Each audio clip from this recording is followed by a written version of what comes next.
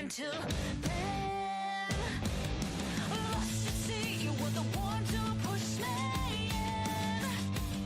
But the water's warm, now I'm bathing in karma and sin. You can see the pain in my eyes, and I can see you standing by. Getting ready to pounce, but it's over. Now you'll have your fun, but mine's just begun. Going insane, so I drink my pain. Now the smoke is clear, I have no fear. You gave me a war, but now you'll get yours. Now you'll get yours. Now you'll get yours.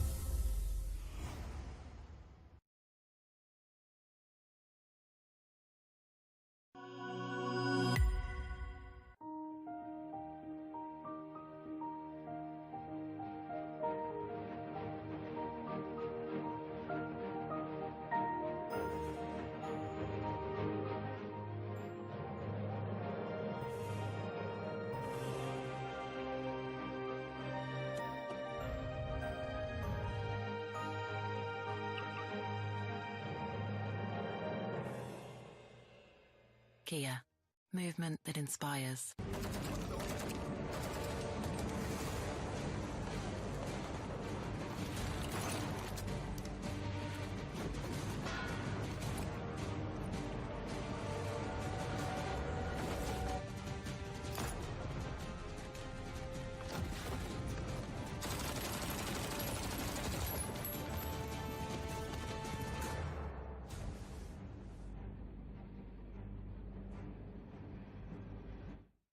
Scout भाई petrol भर दो ना। क्या भाई लोग रोंडो जाना है क्या?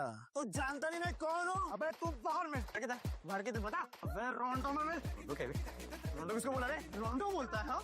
तू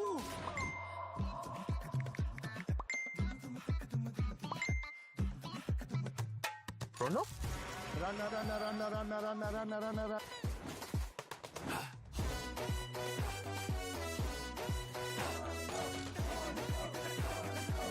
Nation wants to know कहाँ है ये रोंडो? रोंडो अभी बताओ मुझे रोंडो। अरे ओ कालिया कितने आदमी थे? रोंडो सरकार। रोंडो? कहाँ है? क्या है ये रोंडो? क्यों बेटा कन्फ्यूजन में? आओ कभी रोंडो में। रोंडो आगे। क्रेज चढ़ेगा सबको क्योंकि BGMI में आ गया है नया रोंडो map. Get new vehicles, explosive weapons, epic hot drop locations and more. Download BGMI now. भाई क्या करवा रहे हो तुम? कभी पेट्रोल वाला बना दिया, कभी टीचर बना दे रहे हो। अबे गेमर हूँ मैं, एक्टर थोड़ी हूँ। भाई डाउनलोड BGMI ना हो। Sir watermelon juice. अबे छोड़ो। Delivery order ready.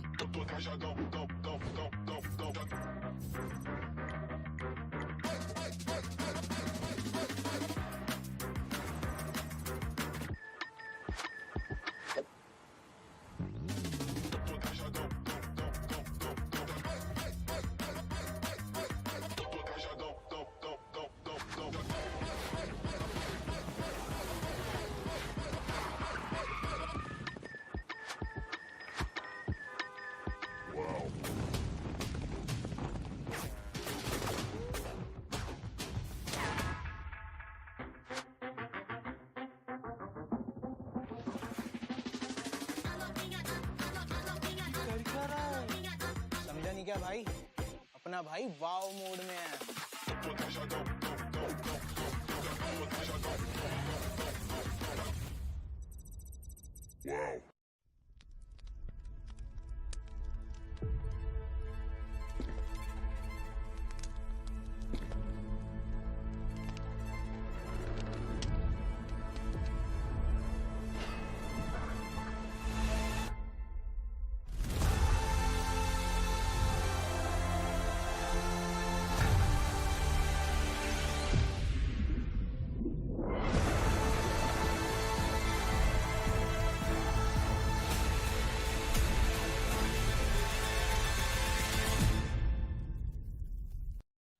Hello everyone and welcome to the realme BMPS 2025 and you guys are currently watching the English broadcast. My name is ICBaby12. Joining me is going to be Super Johnny as we take you through the commentaries for today. Today is going to be a very, very special day here, even though it is a special day every single day. But today in particular is going to be extra special because here is going to be Group A and B going to be playing once more. Yeah. But the plot twist is a lot of these teams may not be playing anymore after today itself. So we are going to be eliminating teams by the end of this entire round 2 stages, and 24 teams will be eliminated, and part of the 24 just might be from these 2 groups today. So I mean, for sure part of the 24 will be from these 2 groups, but from Necro's theory, again, since only 32 teams have played so far no one is eliminated officially until the groups tomorrow. But again, as you mentioned, it is very special what is happening in round 2 itself. Quite a big contrast from round 1, because round 1, first of all, there were a lot more matches, and second of all, because the groups would cycle alternatively, you would get to see everyone in action before you eventually had to take on the battleground. Not this time. This time you play your 6 matches and you are done, my good sir. yeah, it is going to be very, very tough as well, considering the fact that they are going to be playing each other once more. So that is going to be a little bit of plot twist as well. So today's matches here, especially for this 6 6 matches between Group A and B, it is going to be a skill of adaptation of what they've learned from yesterday's match as well. We saw some teams make a little bit of a surprise comeback as well. We saw teams like Los Hermanos did really, really well. We saw teams like Aerobotz Wobble doing pretty okay themselves. Yeah. Aero Wobble. You know, it's funny to call them AEROWBG. WBG, now. yeah. So it's interesting. You know, we know them as Wobble, but they didn't really do too well in round 1. But round 2, it's not like, you know, something turned on for them yesterday. That is true. And again, as you mentioned, round 2, the first 2 matches in particular, they were off to a great start, securing a lot of eliminations for themselves. But as you talk about all of these new names that have stepped up in transition from round 1 to round 2, there have been teams that have completely gone down the opposite path. Teams that were doing exceptionally well for themselves in round 1, but in round 2 are looking quite uncomfortable. I'm talking about teams like Myth. I'm talking about teams like 2OP Official. These teams kind of ended round 2 on a great note, especially a team like Myth. But now the struggles are here in round 2, but there's still hope for them to bounce back, to be honest. Agreed. Another team is going to be mentioning here as well as when they did well during round 1 was pretty much shadowblitz as well. But in case you missed out on action, this is the overall standings that is pretty much on screen as well. H4K currently top of the leaderboard here with 49 points, pretty much done and dusted. Team Tamilas also making a surprise comeback with a very, very lackluster performance during round 1, but yesterday was just a phenomenal day for them. NoNx also being part of the equation. Aero Wobble is also going to be part of the equation. But now, the moment of truth, the teams that may be eliminated by the end of today is going to be starting from here as well. shadowblitz, ASSAM Tigers, ForeverX Esports, Tribe, Hirdmen, Golden Gliders, and the highlight of the day, REVENANT X SPARK.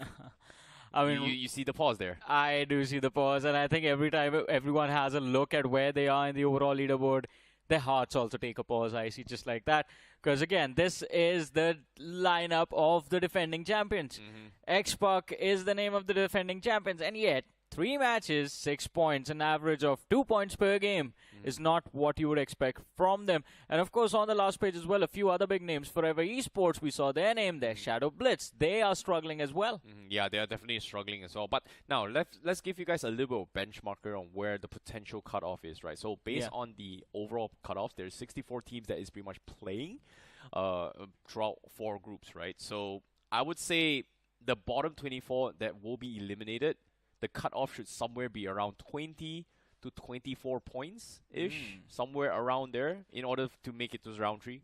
Hey man, you were saying 20 to 24. We were speaking to Maisie a few moments ago. He expected it to be around 30 points. And I feel it is going to be over 25 for sure. If it's up to 24, that means teams at the top, there's going to be a massive vacuum. And if that happens, then the bottom of the leaderboard is going to become extremely volatile. It's going to be entertaining to watch, but looking at the teams that are there at the bottom, I think the chances of that happening are going to be kind of low. So I'm expecting it to be somewhere around 25 to 27 points. But let's see. I mean, me and Necro were having this conversation. You had this conversation with Necro where we felt like within the first 3 matches, at least you need to try and get yourself 18 to 20 points. And if you can succeed in doing so, you would be able to survive in the next 3 games. But again, looking at the big names that are still under 10 points right now, these 3 matches are extremely important. You need 1 chicken dinner to survive right now. Yep, at least 1 chicken dinner and a decent amount of finish points as well. And the rest of the games here, 1, 2 points, 3 points, is going to be pretty much done and dusted to allow them to qualify in the round 3 itself. So REVENANT X SPARK is going to be in a situation where they have to prove themselves once more because, well, last 3 games, this is going to be a very do-or-die situation for them as well, because today might be the last time we might see them. Just today itself. It could be. And it is going to be... Oh, man, I can't even imagine how insane the social media is going to be if that actually happens. But let's have a look at the schedule, ladies and gentlemen. 6 matches for the day. The first 3 matches being played by the teams from Group B, and the next set of 3 being played by Group A. And talking about Group B itself, we have 4 Miracles, WELT, Tribe Herdsman, Mysterious 4, Jux, Aerobotz Esports, Dragon Claw, Dragon Esports, both the dragons in the same group. We have shadowblitz, Golden Gliders, AEROWBG, Los Hermanos, Myth, Team Tamilas, Honeybee Esports, and 2OP Official. And again, I see, let's focus on the teams that are struggling, that we are expecting a chicken dinner performance from, but still on the second half of the leaderboard. I'm talking about Myth, shadowblitz, and of course, Golden Glider as well to a certain extent. Yeah, 2OP Official is also going to be one of those teams as well that is in the running to need to make a comeback in particular, right? Because they have proven themselves that they do have the capabilities to play at the highest level. So it's interesting to see some of these teams kind of fall off. And interesting enough, this BMPS, especially 2025, we've seen a lot of known teams already bowing out. One of them is going to be Gen X FM as well, that kind of set out during round 1 itself, not barely making a mark at all in throughout 12 days of performances in round 1. Not 12 days specifically, 12 days on broadcast, but still, you get the picture. Yeah. So now, the problem here is, I've had this dilemma yesterday itself, is did the games become, like, is the teams gotten bad, or everybody else has gotten better? I think everyone else has gotten better. Because you can clearly see it when you have a look at how much more refined the newer names on the block are. And I think Golden Gliders from this Group B is the perfect example for it. Even Los Hermanos yesterday ended up doing quite decent for themselves, and we can see that improvement within the players as individuals. Their team play is still extremely shaky, and again, that sort of develops from being in the competitive environment long enough. You can't have that much experience in that composure in the heat of the battle overnight. That takes time. So Los Hermanos, I think that is going to continue. Golden Gliders are suffering the same issue right now, that when things get extremely complicated, that is when they fumble, and that is when we see them getting wiped out. Other than that, if they are running into early fights, they're very confident taking those 4v4s. So you can see that refinement happen. But that would also mean, because of the bigger names taking a beating right now, that all of the teams that were sitting at the top of the scene until last year have started to slack off. Well, speaking of which here, this is going to be the caster's prediction for these groups itself. Seems like the majority of us, especially coming from Group B, has rooted for the underdogs here, because apparently we've got 3 from shadowblitz, I've got Myth from me, we've got Golden Gliders coming in from Necro, we've got Welt coming from Spiro, and also 2 OP official coming from Robin. Interesting enough, everyone that they've predicted so far from Group B, for all of us casters, are teams that we've seen moments of glory in the past coming in from BGIS, also like in round 1 stages. But look at this now, 3 people have the exact same prediction for both the groups. Me, Anki, and Maisie. It's like that Spider-Man meme moment right now. No, it's best friends forever moment for you guys. I mean, let's see. One person wins, everyone wins, right? Yeah, sure. Fair enough. Yeah, it makes a lot of sense. Definitely not, by the way. Anyways, moving on as well. For those guys watching at home, you know what will make sense as well? The uninterrupted gameplay for you guys when you guys are looking for long hours of day back-to-back BGMI. You guys got to check out the realme GT7. It's currently out in the market as well. You guys can search it out on Amazon and buy it right now. It does have the iSense graphene rear cover that makes it 6 degrees Celsius cooler for your uninterrupted gameplay every single day. Up to 6 hours, 120 FPS, stable performance of BGMI. Exactly. And again, while you guys are grinding BGMI on the Realme GT7, you can use it to go to the Discovery Island as well. Get yourself some free skins without spending any UC by just completing the milestones in-game. And in doing so, you will also be contributing to the overall price pool of the Realme BMPS. So go ahead and do that now. Exactly. But coming back to the 32 teams that are about to decide their fate, basically. We have discussed the teams at the bottom of the leaderboard. Let's start talking about the teams that did exceptionally well, because no one thought that these was going to be the names that will be sitting at the top of the leaderboard right now. And of course, right off the bat, AEROxWBG. Yesterday was a very impressive day from this team. Yeah, it was definitely a very, very impressive one here, considering the fact that they pretty much dominated the lobby in terms of their spacing, their macro decision. This was a team that I really talked about during the round 1 stages, about how their performances has always been derived on how they position themselves in the zone itself specifically, and how they like to zone people out.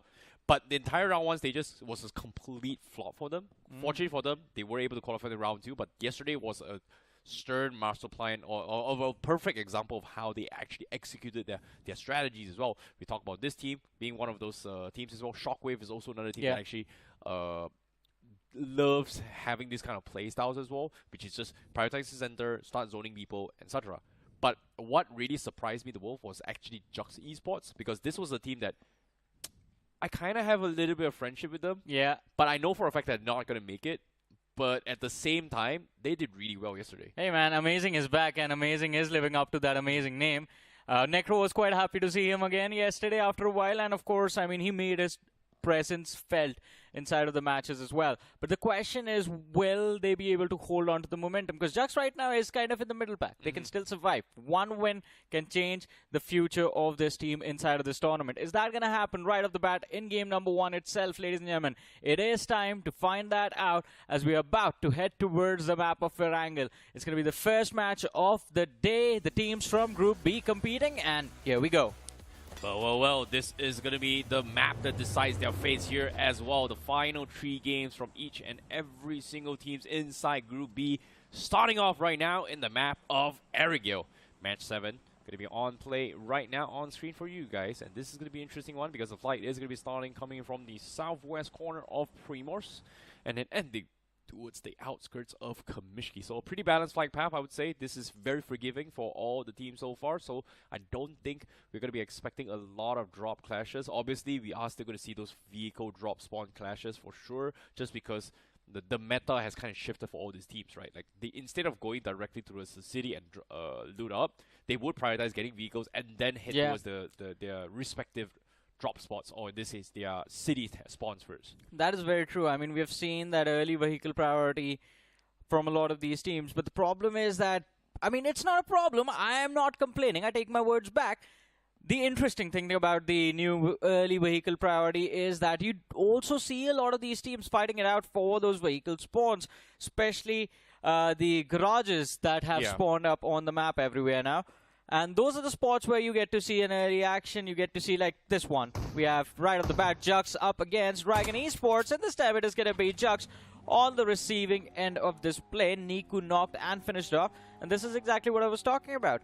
So those have now become positions where you take gambles. And gambles do not always pay off. Jux, unfortunately, find that out the hard way. Yeah, it's become a point of interest for a lot of these pro teams, right? They've realized that, hey, getting those vehicles early is going to be very, very important.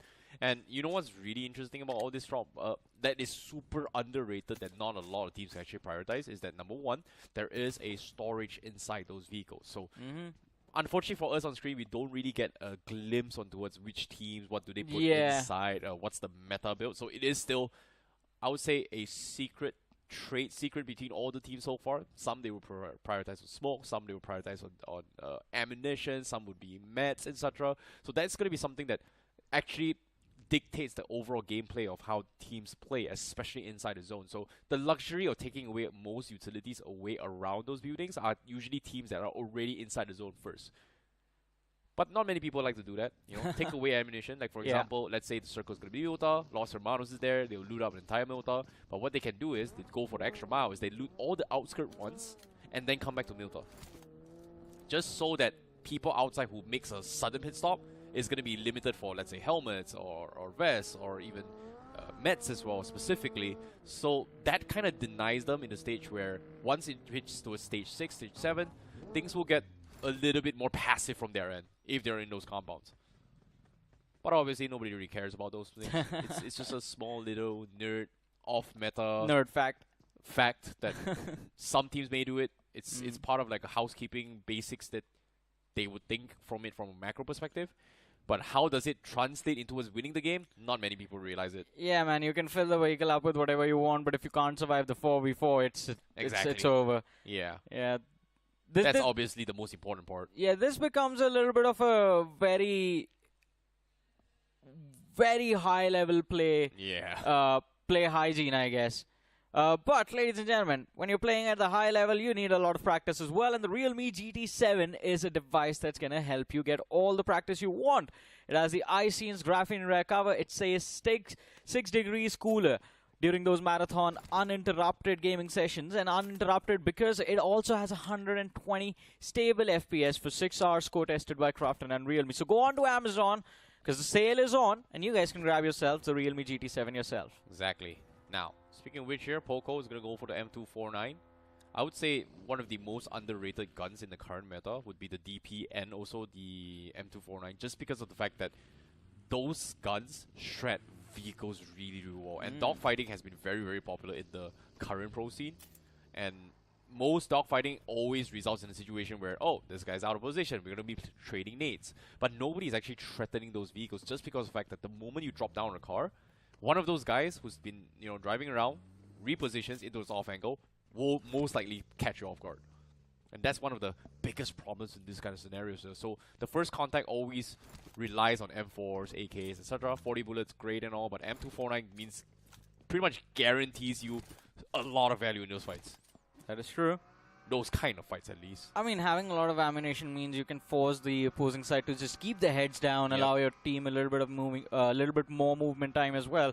So yeah, I agree with you. I mean, but I guess right now with the meta specifically shifting to those shotguns, everyone's realized, yeah, let's just keep an eye out for mid to long ranges and the shotgun if someone gets extremely close. But Mysterious 4 on our screens, and I wonder where they're going.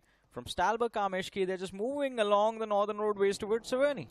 Yeah, they're going to be taking a little bit of a longer approach here from coming from Golden Gliders, but fortunately for them, it is a very easy entry point coming to the east side. But based on this circle, Los Hermanos is going to be spanked middle. We do see Justy also going to be coming from the east side. I believe that it's going to be a little bit of a awkward run-in, considering that Milta, especially surrounding Milta, there's not a lot of good space to actually hunker down, except for maybe the two houses in between the shelter and Milta itself on the roadside. So those are really, really good spots to be in. But aside from that, you know, it's only stage 1, right? Circle is still a little bit unpredictable. Obviously, if you're center, means that whatever the circle shifts, you are going to be the fastest, one of the fastest to be able to rotate the next phase of zone. But other than that, it's pretty much a gamble. Yeah, that is true. Other than that, it is going to be a gamble. But right now, it seems like majority of the teams are taking the gamble of going for those compounds in the open fields. And again, a hard shift from the circle right now is going to ruin the day for anyone. We see the players of Tribe Herdsmen finding a nice barn house for themselves. Along the shoreline they go. All of the threat will be from up north. You see one on the radar. That is going to be the side of Aerobotz, who I believe might have some vision of information of what is going on in these barn houses, but they are busy dealing with the players of Dragonclaw Esports, it seems like, as they find 1 point for themselves. Yeah. But Team Tamilas, they also going to be playing on the outskirts of town as well, just because they want to be not too close to the city, but they do want to be a little bit close to keep tabs on what's happening around them. They are going to go for a little bit of a 2-2 split, but Team Tamilas, I don't know, like, despite the split here, it seems like IGL, he is going to try to extend his range to get in a little bit more information. I think he spotted our members coming from the south side as well, so that's going to be a potential setup that he may look to play, especially coming from the forest regions on north side. But my question here, Johnny, is what happened to WELT? Oh, man. I Oh, mean, they never mind. They have a decent spot inside of the zone, but this split, regrouping is going to be a very massive challenge. Because if there are teams that are playing the eastern edge of Milta or maybe even the northern edge, they will be able to spot the players of WELT out mid-rotation. And at this point, if you lose one this early inside of the game, especially WELT, I think it is going to be a troublesome position. But if you do not want to be in trouble in your matches, ladies and gentlemen, the Realme GT7, it is out now. Once again, go on to Amazon, grab yourselves one. Exactly, but Team Tamilas, the split came in with a little bit of a price here because 4 Miracle was able to get a little bit of an off angle, gets one knock onto his Rico. Fortunately for Team Tamilas, they will get the reset, but 4 Miracle Esports, oh no, Baba has got his car completely stuck here. Oh no, this is not looking good. He's feeling a little bit paranoid right now. I mean, you have to, man. It's an open position. The circle is going to be like this for all of these teams. Look at that. The entire cluster is still inside of the zone. Everyone's just going to camp their positions. We have 4-5 teams outside the play zone right now. Majority of them are going to move in from that western edge. Dragon Myth has already moved in. Honeybee is going to take that western edge as well. You have M4 that will have Mansion to play with, but I'm worried about Shadow Blitz, I see. Crossing that Novoripnoi bridge. Oh, it's not going to be easy for sure. Yeah, definitely not easy for them as well. We are going to be expecting Tribe Hirdmen to gatekeep them later on the south side as well, so that's going to be a little bit of a scuffle coming that for Shadow Blitz to actually overcome obstacles. But interesting enough, Honeybee actually opted to play late rather than early, which is kind of unorthodox considering that Honeybee loves playing center control.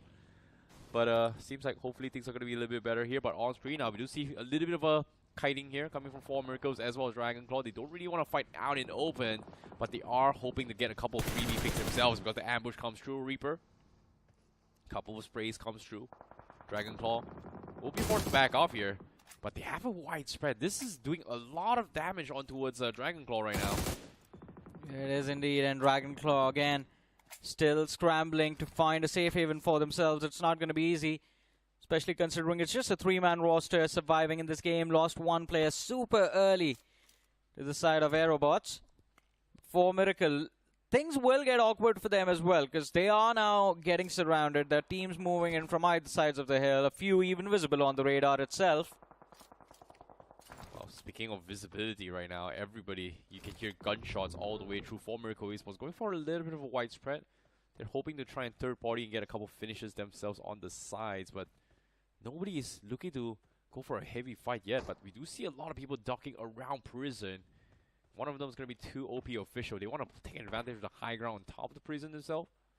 And interesting enough, nobody loves pushing into prison because once you go in, it's so hard to get out. It does give you the safety net of protection inside those buildings, but getting out without vehicles or even with vehicles is a complete death sentence. Oh, but look at this. It seems like Tribe Hirdmen put under pressure as they find themselves sandwiched. Dragonclaw on one side and Welt in the back. Panfair, he's going to be brought back as the revive comes through, and Welt looking to move in. Kudelis put under pressure. The spray whiff, and he's taken a lot of damage in retaliation from the suppressing fire coming in from the rear by AimGod. And these two lads from the side of Tribe Herdsmen, I have a feeling they are seeing their end over here. Because Dragonclaw, a nice little nade from the players of Dragonclaw is just going to take both of them out, or maybe it's going to be just Welt moving in. Yeah, I don't think Dragonclaw realizes they're side by side. It's more like WELT Esports just pressuring them as well, because we saw a couple of taps in. Almost gets the confirmation. Unfortunately to say, WELT Esports, they're just a little bit afraid to go in for the push, because now Maddie, he's having a little bit of run in here. Los Hermanos comes in, but Maddie, he gets one knock. Now going for a couple of sprays. Can he get a third one as well? Ooh, boy, the second one dropping down so low, 1 HP. Maddie needs to go in for the reload. He's panicking his way through. He sees a little bit off angle. He finds the second, but Los Hermanos, they traded him off for the third one. Evil goes down, and now only last man remaining, and that's going to be Saeep. He's going to get surrounded as well. He's going to try and clutch things out here. He does not find those confirmation. Welt, they are trying to defend this fight. Saeep goes for the jump shot. Miss. He actually connects the shot. Jumps out. Takes one out with him, but he will still fall out. But Welt, they will survive. Losing on the AimGod with 4 finishes in the bag. It's a decent trade coming in from Welt, but man, oh man, what an initiation coming in from Maddie in that one, taking both those men down.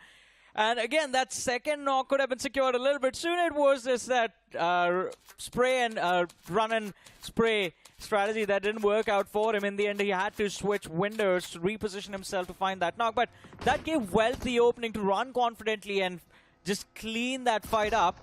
Yes. But for Miracle up against Aerobotz, Smash knocked out, Anto in the back lines. Is he going to survive this? It's going to be a simple no. Just outnumbered, and 4 Miracles just brutally putting an end to the journey for Aerobotz over there. And I think Honeybee is going to suffer the same fate. We see the players running for their lives as Dragon Esports are just picking them apart. Yeah, they kept the north side as well. Honeybee, they weren't expecting anything. They were so late to the party. Runs in the first optical. Fortunately for them, they still have 2 players. But they do need to reposition as well. There's just not a lot of cover inside his zone. But this small little ditch could help them. But Honeybee, guess what? Even Zoro got picked off. Light, instead of saving him, he's going to abandon him and completely make a mad dash for him. As Dragon Esports continues to spray, Honeybee has to continue this journey with only 1 player now, Johnny. And it's not going to be easy for them, especially that last man just stuck on the northeastern edge of the circle. Not a lot of positions where he can run off to, but Dragon Esports, they're stuck on that northern edge.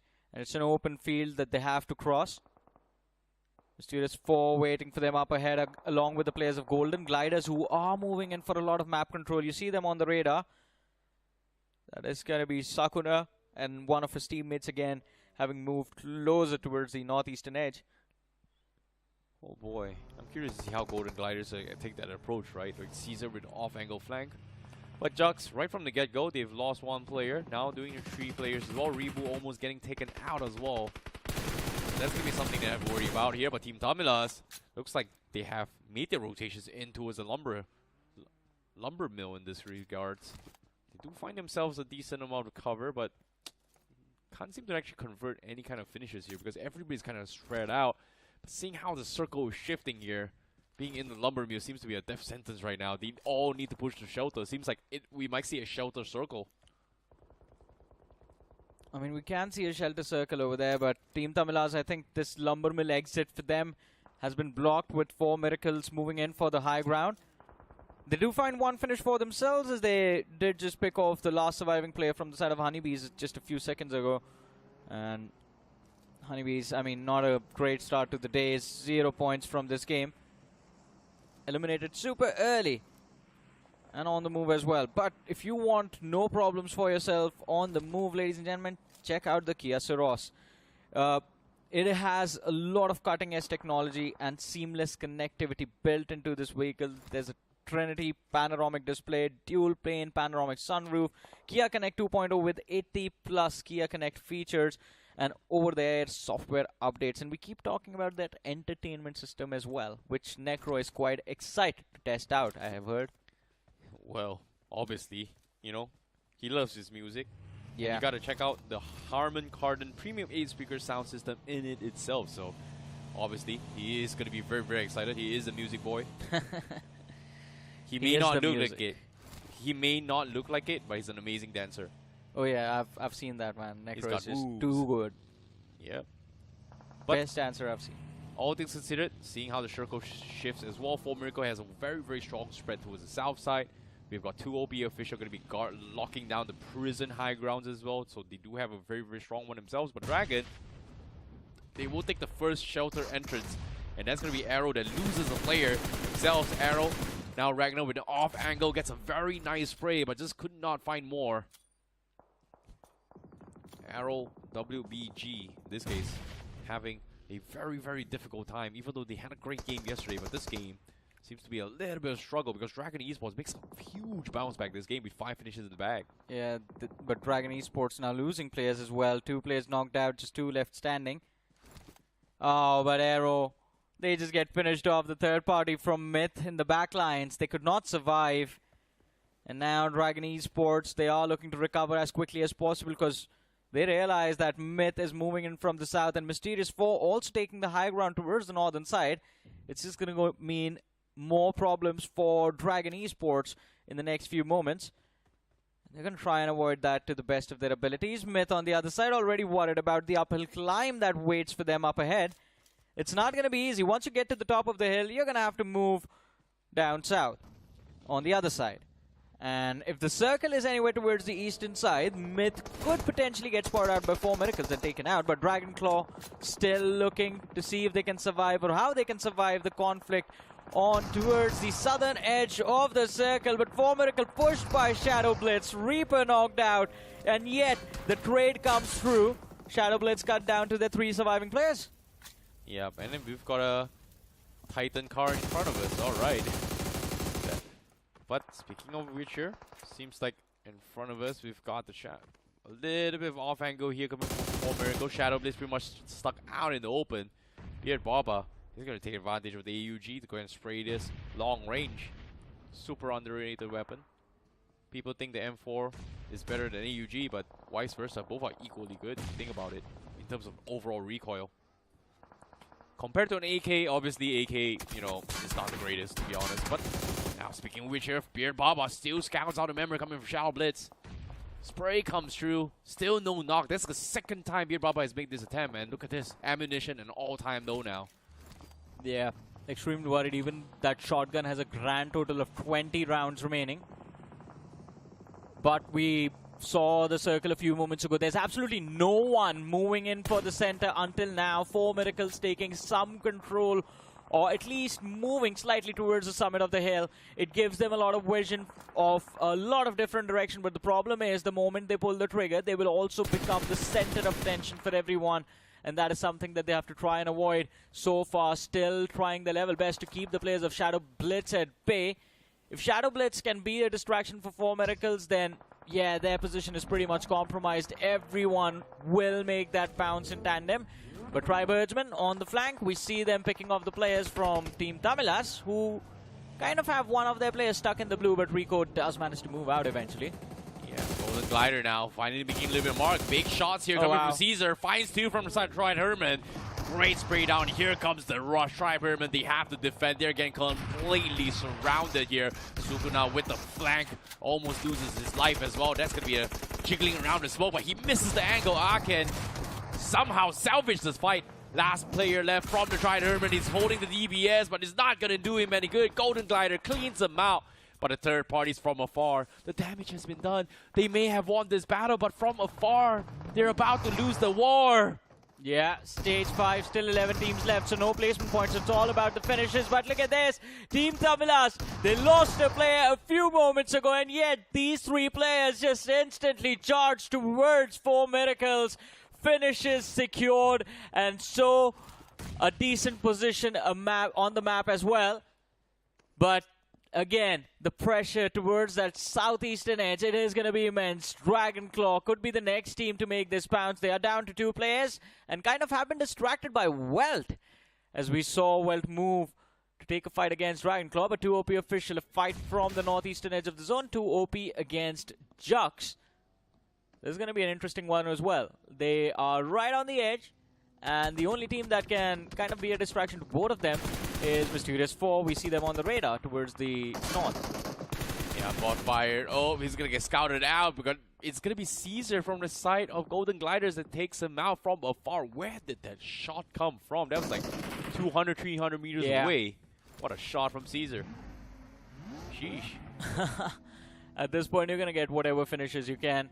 And Golden Gliders, a few moments ago, as we saw, almost getting wiped out. Now up to 7 eliminations. It's looking decent, but they still got to get a few placement points. And the thing that surprised us about Golden Gliders from round 1 was the fact that this team was consistently managing to survive till the top 5. Did not matter how many eliminations they were able to secure, but they would always be there. Now that they have 7, the second part of the play remains. Let's see how that turns out. In the meanwhile, Mysterious 4, they're very eager to try and push the players of Jux, but it seems like they are struggling to find an opening for themselves.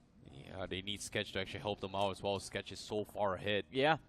See the R going for dog fighting as well. Jux going to try and reposition, forces the dog off, and that's going to be the knock that they need. Fragger finds one. And now Jux going to be in trouble as well as Mysterious 4 continues with the rush. And Rebo looking in the wrong direction. Gets completely hard slammed by Jax. And now Jax gonna go and be the defend here. He finds one knock, but they will get cleaned out as M4 survives this. A battle of Jax. But who is gonna be the battle of Jax? I mean, Mysterious 4, I think at this point they're happy they survive with all 4, no players lost, because from here on out you do transition to the end game, and you are gonna need all 4 players intact. Plus, this fight gives them entire control of pretty much the northern half of the circle. Everyone else is down south fighting amongst themselves. WELT is going to be one of those teams taking on Myth right now. And Myth, I think, might have just bitten off more than they can chew. Taking 2 fights at the same time. Dragon pressuring them from the other side. WELT moving in. 1 man surviving inside of the smoke. 1 in the watchtower, but in tandem they make the knocks come through. And WELT still struggling from the backlines. Clutcher finds a trade for his team. Matty and Johnny still alive though. But WELT now realize that they might have just walked into a trap. They did not take into account that there's going to be Dragon Esports as well. Yeah, there's just so many people as well. Justy trying to reposition into his Matty as well. Clutcher going for the nades. He's the last man standing from Myth official. He's trying to make things work here. Clutcher, one of the stars here, coming from Team Myth. But the question here is, will he be able to continue to do so? Because on another side of the battle, when we talk about solo warriors, Dragon OP forced to be all by himself despite the rush coming from Team Tamilas. So he was able to get out to safety. But sharing him and the neighbors here down below is going to be shadowblitz. So he is kind of surrounded. And shadowblitz can't really push up as well, because the moment they push up, people from outside is going to be shooting him. So Dragon OP, he will have a little bit of a temporary ceasefire. An enemy of my enemy is my friend situation in this regard. Let's see though. I mean, as you said, the enemy of my enemy can be my friend, but they can also be my enemy still. What if they join hands with my opponents? Yeah, that can happen over here. Definitely, but they don't really have a choice here based on this layout itself. But Dragon OP got hit out by Adonis. Oh no, no friendship. All is fair in love and war. Oh man, I see anything can happen, man. No one is no one's friend. You get team-nated sometimes, man. Oh, that you hate to see moments like that. But well, they're having a little bit of run in here. Dragon continues to assault, but Johnny getting knocked off is just pretty much the last man standing. Dragon continues to circle around him, and he's gonna get cleaned out as Dragon takes out WELT Esports. Hey, but top 6 of this game, 17 players still alive, and Mysterious 4 with all 4 have complete control of the circle. But again, fight continues on the southern edge. shadowblitz now have the numbers to work with, but Manti is quite close. The nade finds a knock as well, goes for the instant finish, and now there's just one man left from the side of shadowblitz, and well, 2 players left. They just run in, finish him off. Mr. Ideal pushes forward, trying to be the savior of the team, finds a knock, but gets traded out, unfortunately. Team Tamilas, though, before going out, they've completely ruined this game for shadowblitz, picking off those 2 individuals. And shadowblitz now 5 finishes inside of the top 5. The position on the zone looks quite decent because everyone's moved in towards the northern side now. They are one of the 2 names towards the south. It's them and Myth. Exactly. But speaking of which as well, we have a little bit of bounce back coming from Shadowblitz Esports, because I was a little bit worried for them. Yeah. But today, it looks like they are back in action. 5 finishes in the bag, top 5 finish. I would say is a big win. Clutcher as well somehow survives this all by himself. And he's going to be A-okay. Heard all the commotion coming from shadowblitz. This is a great time to just trail behind them. Meanwhile, Dragon also making a big bounce back this game once more. 12 finishes in the bag, Johnny. They were sitting in 17 points out of 3 games, but with this game, they should technically qualify to round 3 now. Yeah, this gets them to 29 already. And I think as soon as they're over 30, then they start working on a safety cushion. So as you said, Dragon Esports, they have pretty much made it through. And this is what we were talking about as well in the pre-show. One good game, one decent performance. You don't even have to win the match itself to secure a spot towards the next round. But let's see how the game concludes. Dragon Esports and Golden Glider in tandem have completely taken the chicken dinner opportunity away from Mysterious 4. But the question is, do they secure it for themselves? Or in fact, which one of these 2 sides actually secures the chicken? On the other side of things, Clutcher did find a knock and a finish conversion from the side of shadowblitz, but did get finished off. So we're down to the top 4 teams, and Mysterious 4, oh no, they get sandwiched and pummeled to their demise by both these 2 sides, Dragon Esports and Golden Riders, resulting in their exit. Top 3 teams remaining, and shadowblitz, I believe, best case scenario, Golden Gliders fight out Dragon Esports, 1 last player survives, and Adonis gets that finish and steals the chicken. Yeah, Caesar just doing really, really well right now. He's got 6 finishes in the bag. This is the bounce back that they need today itself, Johnny. But as of yet, he's getting surrounded here. Dragon Esports, they really want to take him out. 3 versus 1 versus 2 situation. Dragon Esports with 13 finishes. Prime position to take the chicken dinner and pretty much guarantees their spot into his round 3. Adonis, however, seems to be spotted out himself. Shadowblitz, last player left. And they definitely need all those points needed as well. But Adonis is going to try to make a mad dash as well. He's going to try and spoil the game here. But with the smoke coming in, looks like he's going to be okay, Johnny. Yeah. I mean, survives for a few extra moments. But the players from Golden Riders, they're spotted out. Devora with a spray. Hoping for a knock. Oh, they almost found it as well. But still, a slow and steady approach from Dragon Esports. They have done very well for themselves in this match. And they do not want to miss out on a big chicken dinner, which can be a potential 26-pointer for this game, because there's 3 more finishes available on the map. That's going to be 16 points just for the finishes, and the chicken dinner for 10 more. But let's see, 3 versus 2 versus 1. Adonis, a brilliant off angle to work with, but timing of it all is going to be key. If he engages a little too soon, he's going to get taken out. If he engages a little too late, the opponents would have recovered. Yeah, it is going to be tough. Dragon Esports still hasn't been able to push up yet, just because Golden Gliders does have that high ground advantage. But the problem with Golden Gliders is that they are very, very limited in terms of positions to rotate around here and there, just because everyone from inside Dragon Esports can spot this out. No choice but to play a little bit safe here. They're hoping the Shadowblitz is going to help them out, but from Autobotz perspective, I need you guys to help out. So it's a game of who's going to be out waiting each other right now. I mean, now the blue zone just is going to force everyone to move in. Of course, since it closes in the center, the latest, whoever takes the center will actually have an advantage. But no! Spray God, he steps out into the open, gets knocked out by Golden Gliders. Adonis chimes in, and one more frag is going to go towards Shadow Blitz. Now it's a 1 versus 1 versus 2 situation, and out of nowhere, Golden Gliders have a big upper hand in this fight. They also have the high ground to work with. Adonis, he has a lot of utility. I see 8 nades, 2 Molotovs, runs into the open. This is going to be a last-ditch Hail Mary, and he fails. And now it is Golden Gliders. It seems like even they are going to be able to secure a big chicken dinner for themselves. As just Jin stands in their way. 1 knock secured, but the blue zone damage. He tries to tank it, actually dodges it, runs towards the rock. Brilliant cover. But no utility. A nade right now, Molotov right now would have been brilliant, but it seems like these two individuals will take this fight head on.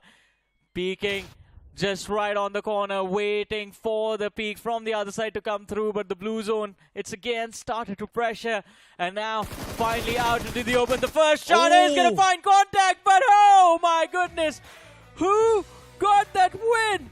It was a trade in HPs, but is it going to be Dragon Esports or the Golden Gliders close? It's Dragon Esports. My goodness. That first shot right on the noggin, and I think the last one as well. Dragon Esports, what a patience play coming in as well. Completely held the mark, sprayed down, and was a complete victory coming from in as well. Very, very close call coming from Golden Gliders. It's a win that they needed the most.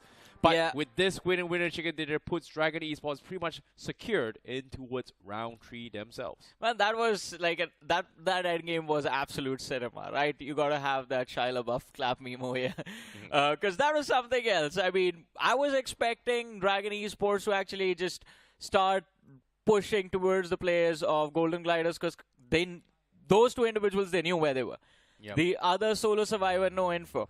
And again, they chose to stay out into the open, avoid conflict in the very late, because of which it came down to the wire. But still, I mean, a chicken is a chicken. Kudos to them. And of course, Golden Glider. What a bounce back from Golden Gliders as well in this game. Yeah, it was a very, very big bounce back as well. And almost Dragon Esports, they almost dropped the ball because of a specific individual known as Adonis coming from Shadow Blitz that could have played spoilers for them. So well done towards all these 3 teams here, because all 3 teams definitely needed this win in order to qualify into round 3. Dragon Esports will be the first ones to actually, you know, take that lead away from the rest of the pack for this game specifically. But we do see the bounce back coming from Golden Glider Esports. Consistency is going to be very, very important for them. Same can be said for Shadow Blitz as well. A very, very nice recovery from this game in general. But 2 more games before their fates are sealed. So that is going to be a very, very important one. Meanwhile, Mysterious 4 here. I don't know what to say about this, because Mysterious 4, they were the ones that actually gatekept the team's northeast corner, and specifically its 2 OP officials. They did really well. Then in one blink eye, everybody just lost their lives. Yeah, that was a blink it and you miss it situation. But again, as we move to the late stages of the game, in fact, close to the closing moments in this Harlots, Golden Gliders, huge props to this team, man. Did not think they would be able to secure 12 eliminations within just 2 individuals themselves. And incredibly done from both these 2 lads. Adonis as well. Shadow Blitz lost 2 players mid-game stages, still being able to survive to the top 3. That was a big deal. But Dragon Esports, incredible performance. 15 eliminations secured. That means 25 points for Dragon Esports from this particular match. And of course, Jin was the top performer for the team. Every single tick of damage he dished out, he made sure it had value to it. 7 eliminations, 6 knockouts, 3 eliminations for Duora, Spray God getting 3, and then Alpha also walking away with 2 finishes for himself. Well, that is a big win here coming from Dragon Esports. Congratulations to them as well. But the grind still continues in their next 2 matches here, especially coming in from Myth as well as 2 OP official, as well as I believe it to be a little bit of an awkward start here, considering that, especially for Golden Gliders, they only had 5 points at the start of the day. So with this game, going into the top 2 with a decent amount of finishes, specifically Caesar really popped up this game. I feel like Golden Gliders, if they keep this up for the next 2 games, they should technically be the ones to join the rest of the pack that is making round 3. I think one more match, because if you say they have 5 points from the first 3 games, this game they had 18 points. They need 1 more at least. 1 good game. Yeah, they need 1 decent game. Yeah, 1 game where they get like 10 points, and then they can be like, oh, alright, at least we are kind of safe. But the problem is they only have 2 more matches left. Yeah, it is going to be 2 more matches. But before that, let's talk about the MVP from that match. Sorry to say, it's not Jin. It's going to be Caesar from Golden Gliders because he was the one who's got 7 finishes all by himself. And he's got 763 damage. Yeah, I mean, led the Romans to greatness, now also leading Golden Gliders to greatness. 7 finishes on the board. And again, it's just 2 individuals from the side of Golden Gliders that have done or contributed basically 100% to the points that this team has been able to secure.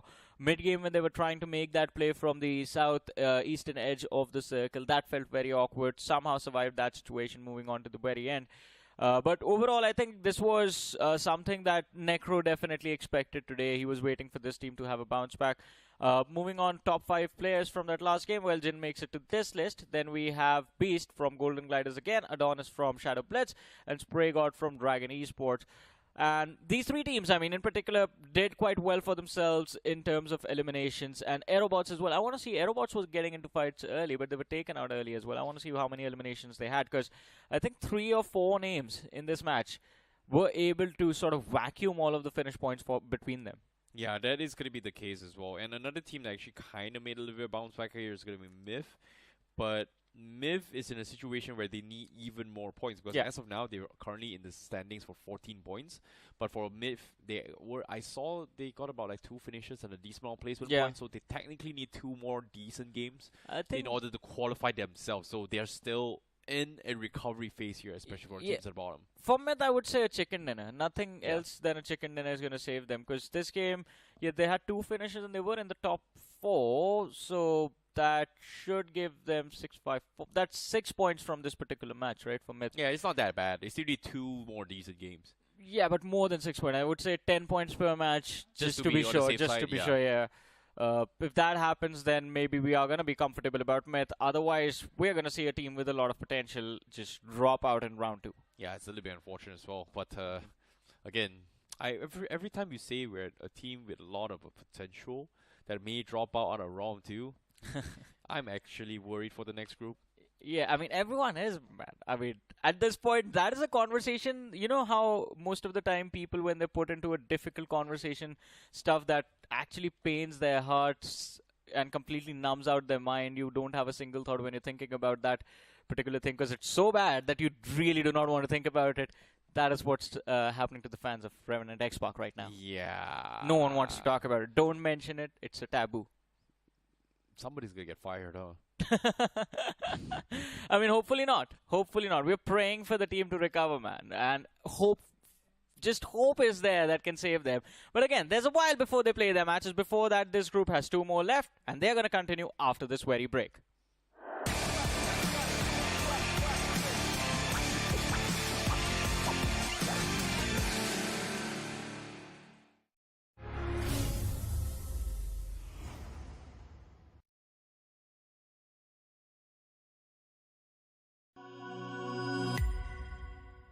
Scout भाई petrol भर दो ना। क्या भाई लोग रोंडो जाना है क्या? तू जानता नहीं मैं कौन हूँ? अबे तू बाहर में भर के तो बता। अबे रोंडो में रोंडो किसको बोला रे? रोंडो बोलता है हाँ? तू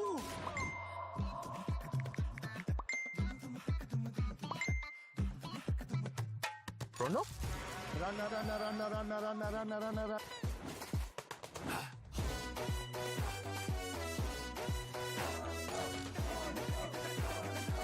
Nation wants to know, कहाँ है ये रोंडो? रोंडो? अभी बताओ मुझे, रोंडो? अरे ओ कालिया, कितने आदमी थे? रोंडो सरकार। रोंडो? कहाँ है? क्या है ये रोंडो? क्यों बड़े कन्फ्यूजन में? आओ कभी रोंडो में। रोंडो आगे। क्रेज चढ़ेगा सबको क्योंकि BGMI में आ गया है नया रोंडो map. Get new vehicles, explosive weapons, epic hot drop locations and more. Download BGMI now. भाई क्या करवा रहे हो तुम? कभी पेट्रोल वाला बना दे रहा है, कभी टीचर बना दे रहे हो। अबे गेमर हूँ मैं, एक्टर थोड़ी हूँ। भाई download BGMI now. Sir watermelon juice. अबे छोड़ो।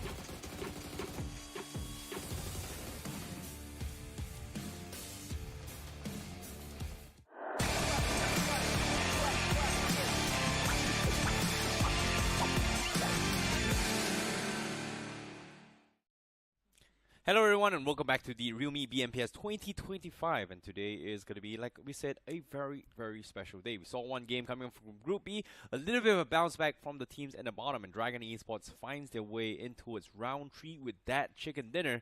However, a lot of teams still fighting for their dear lives here. My name is ICBaby12. You guys are currently watching the English broadcast. Joined with me is Mr. Necro himself, the guy with no glasses this time. Yeah, of course. A bit of a problem going on with me and my glasses, which will be back tomorrow. But yeah, back towards the conversation and the interesting stuff that we just saw from this particular group.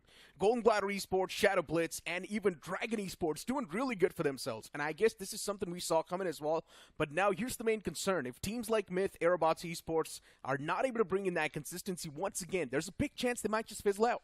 Well, that's the thing about consistency, right? I think on Myth's side, they are in an okay-ish situation. They just need like, what, 5-6 points, and they should be technically safe. But for for teams like 2OP Official, it's a hard grind. It's a definite hard grind with a hard R. And that's the main prompt, right? There's only 2 games left. For teams like 2OP Officials, Honeybee Esports, who are currently sitting at the bottom of the pack, they definitely need to perform in these upcoming 2 games. But hey, once again, a huge shout out to the realme GT7. The sale's already live on Amazon, so move on towards Amazon and search for the realme GT7. Let's not forget that stable 120 FPS up till 6 hours will help you get that buttery smooth experience. But back towards the conversation once again, a few names like TEAM TAMILAS now trying to get under that radar. They're getting the consistent point flow, but they're not really bringing out those poppy plays just yet. Yeah, they definitely need to actually step it up as well. But Team Tamilas, I feel like they're doing okay. They don't really need to do too much. They're already pretty much qualified, I would say. At least based on the overall standings of today, the top 5 pretty much is qualified. And obviously, all the teams are not going to be eliminated yet. You know, they are still in the top 32. Technically, they haven't been eliminated. And yes, they are still in the qualification list. But here's the main problem. Tribe Hirdmen, Mysterious 4, performance as well not there. As you mentioned, 2OP Officials, performance still missing. So this has to be the game where they make a major bounce back. Or else the upcoming game, which is going to be the map of Mid-Sanok, will be the last one. And it will be too late as we move on towards the game of Miramar, starting all the way from the prison island towards the opposite side, which is going to be truck stop. Once again, this plane flat pad tilted extremely towards the southern side. And if the teams do want to move in towards El Pozo, La Cabrera, now that's going to be a tough stretch. This is kind of a difficult circle here. Based on this flight path itself, seems like it's going to be a southeastern shift, so we are going to be seeing a lot. Well, circle is one thing, but we are going to see a lot of potential clashes right from the get-go for those vehicle drops right from the start, just because of how far it is. And of course, if the circle shifts down towards Los Leones, means that teams inside Los Leones, Impala, La Bendita is going to be very happy, but teams that is heading towards Campo, La Cabrera, El Pozo, it's going to be an absolute nightmare for all these teams. They need to pull out a pocket strat now. That's what they need to do. Get the secondary drop location inbound, dropping towards whatever space that's the closest to your drop location and the plane flat path itself. And just get the loot scooted up as soon as possible. The zone's still about to pop in a few more seconds. For Miracle Esports, a known name is not able to perform. The same thing can be said for WELT as well. Performance in the previous game wasn't exactly there. As I mentioned, even Tribe Hirdmen, this is one of those teams that does pack a lot of punch. They do have the caliber as well, but still the performance is lacking. Hopefully, though, in the upcoming game, they can definitely do better. And I'm speaking of this game itself. In Los Leones, we do see Team Tamilas, and there's one more team right next to him. Oh, no. I love it. Oh, no. I hope people don't curse me. But at the same time, the circle pretty much drops all the way towards Puerto Paraiso. That's number 1. You know what's number 2? What? There is a possibility that we might see this circle shift towards those 2 islands? Towards those 2 islands. Oh, my God, I see. I love you, man. You know what? Like, I know for a fact that Crips brought it up like during BGIS. It's the only time we've ever seen it ever out of like what 100 to 200 over matches. Yeah. This is as close as it gets. That's number 1. True that. Number 2. Number 3. I feel bad for every single team that needs to walk out, drive out to this circle. El Pozo, water treatment, blah blah blah, and then needs to come back into a circle like this, which makes absolutely no sense. But as I mentioned, right, just bringing that secondary strategy. A drop location that was closest to the plane flat path, get the loot up as soon as possible, and then try and move inside of the circle. If you're going to go for a drop clash, you might as well. Why not?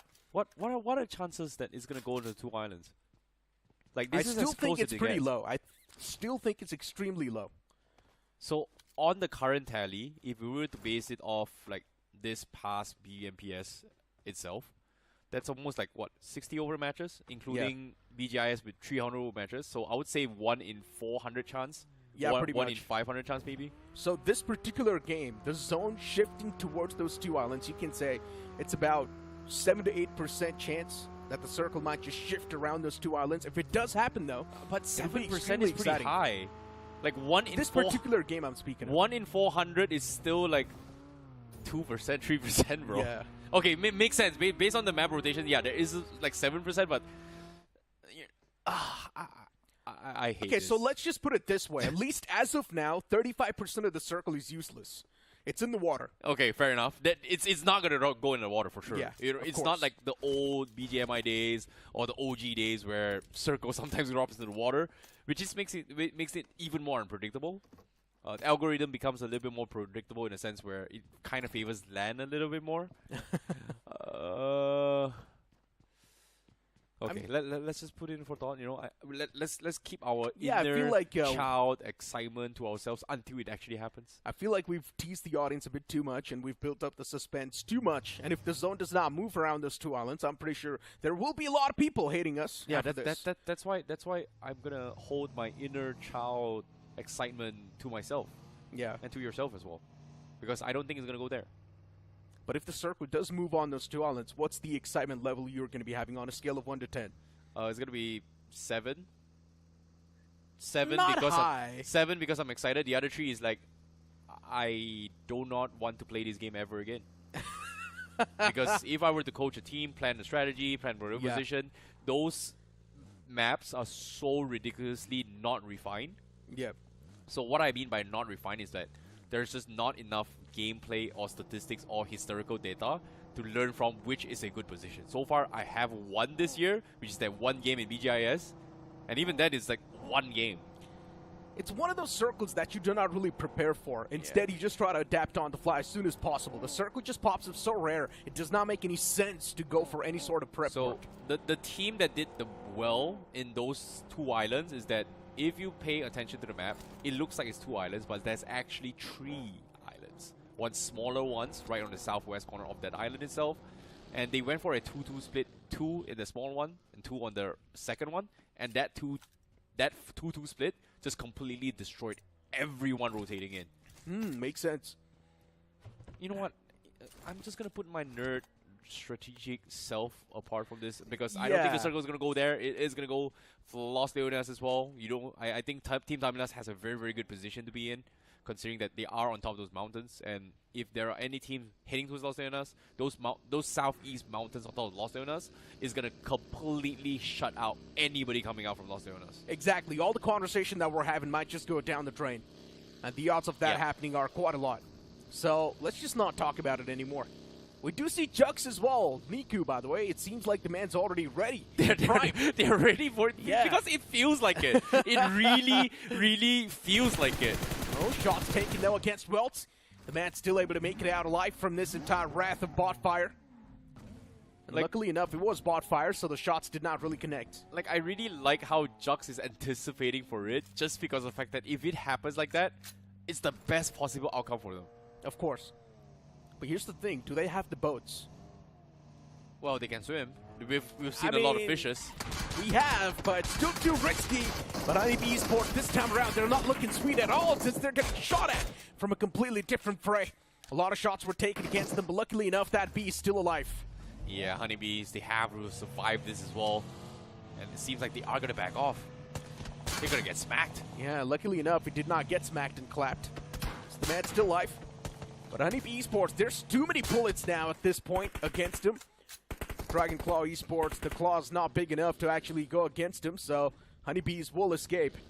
It's looking good and dandy for now. Stage 2 is automatically going to be a curveball shift, so everyone will be caught off guard with that. Me and Ice here anticipating the zone to move on towards those 2 separated islands, but... Okay, we gotta, guys, we gotta show you guys the map very, very soon here. Like, every single team is avoiding Los Leonas just because of the fact that, number 1, they want the mountain terrains. Number 2, they're anticipating it as well in case it shifts to the east side. Because it will happen. It might happen. No, not will, but it might happen. We're hyping it up too much. I know we're hyping too much, but but to go there. I'm pretty sure it's not if you gonna think go about there. it, right? Just watch at the map. Just look at the map. Every single team is just hugging towards the right side just because there is a possibility that it will happen. Nobody is trying to hide into Los Leonas. Nobody is looking for a hard stop there. Like, based on the map terrains, guys, can you guys show the map or something? You know what? We're gonna see the map in 20 seconds. Yeah, this is it. Look at every single team. Everyone is just hugging onto the eastern side on the mountains. They're dodging Los Leonas. They're dodging La Bendita. They're dodging other side just because they are anticipating it to maybe hit towards Puerto Paraiso as well. Yeah, even Wobble Arrows just now made the entrance towards the circle. Even they're trying to play around the edges.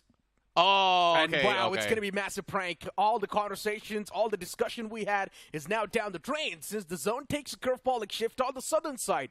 But hey, it's quite a good news for teams like WELT as well, since now they are going to be in quite the comfort zone. Even Tribe Hirdmen, Team Tamilas, they've got a massive split. Yeah, and Golden Gliders also in prime position on the south side as well. Those mountain terrains are great, but I would say Team Tamilas will have a little bit of an upper hand just because they have the flexibility to kind of cut off the back line. So farming finishes is going to be very, very important here for Team Tamilas. But for Golden Gliders, all they got to do is just lay low, wait for the end game, and they've got the circle in their favor. And Golden Glider Esports, they've also got a really good survival instinct, so they know how to survive till the top 5 easily. The previous game has to be a prime example of it, right? They only had 2 players surviving, and they still made it to top 2. Now I've got a question here. If I do recall, is the secret cave inside this vicinity? Yes, it is. So is Honeybees actually heading towards the secret cave? Somewhat, you can't say. It's going to be tough, though, since there's a bit of that dip, right? Yeah. And there's also high ground right above that secret cave. So even if you are looking to play that secret cave, it's going to put you in a bit of that disadvantage. And it's also going to stop a lot of that intel flow that you desperately need in these type of zones. Team Tamilas, though, they've got a really nice split going on in the smack center. Bit of that cover to play with as well, spotting out a few foes around this compound. Shots were taken in the front, but no connections found. Well, speaking of connections here, Team Tamilas, they find themselves a decent amount of cover in the compound. WELT as well, finding an okay spot for themselves. They are going to try to third-party their way through from teams in towards Los Leonas. So they are going to try and gatekeep people and force teams in. And I wouldn't be surprised because every single team from the north side have to somewhat rush in towards Los Leonas if they don't find something to cover. Yeah. So this is the perfect time for WELT to actually gatekeep them. And they should be the victors of this fight if they are able to hold on this spot. But the problem with this spot is that, look at Mandy's perspective. It's pretty open for a third party from behind. True that. Maddie, though, still quite focused in the front. And I highly doubt this fight as well is going to come into fruition, so it's better to just back away. And once again, to let you guys know something that's extremely important, the Discovery Island's available inside of the game. So let me tell you what exactly Discovery Island is. The more you keep on playing your normal classic games, the more exploration points you will earn inside of this Discovery Island. And the more exploration points you earn, you will be completing those milestones as well. And while completing those milestones, you will also unlock in-game cosmetics absolutely for free. You do not need to spend a single penny. And while doing all of this, you're also contributing towards the realme 2025 BMPS prize pool. Exactly. If you want to be a part of BMPS, play more. Play more BGMI. That's all you got to do. Anyways, moving on. Aerobotz going to be making their way from the northeast side. Circle is about to shift in as well. Here he goes. Stage 3 hard shifts in towards Los Leonas. Half of Los Leonas is still in play, so teams in the middle, especially coming from WELT, they are going to be very, very happy with those spots. The problem is, are they going to be able to hold that spot? Because every single team is going to be looking to third party as well. You can see the huge congestion. Every single team is just trying to figure out what's the best game plan. And this is because of the previous 2 stages. Everyone expected to ease, and nobody is stopping to take fights just because everyone is trying to find a spot. I'm really concerned for Merkel Esports, though. All the way towards the northern side, towards Minas Generalis, still trying to make it down south. They're going to be taking a lot of damage. Hopefully they're packed up and ready. Hopefully they've got those extra meds as well. Jux Esports, catching a bit of that glimpse of Wobble Arrow, and off the rip, they've already found an interesting knock. The man also gets confirmed without any problems. Wobble Arrow, they do try to put up a bit of that resistance, but it's too late. Man inside of the car also gets spotted. A lot of shots were taken against the man Ragnar himself, but those shots are not really finding any proper knockouts. Yeah, Ragnar going for the sprays as well. Jux, they have to reposition this fight. Is Ragnar going to be continuing with the chase? Jux stopping a player here as well. Knocks one Rebo, getting knocked out in the open. Mistakes were made, and now Ragnar, he knows he's got an advantage here. First aid being popped as well from Jux. Here comes the jump shot, and he goes for the spray. Ragnar, you're an absolute madman. What was that play? My Jux goodness. Just got eliminated from this game by Ragnar in a stylish manner. And now the Bees, even they want to be the one to partake inside of this fight, get a little bit of that piece of the pie. The Stinger's not going to be there, though, so that's the main issue for the Bees. This time, they're not going to be able to find any sort of knockouts because the players of Wobble Aero definitely do seem primed and ready for this potential third party. And once again, speaking of the circle a bit more, the circle is centering around that cave that you were speaking of. So we might just see that cave into fruition soon. Maybe, just maybe. But moment there, we were about to see a little.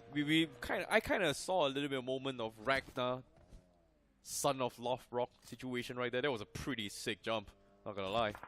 Son of who? Lofbrock. Oh. If you know, you know. I don't really know about it, so. It's okay, no worries. But, well, the esports, as of yet, they are having a little bit of control. They're expecting a lot of teams coming in from Los Leonas, but unfortunately, not many teams actually dock towards that vicinity. So they are going to be playing a little bit safe here, try and hold down the fort. Meanwhile, we do see a little bit of a stalemate just because there's still so many compounds and playing grounds to work with. It's only stage 3, but there's a lot of teams finally find some sort of space. And Los Hermanos, neighbors across here from Dragon Esports, going to be taking jabs against each other, but I don't think they should be challenging each other anytime soon. Yeah, the next zone's going to be popping up soon. It's going to be dictating the pace of the game as well. Shifts on towards the urban territory once again. It seems like the circle's got a clear intention. It does want to end around the urban turf. And for Miracle Esports, constantly patching themselves up. And now the players have also ran out of meds. That's a major concern. Reaper's taking a lot of shots upon himself from the sidelines as well. And even the Blues now starting to take out chunks of HP. For Miracle Esports, there's a big chance they might just be eliminated out in the blue, which is not a good thing at all. In the front, it's the players of Aerobotz Esports who are constantly trying to hold down the players of For Miracle. Yeah, that is really unfortunate as well. They just bled out to zone. This is stage 4. It's gotta hurt so much. For Miracle, they took too long. Poco, last man standing. He's got the first aid kit available, but narrowly. But he will survive alongside with Beer Baba. So as of yet, they are gonna be A-okay. 2 players left to try and get some sort of points here to try and solidify their spots into his round 3, but they are in a pretty okay spot. Yeah, this is probably one of the worst games for Miracle Esports have played so far. And all thanks to the play zone. And even the plane fly path that formed initially. For Miracle Esports went all the way towards Campo Militar to pull off a great rotation, but hold on. We've got Dragon Esports dismantling the entirety of Los Hermanos. This time, the chickens are definitely getting fried. Los Hermanos, the last man, want to get away, but he's also catching a lot of hurt. He will find himself a bit of that semblance and stability, but the question is for how long? Yeah, how long is going to be the question here. But Dragon Esports, they've attracted attention because right now, Aerobotz looking to try and gatekeep them as well. They've got a very nice off angle to try and punish them off as well. Dragon Esports is sending one guy up to actually scout this out. But I don't think they see him as well. Ooh, they heard him. He's heard his footsteps. It's Alpha. Mash with the nade. Does he connect? Looks good. Oh, perfect nade from Mash. Alpha gets completely shut down. Dragon Esports, they want to save the day. Anto getting shot off from the side. Spray God making sure that they do not go for this push and they need to take him out. Molotovs comes through. Spray God repositions, trying to save the day. But Dragon Esports is so hard to push up right now. Team Tamilas 2 now starting to be a part of the action. Third party in this fray. Getting the confirmation onto one of the man of Aerobotz Esports, which is not a good thing at all. Even Clown gets shut down. It's so unfortunate for the players of Aerobotz Esports, surrounded from all of the different angles. It's Team Tamilas they're facing off against you, and WELT now stepping inside of the action. You've also got Dragon Esports, and everyone is focusing on just one team. That is Aerobotz Esports. Exactly. WELT Esports, they finally gatekeep for the longest of time. They're finally finding food on the table, but they have to snatch it right now. Aim God with the nades. Looks on towards Aerobotz. Looks like a perfect nade. Drops it down low. Sees a pixel. Misses the shot. Aim God needs to find this opening here, but Aerobotz, they're getting pressured as well. But here comes the knock. Team Tamilas is the one that opens things up against Aerobotz. Mash trying to go in for the fight against Dragon, but Dragon, they get the reset from that fight, from the initial knock from MASH. Indeed. And look at Aerobotz Esports still now somehow alive and standing inside of the game. MASH just taken down extremely low. Nade's now starting to hurt. One more nade even tossed around that territory, and MASH will be eliminated from this game. Another nade was tossed out. MASH gets softened up even more. The man's now starting to get mashed, and in the end, it will be WELT who will eliminate the final man of Aerobotz Esports. Oh my goodness, both players, the finishes, the knocks coming from Mr. IGL for Team Tamilas secured in the hands of WELT Esports. Both of Aero Esports points go towards WELT right now. And Dragon Esports, they finally clean out the front, but they need to exit right now. They're stuck. Uphill push for them. No easy way out. And the only way that is easier is going to be tanking out from the zone, but it is stage 5. It's going to hurt a lot more. But a tandem push has been called. Inch by inch, Team Tamilas, they're waiting to secure this fight. Same can be said for WELT. But, well, nowhere to be found. They actually abandoned ship. They went in for zone instead. Yeah, and WELT has got quite a solid hold as well. And I'm pretty sure that's going to be paying off for the longest. WELT trying to think for the future. And it will work out. They've got a lot of control. But speaking of Dragon Esports and their position, even they've got all the 4 players standing. For them to breach inside of the zone, it's not going to be too tough. There is that one man of Los Hermanos, though, who can be a bit of a problem. But for Dragon Esports, since they've got the man advantage inside of the fight, it should not be a problem, as we expect it to be. And just like that, the man gets drove on. And in the end, it will be Dragon Esports to eliminate the entirety of Los Hermanos. That was so clean from Jin. Casual drives by, sees him in the face, 2 pumps, easy takedown.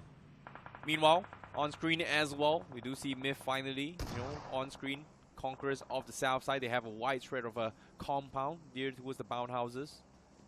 Dragonclaw themselves have a decent amount of compound themselves. Pegasus looking to try to cook up a perfect nade, but it seems like those, it's not advisable considering that there's still so many angles to hide if inside this compound. Util in the hand, primed and ready. The nade was extremely close. Still the man back to win the nick of time. Golden Glider Esports. They've got a bit of a stronghold as well on that southern side. It's not something that might just pay off too much, but it is something they can work with. Now at this moment, for Golden Glider Esports, the only goal is to find that initial knock against the team in the front, and then they can send it. But still, Dragonclaw is playing this extremely safe, waiting for the right moment to approach this fight. Well, speaking of a moment right now, Caesar, he actually gets knocked. Golden Gliders, they need to go for the reset as well. So much suppressed fire from afar. As Golden Gliders, they're getting shot from where?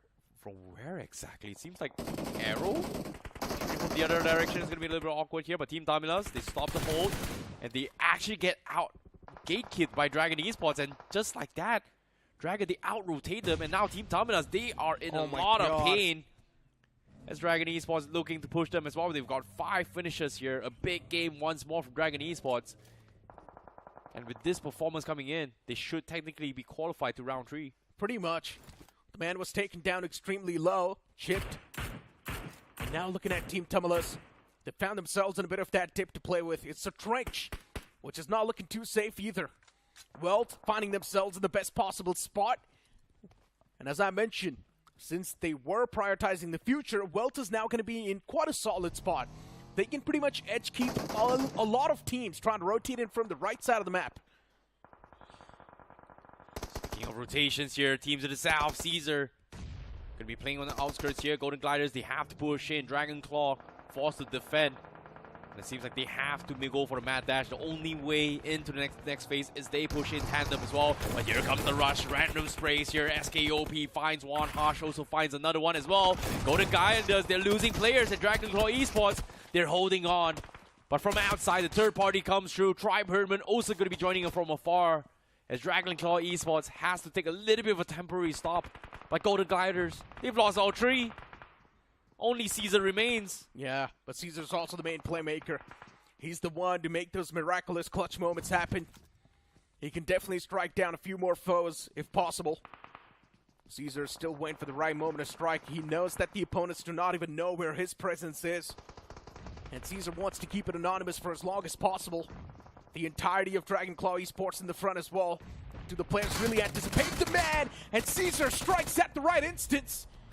He tried to take away the vehicle, try to make that rotation happen, but Caesar stops it in track. And now gets inside of the house as well. As Dragonclaw Esports, they know there's someone lingering in the back lines. The backs will be stabbed anytime. Perfect bait coming from Caesar. They knew for a fact that that vehicle was a perfect bait. Waited for it to get him and then take him out. So very, very nice small little revenge there. But the third party comes through as well, because right beside this compounds, this is going to be Tribe Hirdmen and crashes into his Myth official. And now Myth official, they're going to get flushed. Cat gets taken out. But Myth, they survive in one fell swoop. You blink it and you miss it. What happened? That was such a quick fight. Escalated in quite a weird manner, and just like that, the entirety of opposition got eliminated. And Myth, still you've got Sarkar up close and personal. This nade might just be on the mark. At least it might find that connection that was needed. So the confirmation does scoop up. But for Myth, still the opponents are standing. And they would want to win this fight as soon as possible. Man's also getting revived. Another nade around this corner. Should do the job maybe. Or at least should find the re-knock once again. Panfera and the boys still standing. The man's going to patch himself up as well. But for Myth, they're losing out on the man number, which is not a good thing at all. Sarkar's the only man standing at this moment. Yeah, Clutcher is so far away. He's pretty much stuck. He can't really get out. And while this is actually happening as well, guess what? Dragonclaw, they find the last player of Golden Gliders. That's going to be Caesar that goes down. And Dragonclaw, they are going to be looking at third party this fight themselves as well, as they are all sharing the southern approach of this compound. Sakar cannot do too much. He needs to just take a chill pill, wait things out before going for that push. A little bit of awkward spot, but let's see how the zone shifts as well, because as you can see, 3 more seconds left. The zone is about to shift out into the center out of nowhere as well. And guess what? 3 different segments of this crossroad remains. Honeybee smack middle of it all. Not a great spot to be in, but seems like based on high ground advantage, based on what we're seeing so far, I think WELT does have a decent amount of compound out of everybody else right now. Exactly, and they've also got a chance to split up. WELT might just have the strongest string in their hand. It's up to them how they want to play it. At the end of the day, the only team that can be major threats going to be the players of Wobbleero, and even 2 OP officials, potentially, if they do want to charge up against WELT. But Wobbleero definitely from the back can strike. But Wobbleero, they themselves have got a few problems brewing up for themselves, and now Mysterious 4 taking the fight against the players of shadowblitz. Oh no, the nades comes through. shadowblitz, they could not get the reset. Phoenix almost getting knocked off. Last player left. Last first aid. Only 1 bandages. He's got a lot of needs. This is not looking good here. Mysterious 4. He's going to try and go for the push here. He's going to try and cook up the nade, try and catch one himself. But he needs to get out. Zone in favor of Phoenix somewhat. Going to be able to buy a little bit more time, but WELT, they gave up control. They're going to get rushed. 2 OP official, they could push in. And now Shady with the shotguns as well. They find 1 more. WELT loses 2. A 2 OP official cleans them out. What a bounce back from them. It's got a blow for the opponents. But it's quite good coming in from the side of 2 OP officials, managing to squeeze in 5 elimination points. But now the team at the front still starting to do a lot of damage. It's Wobbleero. This time around, wobbling the entire existence off the foes. 2 OP officials, after eliminating the entirety of WELT, now they try to shift their focus in towards the players of Wobbleero, but still, Wobbleero is someone that's not going to be easy to be taken down. It is going to be very, very difficult to do so. It's all about patience. Ragnar, force. Well, he's being a little bit of a pest himself here. Single-handedly comes in, gets a couple of chip damage in, backs off, acts as if it was nothing. But the fear pressure has been mentally given to his 2 OP official, because you can see everyone for 2 OP official, they're just so afraid. Yeah. No reason to move. Circle is about to move yet. Circle shifts. Guess what? 2 OP official, not safe. Same can be said for Arrow as well. So it is going to be a major battle from the northeast side, and only 1 can survive. And as of yet, Wobble, they have to take them out in order to make use of those rocks to fight against the rest who's across the other compounds in the intersection itself. Pretty much. Or vice versa. 2 OP needs to take out the players of Wobble. Yeah.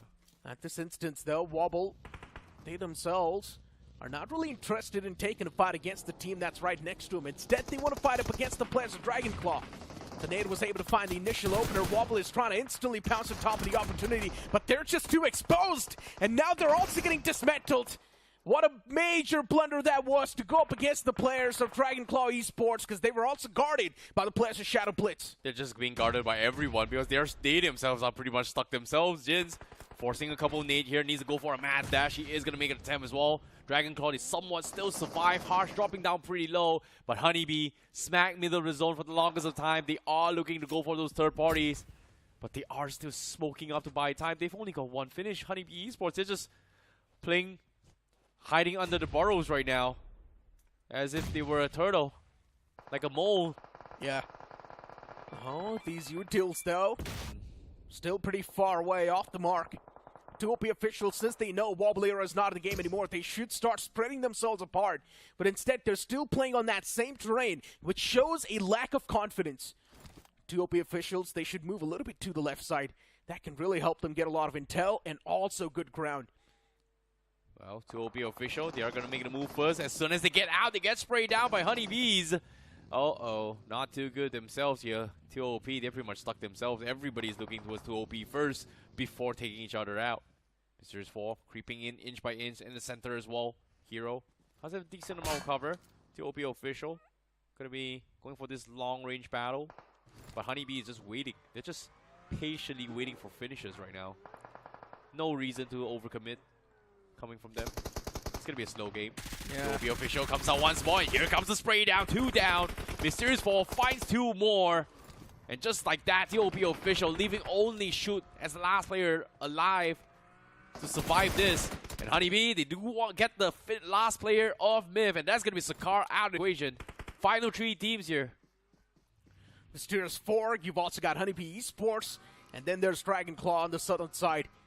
But the team with the most amount of advantage and the most amount of land cover is going to be Mysterious 4 without any doubt. At this moment, the only thing that's really going to save this team are the individual mechanics.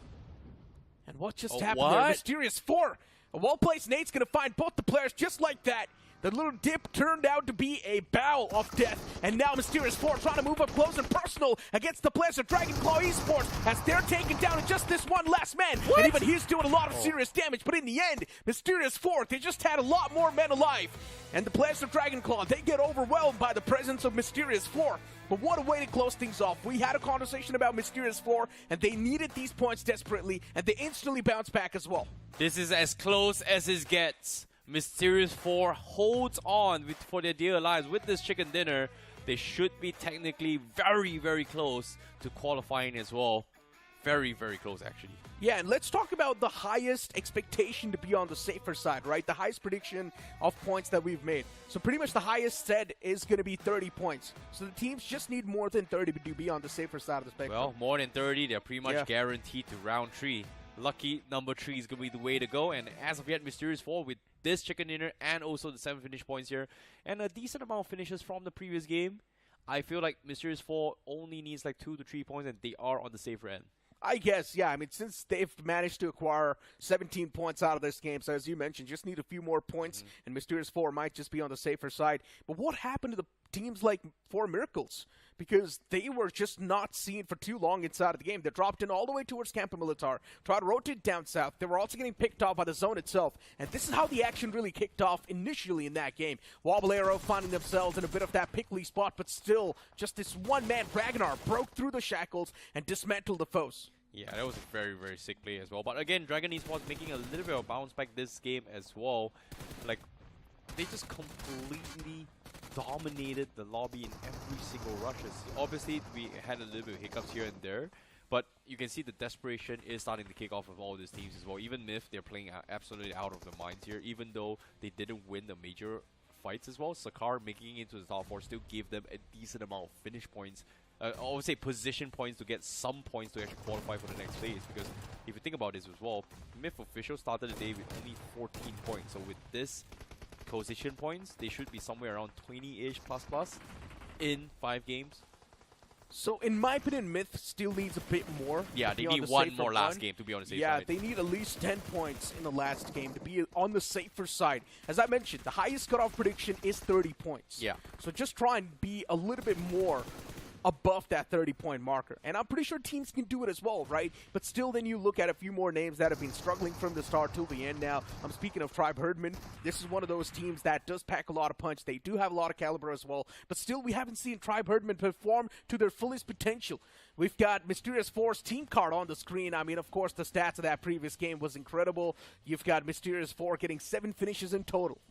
Yeah, this is a big game coming from Mysterious Force. This definitely puts them in the spot where, hey, we're going to be seeing them in round 3. That's going to be a little bit interesting one as well, because round 3 is where all the heavy hitters are going to be joining us as well. Yeah, we've also got Hero Extreme Godlike waiting on the side of the spectrum, right? Including God's Ring as well, that are going to be unleashing themselves in those lobbies. So yeah, round 3 is definitely going to be exciting. But even this round, it's got a little bit of that mysterious aura to it, since there's so many newer names that are participating inside of the round 2. So round 2 is definitely quite unexpected, and if you're someone who likes to adapt on fly, this is the round that you're supposed to play. Round 1 as well, since there were so many switch-ups happening, since there were that constant reshuffle after every 3 days, even in round 1, you needed to be adaptive. Yeah. Definitely being adapting is going to be the key here. It is going to be a little bit unexpected to see one of the familiar names getting taken out here, but I'm really glad that Team Tamilas is able to pick themselves up in yesterday's and today's game. They are going to be one of those teams that are going to be playing in round 3 100%. But Golden Gliders, a little bit of a disappointing run. We saw moments of brilliance of Caesar coming from the first game, Nerengale. Game 2, complete flop. Third game is their last shot of qualifying for round 3 now. Yeah, I'm not exactly sure how many points they've managed to acquire in the overall standings, but I'm pretty sure it's not a lot of points. It's going to be around 17 to 18 points. So one thing is for sure, Golden Glider Esports, they need this last game. Double digits should be there on the board, or else there's a high chance they will be eliminated from this tournament. The MVP of the match getting 4 finishes and 2 knockouts. And of course, it will be from the side of Wobbler as well. Zero getting himself those stats. Yep, and of course, now talking about the top 5 players here, Zero going to be the ones that is going to be the MVP.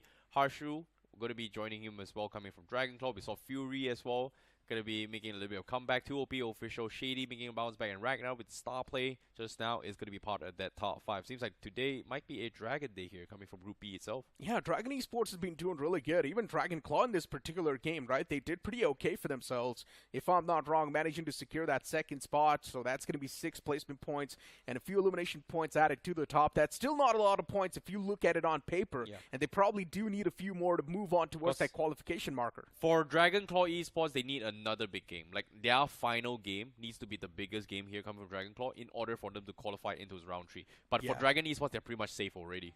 Let's say they need around 15 points in the final game. If they do not really get those 15 points, they're done for. And luckily enough, DC actually managed to squeeze in 14 points. So if they do get those 15 points in the upcoming game, they will be extremely safe. Wobbler as well, at this point, they're probably safe. It's not even a question. Wobbler is doing really good in the overall standings. 2OP getting a decent bit of points, but that's not going to be enough to push them towards the qualification bracket. As I mentioned, the highest cutoff expectation or the prediction is 30 points. So they need more than 30 points no matter what. Yeah, 2OP official started the day with 18 points. With this 9 points, that is going to be 27 points. So I think it's okay coming from 2OP official. It isn't too bad here. But I'm a little bit more concerned for WELT. I'm a little bit more concerned for teams like Golden Gliders, shadowblitz as well, because they need massive game. Like, in particular, Tribe Hirdmen is going to be one of the dangerous spots to be in right now in their current overall standings. Yeah, even for Miracle Esports, it's one of those known names, and even they're struggling too much. First 2 games today itself, for Miracle Esports was not able to get a lot done. And for Miracle Esports, it's a stacked team. Team filled with veterans, and still the performance is missing, so I'm not exactly sure what's going on with these known banners, but they need to perform. Now is going to be the time. Your head's on the swivel. If you do not perform, you know what's going to happen. I think 4 Miracle did really well yesterday. They got 21 points in 3 games, but in these 2 games, 4 Miracle has barely gotten enough points. Technically, they are Maybe around 25, 26, but this last game, at least 5 to 6 points to put them in the safer side. Yeah, let's say 7 points in total, so you can be around that 31-32 marker, which is definitely going to be the safer side. But we never know. The cutoff can actually rise higher than 30 as well. It's a prediction at the end of the day. 30 points is the highest prediction so far. I personally think it's not going to go more than 27, but what about you? Mine is somewhere around 23, 24. Wow, that's pretty low. Pretty low, yeah. That's pretty low. 24, 25 max. Yeah, but what's going to happen, only the future knows. But for now, it's time for us to toss to a short break. You guys don't go anywhere. We'll be right back.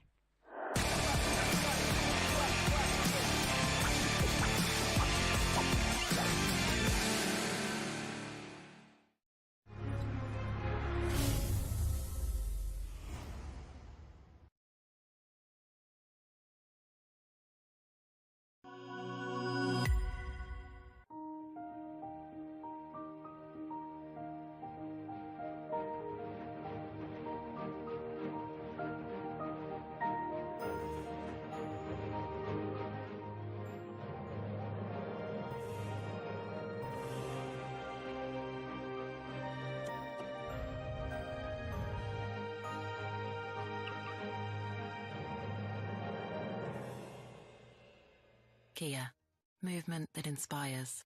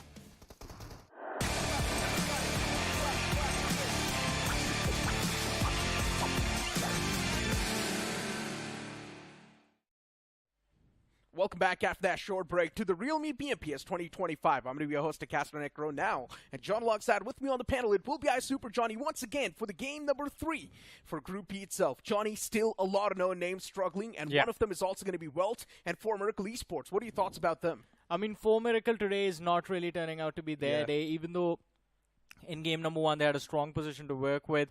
Too much pressure, everyone getting their eyes on 4Miracle, resulting them into taking a middle pack exit.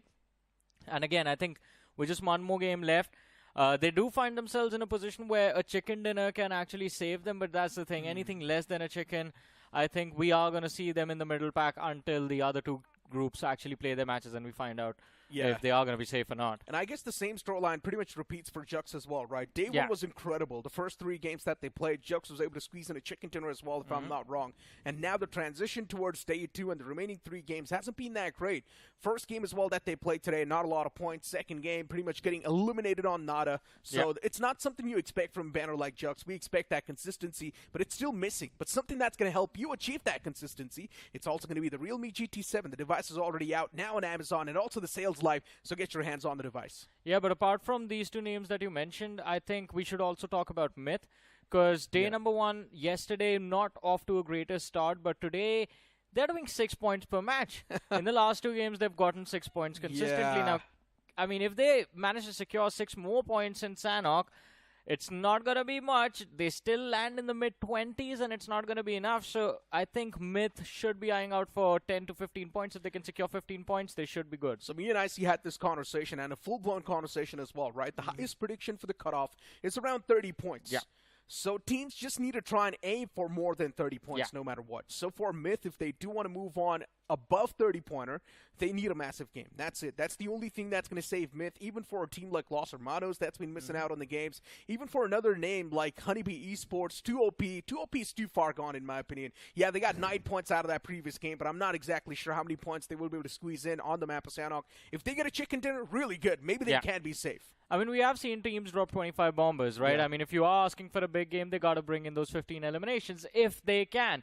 But that is going to be a big question, and we will find the answer to this question at the end of the game, ladies and gentlemen. So without any further ado, I guess it is time. The clock has run to 0, and we're going to take off over the map of Sanok. Exactly. The plane's going to be hitting the skies. On the greenery lands itself. This time around, starting all the way from docks towards the Camp Alpha Island itself. Now, let's talk about a few more teams that we did see a bit of that glimmer of hope of comeback at the start of the day. Golden Glider Esports, Shadowblitz. Yeah. This game of Miramar was completely down the drain, so Golden Glider Esports is once again back to ground zero. I think Golden Glider kind of has gotten themselves in a position where if they get 8 to 9 points on Sanok, they should be good.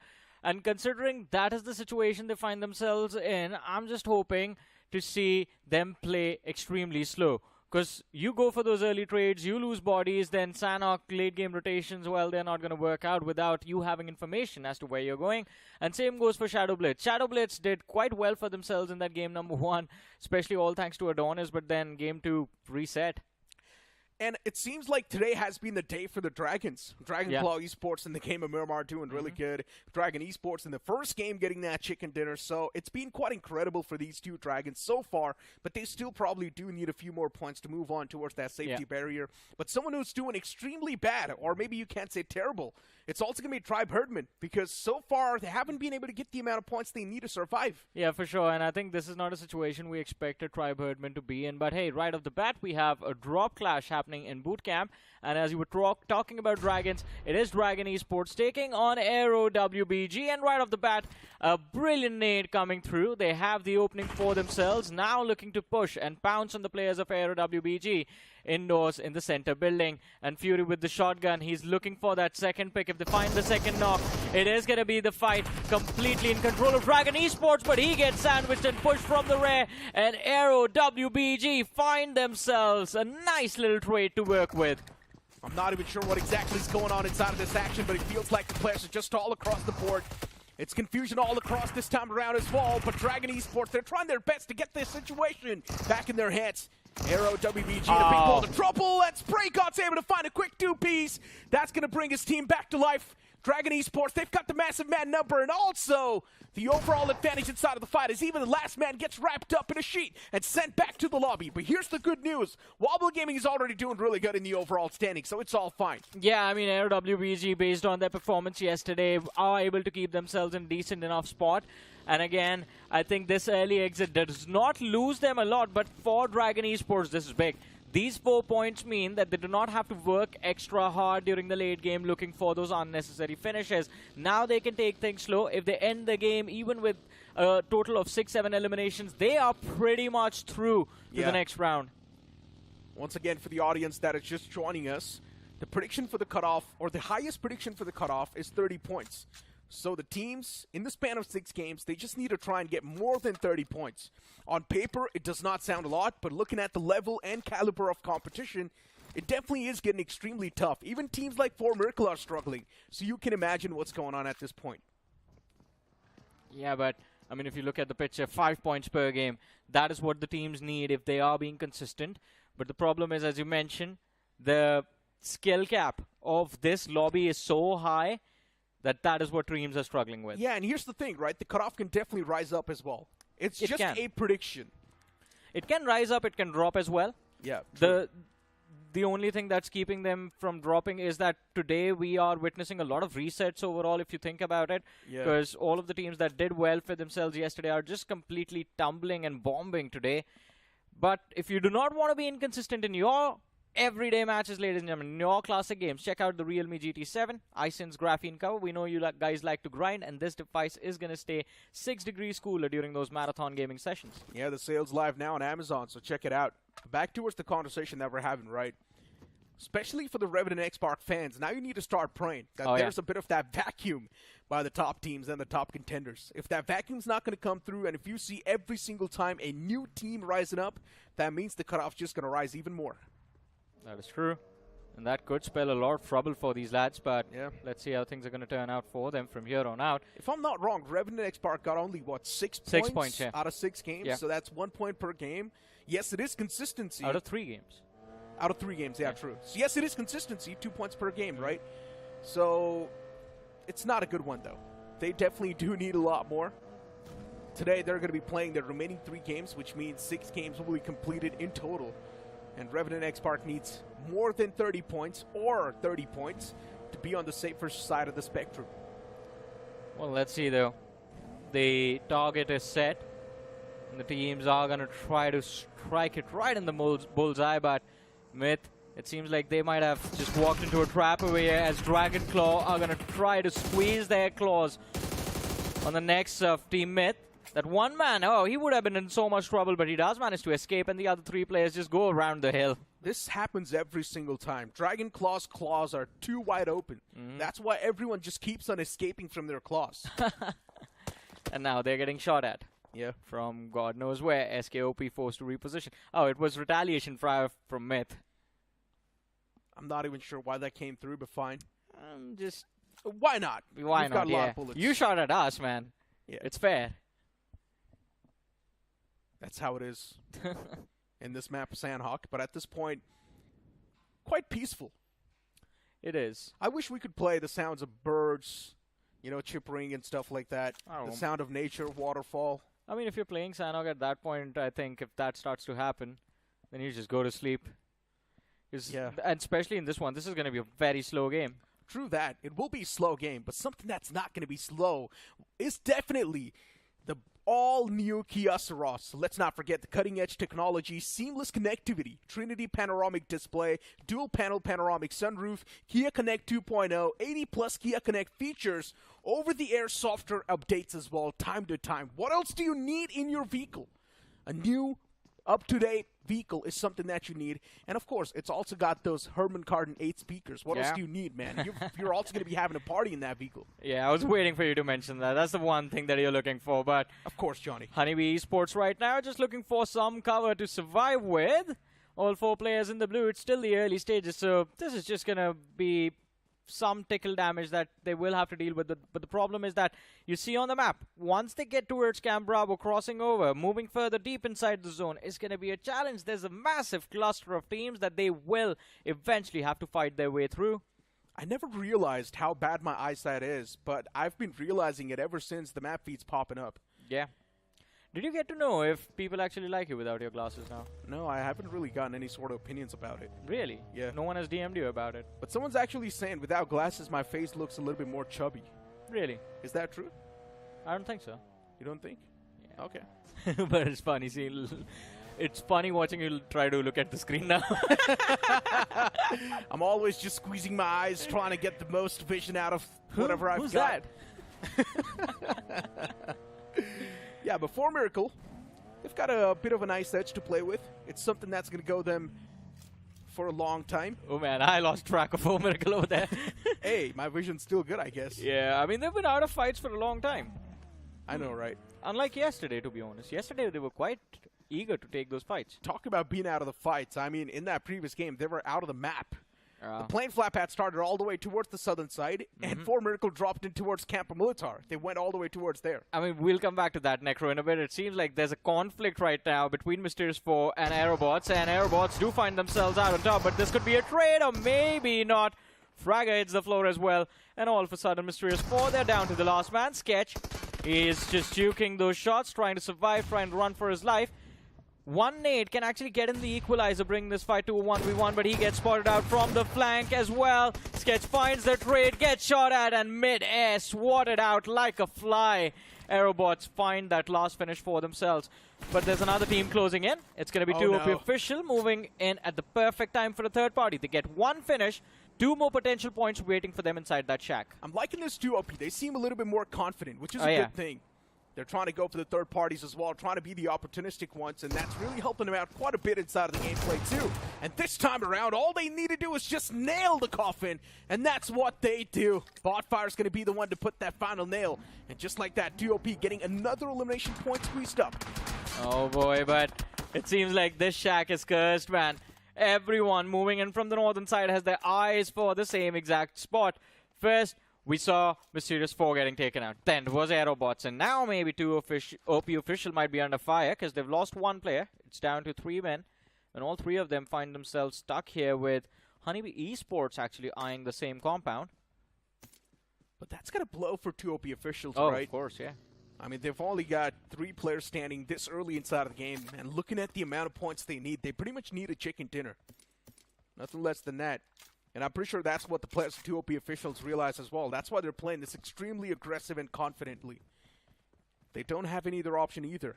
They need to go for those elimination points, go for those third party, and just try and make the most out of the worst. That's it. Next zone's going to be popping up soon as well. Not a lot of time left for the teams. Golden Glider Esports not doing too hot either in the overall standings, but doing better compared to teams like 2OP. Golden Glider now. Right on top of the head of Dragon Claw. Oh, and Caesar. I love this approach, man. I thought he was just going to sprint down the hill willy-nilly, but they are being cautious, just denying those angles every time they don't have vision. And their attention this time around, there's been a distraction in the form of 4 Miracle across the hill. So now there's a conflict in your head. Do you go for the cover down below, which is going to be a much safer position, or do you get a little aggressive, try to pick off players from 4 Miracle? I guess you might as well, right? 4 Miracle Esports, they're playing a little bit too in tandem. All the 4 players just gathered up around that same vicinity. Honeybee Esports, this time the Bees in a big world of trouble, getting swatted. Now they just need to try and find a safety heaven, which seems extremely tough as well. WELT is the one to take those shots quite far away too. Aim God was able to get that knock as well, but the conversion is definitely going to be tough. Still, the players do seem quite safe. I cannot believe the man's actually utilizing M249 on that range. It's quite tough to control that spray. It definitely is, but again, these players have kind of mastered that art. But on the other side, Golden Glide and Necro now, kind of an awkward entry into the compounds, and Beast getting knocked out by Tribe Herdsman over there. But Honeybee Esports, yeah, this is going to be a very difficult situation to get out from. They're surrounded from every single direction. There is 2, 3, 4, 5, 6, 7, 8 teams in that cluster. And I think the only ones that are kind of safe is Myth. True that. Even Tribe Herdman's looking pretty okay. Yeah, this Max Center, they're definitely in the best spot. And I'm pretty sure they need this chicken dinner as well, no matter what. So that's the only way they can actually move on and qualify. Tribe Herdman's got single-digit points, if I'm not wrong, in the overall tally. So they need a massive game, around 20 points. Looking at the position of Golden Glider Esports, even they're doing pretty okay. Around that southern side, if they want, they can definitely be the gatekeepers, be the guardian angels. But they don't want to do it. Jux Esports on the move. Even Jux is doing quite okay, trying to move in from that southern side as well. They might just meet the players of Golden Glider Esports soon. It will be one of those fights that is quite unwanted, but they still want to take it. Because that's the only way you can at least have that semblance, that stability. At this moment, though, at least Golden Glider Esports is a little bit suppressed. The man who was knocked out is back up on his feet, so it's looking all good and dandy for now. Oh, Dragon Claw Esports in the front around those houses. A rotation was spotted. And for Dragon Claw Esports, yeah, they've got a pretty solid compound, so I don't think we're going to be seeing a lot of moves from them either. Yeah, man, such a slow game of Sanok this time around. Stage 3, just about 30 seconds before we transition to Stage 4. And still, everyone is so much more methodical while they're trying to move in. But Dragon Esports under pressure by 2OP official here. Oh, he walked into the Molotov just at the last tick. It's still getting awkward. All of those sound cues, the footsteps making him panic. But Botfire pulls out a nade. Alpha stuck in the back lines. And I'm a little bit more worried about Team Tamilas moving in for the third party. Both these teams could get annihilated, but the shift of the zone, a hard shift down south, all of a sudden Dragon Claw Esports and Golden Gliders are celebrating. And why is that horse on the roof, Necro? Yeah, I mean, that's what happens when you are hopping with the horse, I guess. Straight up a leap on top of the house. But it's a weird way to park a house, right? I mean, not a house. Park a horse. Yeah, man, that's a very weird spot to park a house. Yeah, but here we go. Botfire this time. He's not really going to be firing like a bot. Instead, he's firing like a pro. Wants to get the confirmation squeezed out as well. It's going to be extremely tough since there is that cover fire available. But for QOP, even they're getting dismantled slowly and steadily by the likes of Team Tamilas. Well, let's see how the rest of the fight is going to turn out. As we mentioned, the third party from Team Tamilas coming through. And Liability stuck inside of the shack. Moves to an off angle, just avoiding the line of fire of the players of Team Tamilas. But he knows he's surrounded, and there's just two players from the side of 2OP official. By the way, Dragon Esports, let's not forget about them. They're still waiting at the top of the hill to third party. We see on the radar them taking shots at the players of Team Tamilas. But Team Tamilas, now this is interesting, Necro. They just move away, avoiding the conflict. They want to play to protect their numbers, it seems like. Yeah, it seems like it too. 2OP now. Bot fire taking a lot of shots. Those shots as well definitely do find a little bit of that connection, but it's still not enough. Alpha tossing that nade against the players. No connection found just yet. This nade might just do the damage, and it does as well. Liability gets caught once again, and he will be confirmed to exactly what the man needed as well. Another nade tossed out from the players of Dragon Esports, and what a reflex that was. Scopes in, gets the confirmation, 2OP's done for, and this might just be their elimination from the tournament as well. It could be, but let's see how the rest of the teams are going to perform. There's still 12 remaining. Los Hermanos, incredibly done, shutting down the players of Honeybee Esports, but job is not over yet. Maybe it is now. 2 points, 2 finishes secured by Los Hermanos. And they have complete control of that eastern edge, apart from Myth, just a little bit north of their position. But talking about the northwestern edge, we have Hirdmen going up against Team Tamilas. And in a matter of seconds, Team Tamilas, they just completely drop the ball down to the last man. They go and blitz spew. Oh my God. With a cleanup from an off angle. That was incredible. What a clean sweep that was from Hirdmen. Yeah. Yeah, a bit of that slip up was definitely there, but now the man's going to be back up on his feet, so it's all good in the hood. Panther's going to be okay. And the zone once again centering on up around the players of Hirdmen as well. The compound they've got, it's still in the zone. And they're looking extremely comfy too. Backline's quite secured as well. And looking at Dragon Esports at this instance, they're taking those shots in the front lines. Connection's not exactly there, but it is still something to keep the players on the edge. Myth, they have been in a world of trouble since the start. They need these points. They need a double digit on the board. But especially if you're getting pressured and peppered by the players of Dragon Esports, it just gets even tougher to pull. Definitely will be. 10 teams, 32 players still alive. And for Miracle, finally we see their name on the finish feed, going up against the side of Jux. Seems like they found an opening, but are they going to be able to secure this fight? Rebu almost on the verge of getting eliminated, and Reaper spotted out by Jax. He has an off angle, but he needs to find the nog instantly, and he does. The trade comes through. So the numbers in this fight are going to be equalized for the next few moments, but Boko in the back lines lining up that nade.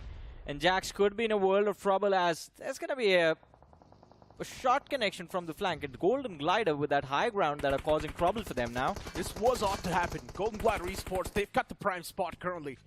Yeah, the only issue is that they're exposed from all the different angles as well. So Golden Glider Esports, the surrounding awareness needs to be on point. They're doing a lot of damage against Jux Esports, and Jux, as of now, do seem like they're in a world of trouble. Not really a lot of playing space as well, getting that constant suppressed fire even from the side of Golden Glider Esports. Sidelines as well, not too secured. Jux, they've got a little bit of that piece of land for themselves, but even the players are getting constantly hammered now. And this Rebu was not doing too good. It's looking kind of interesting right now with how the situation is developing. It's an open position where everyone needs to make a climb up this hill in order to survive, but just getting pummeled from every direction at the same time, not making things look easy. Look at this 4 Miracle. We thought they had the advantage, but now Golden Glider in a perfect opportunity to not just wipe out them, but Jux at the same time. Yeah, but here's the problem. Golden Glider Esports, the spread they've got, the split they've got inside of the game, it's forcing them to take 2 different fights at the same time. Yeah. It might just move on to 3 different fights soon, the moment the players of Jux start to move up. They need but to make a as of now, choice. they're fighting for Miracle and even shadowblitz. Yeah, they're taking 3 fights at the same time. As you mentioned, Jux is going to be there, 4 Miracle is there, shadowblitz is there. Golden Glider, they need to make a choice. They can't commit to all 3 fights at the same time. They have to go one by one. Yeah. And right now, the best option would be to go after 4 Miracle first, then Shadow Blitz, and deal with Jux the last, considering Jux is already put under pressure by the players of 4M. I would have agreed with you, but Shadow Blitz has already moved up too deep. So they need to deal with the players of Shadow Blitz first. That's the only way they can find some sort of semblance and stability and even a peace of mind. Look at Shadow Blitz. They've already moved up on the hilltop, and this might just be the knock. They desperately need it. Confirmation as well follows up, and Golden Glider Esports, they might just get things under control, but the moment I say so, a nade lobs. And that's going to find a knock against the players of Golden Glider Esports. Now it's taken down to just Caesar, the final glimmer of hope. And again, I mean, they lose the front from where the players of Shadow Blitz were making that bounce. This opens up the door for Tribe Herdsmen to actually move in and claim these points for themselves. And Tribe Herdsmen, Necroid, we're talking about it.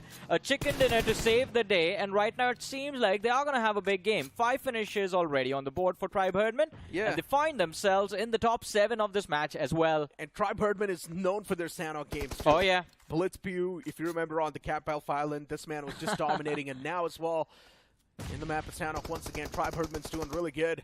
Shadow Blitz Esports, this nade needs to be on the money. Misses, though. Liger's now looking to back away. There is another team in the front. He does spot him as 2. He's put on the red dot on the M4. That means the man's ready to spray down the foes in the front. Golden Glider Esports eliminated from the game, as now we move on towards Jux. Even they take a fight on a different front, but this time it will be Shadow Blitz Esports who come out on top. But now for Shadow Blitz, the backs are too exposed. Oh, and as you mentioned, back exposed, and some blue zone damage as well. And Tribe Herdsmen just herding these points into their own corner. 2 more finishes secured by Tribe Herdmen, but it is going to be the advantage of the high ground that they need to play with, but shots fired in their direction. Jax from Jux Esports forcing them to go prone.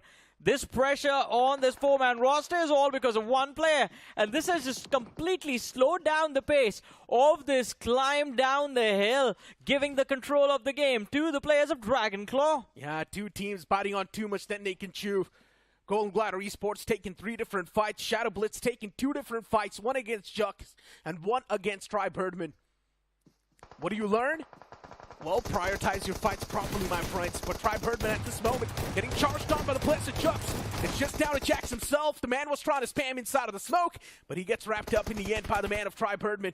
Tribe Herdman on the verge of pulling off a massive nuclear performance. And this is definitely going to be big. Dragonclaw, the only team standing in their way now.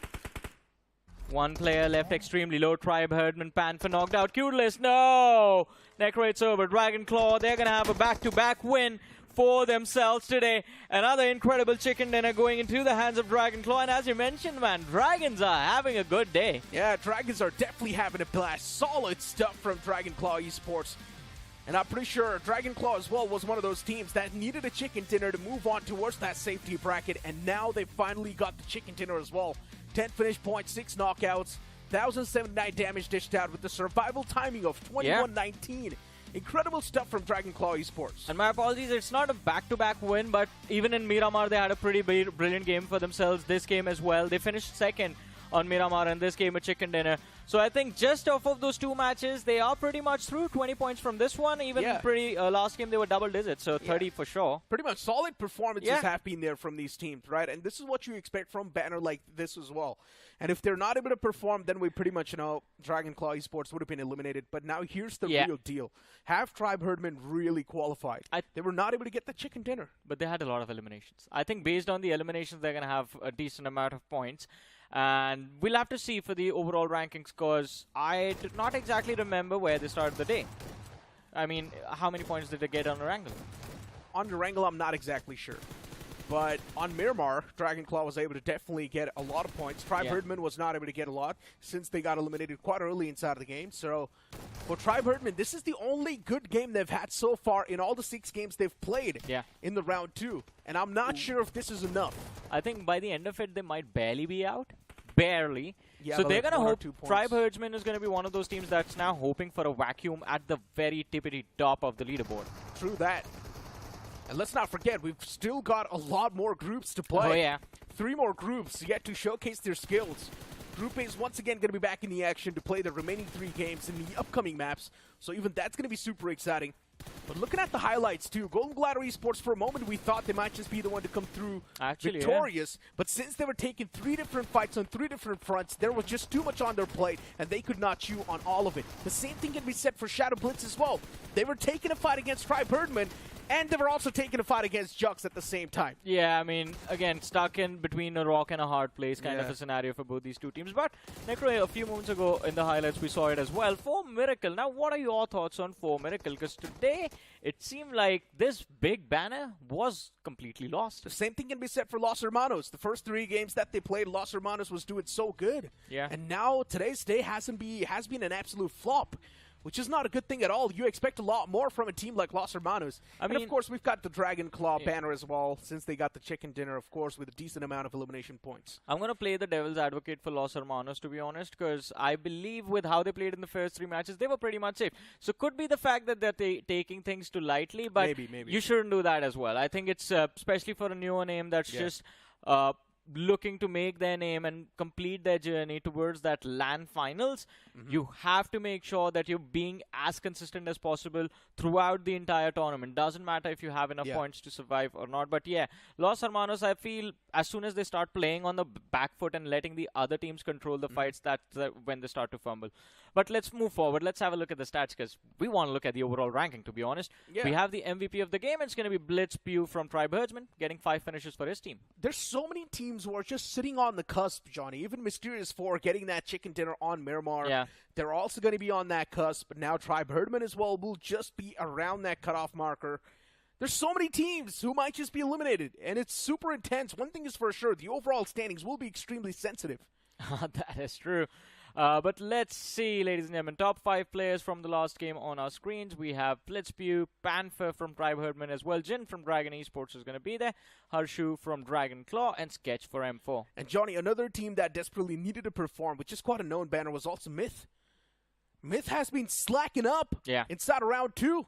I'm pretty sure Myth does not have enough points either to survive. This is rough. This is kind of rough. But, I mean, let's see how things turn out for them. And, yeah, no, Myth is definitely not going to survive. Yeah, there's no way, because first 3 games that they played, Myth was not able to perform. We pretty much thought that, tomorrow Myth will pull a rabbit out of their hats. But today, Myth's performance was even terrible. So I'm not exactly sure if they're going to be qualifying or how many points they've gotten in total. But I'm pretty sure that's not enough for Myth to actually move on towards the round 3. We've got the match rankings on the screen. shadowblitz doing pretty good for themselves. Tribe Herdman as well doing pretty okay. But Dragon Claw, since they got the chicken dinner, they managed to acquire 20 points. Yeah, Dragon Esports, the very consistent 7 points from this match. And overall, if you have a look, I mean, their day, all thanks to that first game chicken dinner, just turns out pretty well for themselves. Los Hermanos as well got a lot of points. Oh, yeah, 5 I did not see that coming from Los Hermanos. Yeah, I mean, frag heavy performance, decent run. Yeah.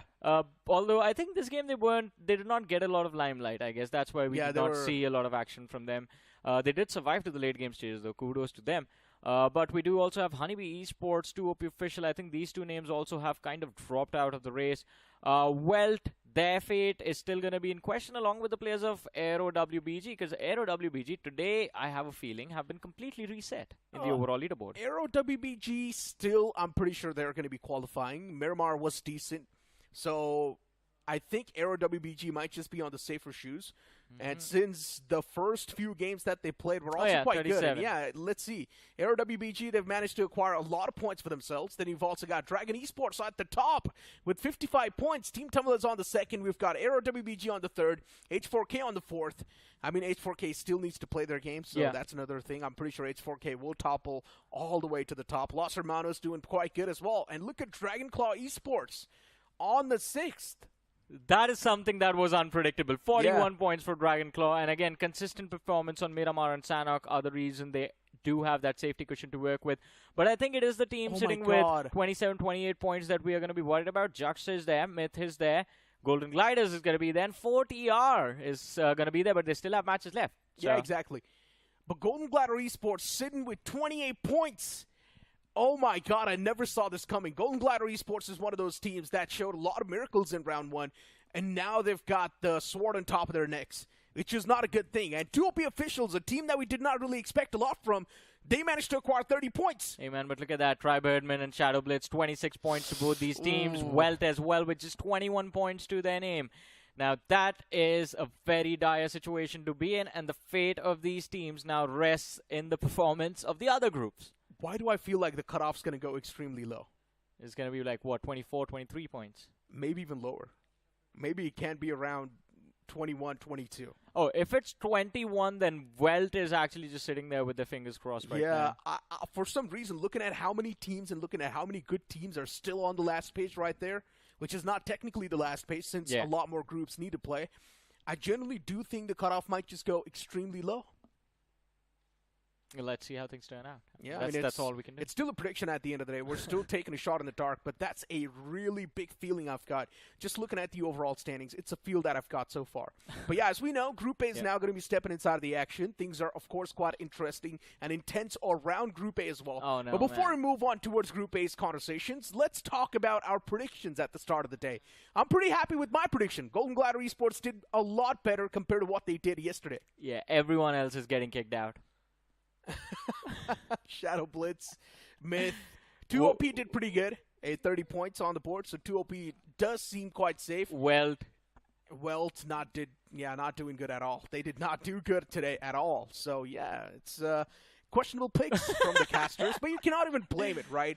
Because WELT has been such a strong suit. We saw this team for the first time in the BGS 2025. The performance was incredible inside of the round one, but then later on, the moment we move on, WELT's performance was definitely fading away. We had a lot of expectations from them inside of this BMPS as well, but WELT's performance has consistently been dwindling down. It has been, and same goes for shadowblitz, man. They started off on a great note, but end on a horrible note, their journey of the realme BMPS. But it's not over. We have one more group left with 3 more matches, and that is going to happen after this break.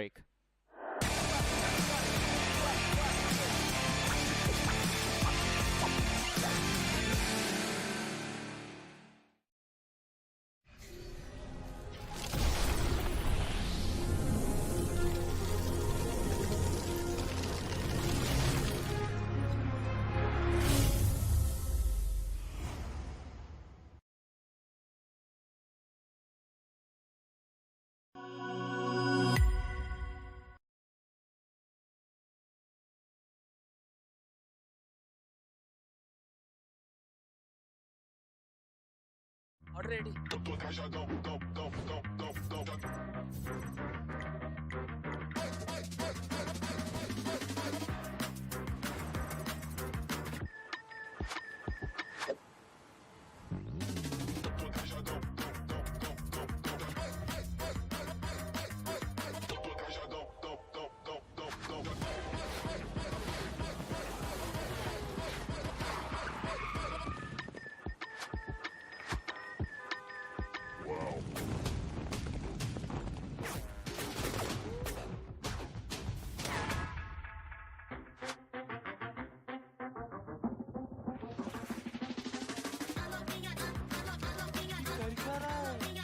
समझा नहीं क्या भाई अपना भाई वाव mode में है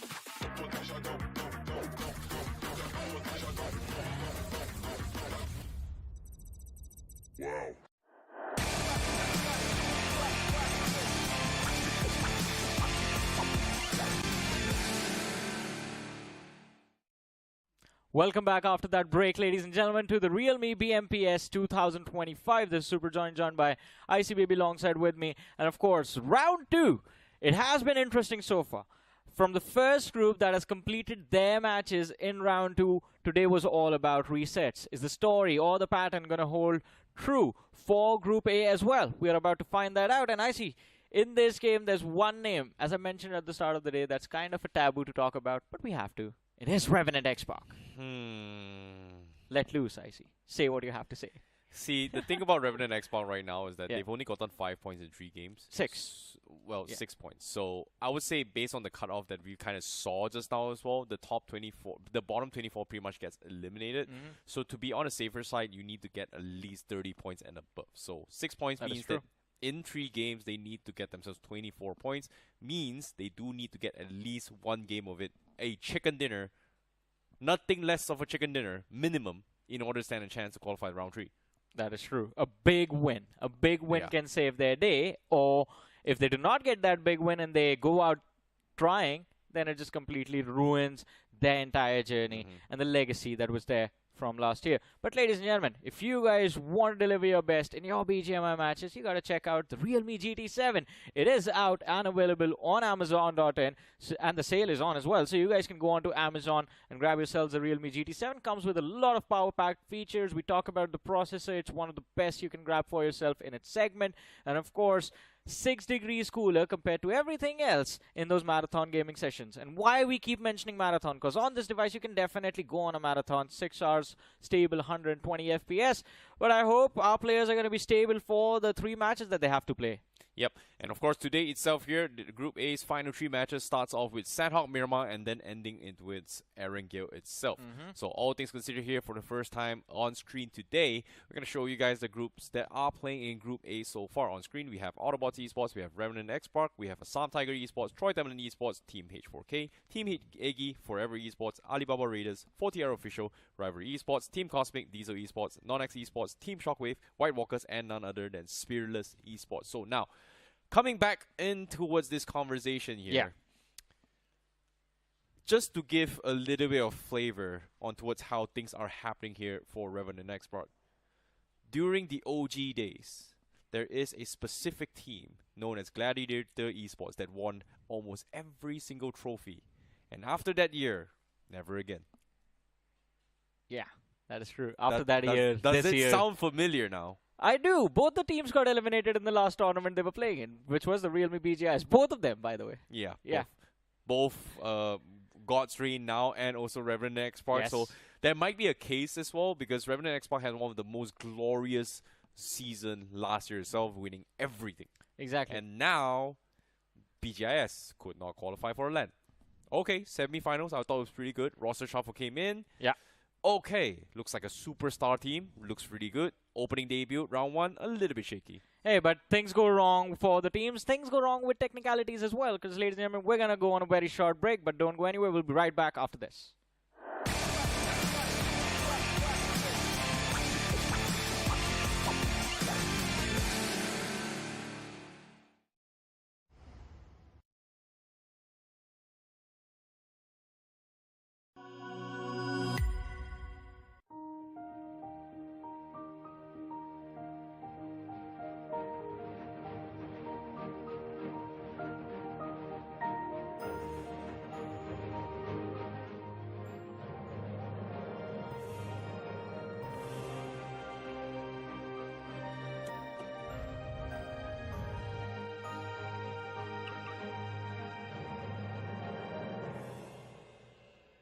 Kia, movement that inspires.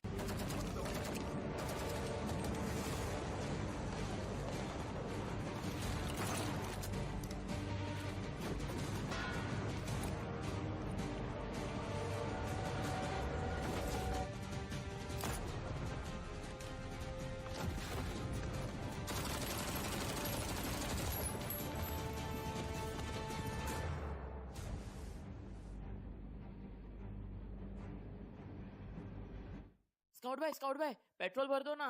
क्या भाई लोग, रोंडो जाना है क्या? तू जानता नहीं मैं कौन हूँ? अबे तू बाहर में भर के तो बता। अबे रोंडो में रोंडो किसको बोला रे? रोंडो बोलता है हाँ? तू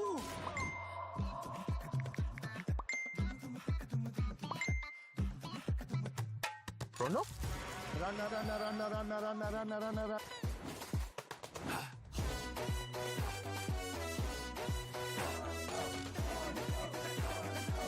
Nation wants to know, कहाँ है ये रोंडो? रोंडो?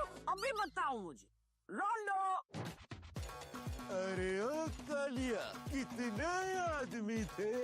रोंडो सरकार। रोंडो? कहाँ है? क्या है ये रोंडो? क्यों बेटा कंफ्यूजन में? आओ कभी रोंडो में। रोंडो आगे। रन। क्रेज चढ़ेगा सबको, क्योंकि BGMI में आ गया है नया रोंडो map. Get new vehicles, explosive weapons, epic hot drop locations, and more. Download BGMI now. भाई क्या करवा रहे हो तुम? कभी पेट्रोल वाला बना दिया, कभी टीचर बना दे रहे हो। अबे गेमर हूँ मैं, एक्टर थोड़ी हूँ। भाई download BGMI now. Sir watermelon juice अबे छोड़ो। Delivery order ready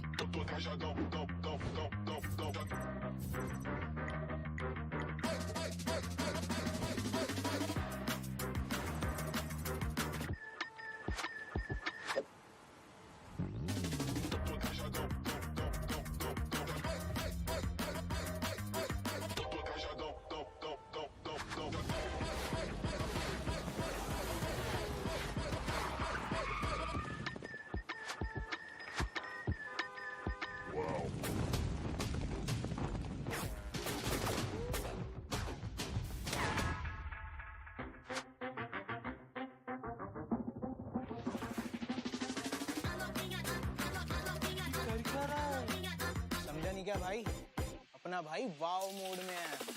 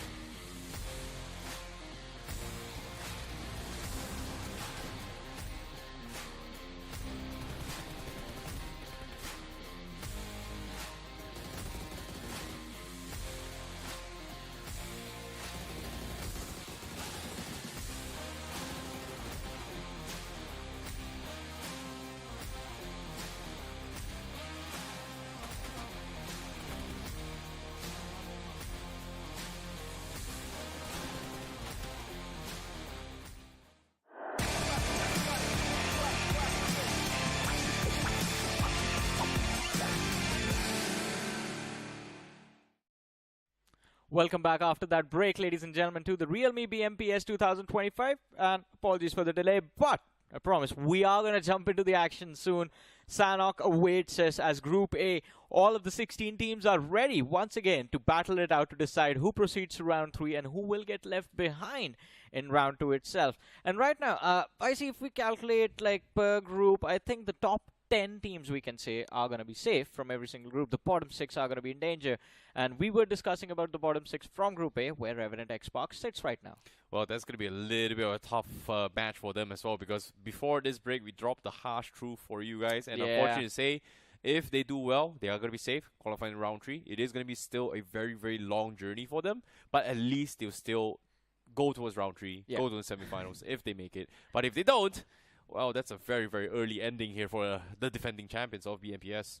From just being in a position where you can be grateful to survive to just the absolute reality check that they needed. But let's see how this match is going to turn out, ladies and gentlemen. Sanok is going to be there right now.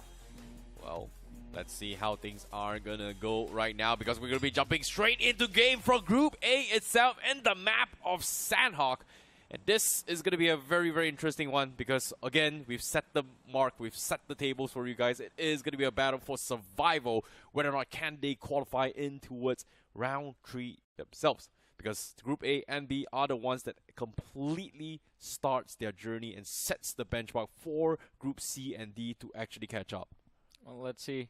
I mean, as you mentioned, this is going to be a big point for the teams and the groups that are not playing right now. They get an idea of what needs to be done to stay in the safer bracket. But again, I've always said this, and I'm going to stick to it. Teams that start on Sanok always struggle with the fact that they have to, right off the bat, just go all in into the very first map that they play in terms of aggression. Sometimes you want to start off just taking your time to breathe, understanding what mindset everyone is shown up with, and who is trying to work which way into the lobbies before you actually start picking those fights, but that's not allowed over here.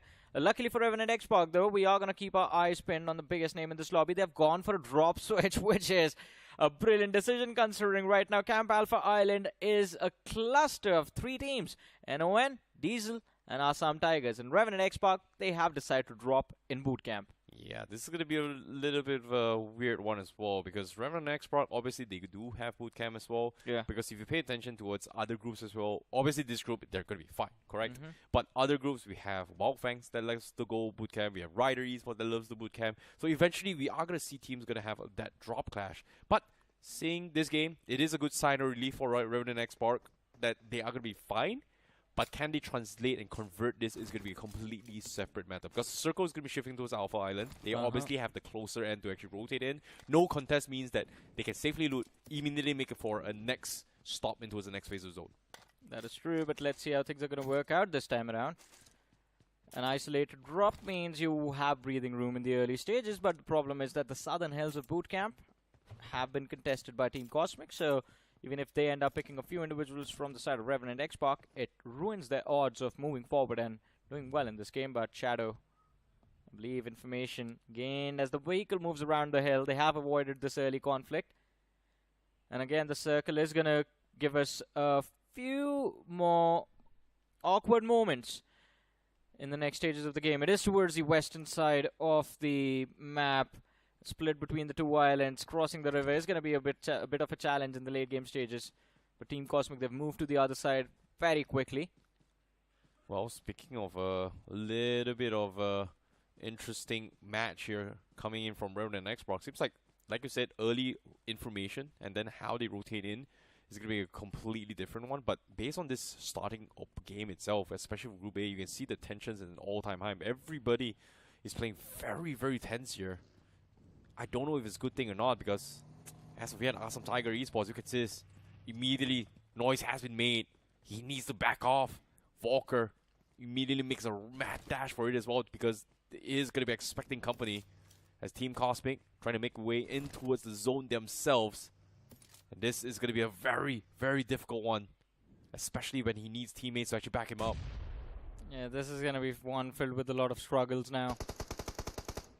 And Walker, I think he's just trying to get into a position from where they can flush the players of Team Cosmic in a single direction, and his teammates are able to back him up just in case he gets shot at.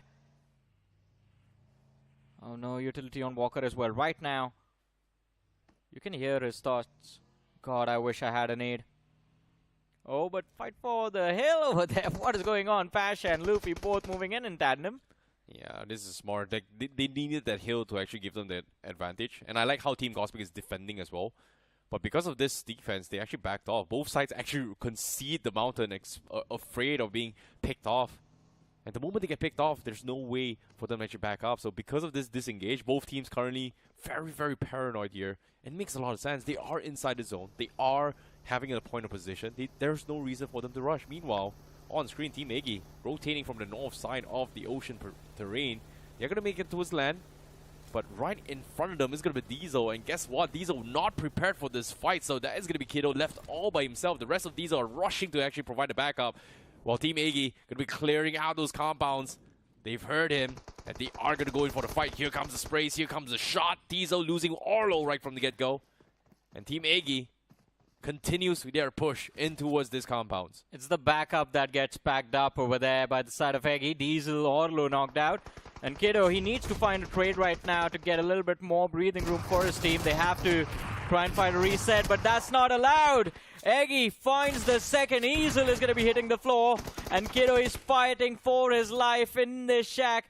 His teammates have found a trade, but that's not going to be enough now. A 2-man pressure wall onto Kiddo. His HP chipped away. He runs out into the open, gets knocked out. Diesel down to the last man. They're getting those revives in the back lines, but Eggy is just too quick with these finishers. Albi, last man left alive with a sliver of HP. Position compromised, and I can see it happen. I see JD Gaming as he climbs the flank.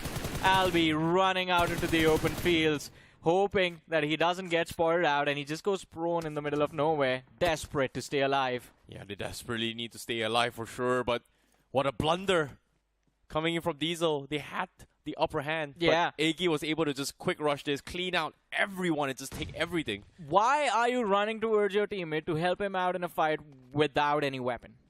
I mean, he was unarmed Orlo when he got taken out. I think he was just like looking to move in very quickly, but Eggy, they just had their weapons drawn, man. Well, I don't know, man. Like, Team Eggy, they just seem really, really prepared for this fight. Yeah. Albie pretty much left all by himself to fend for himself.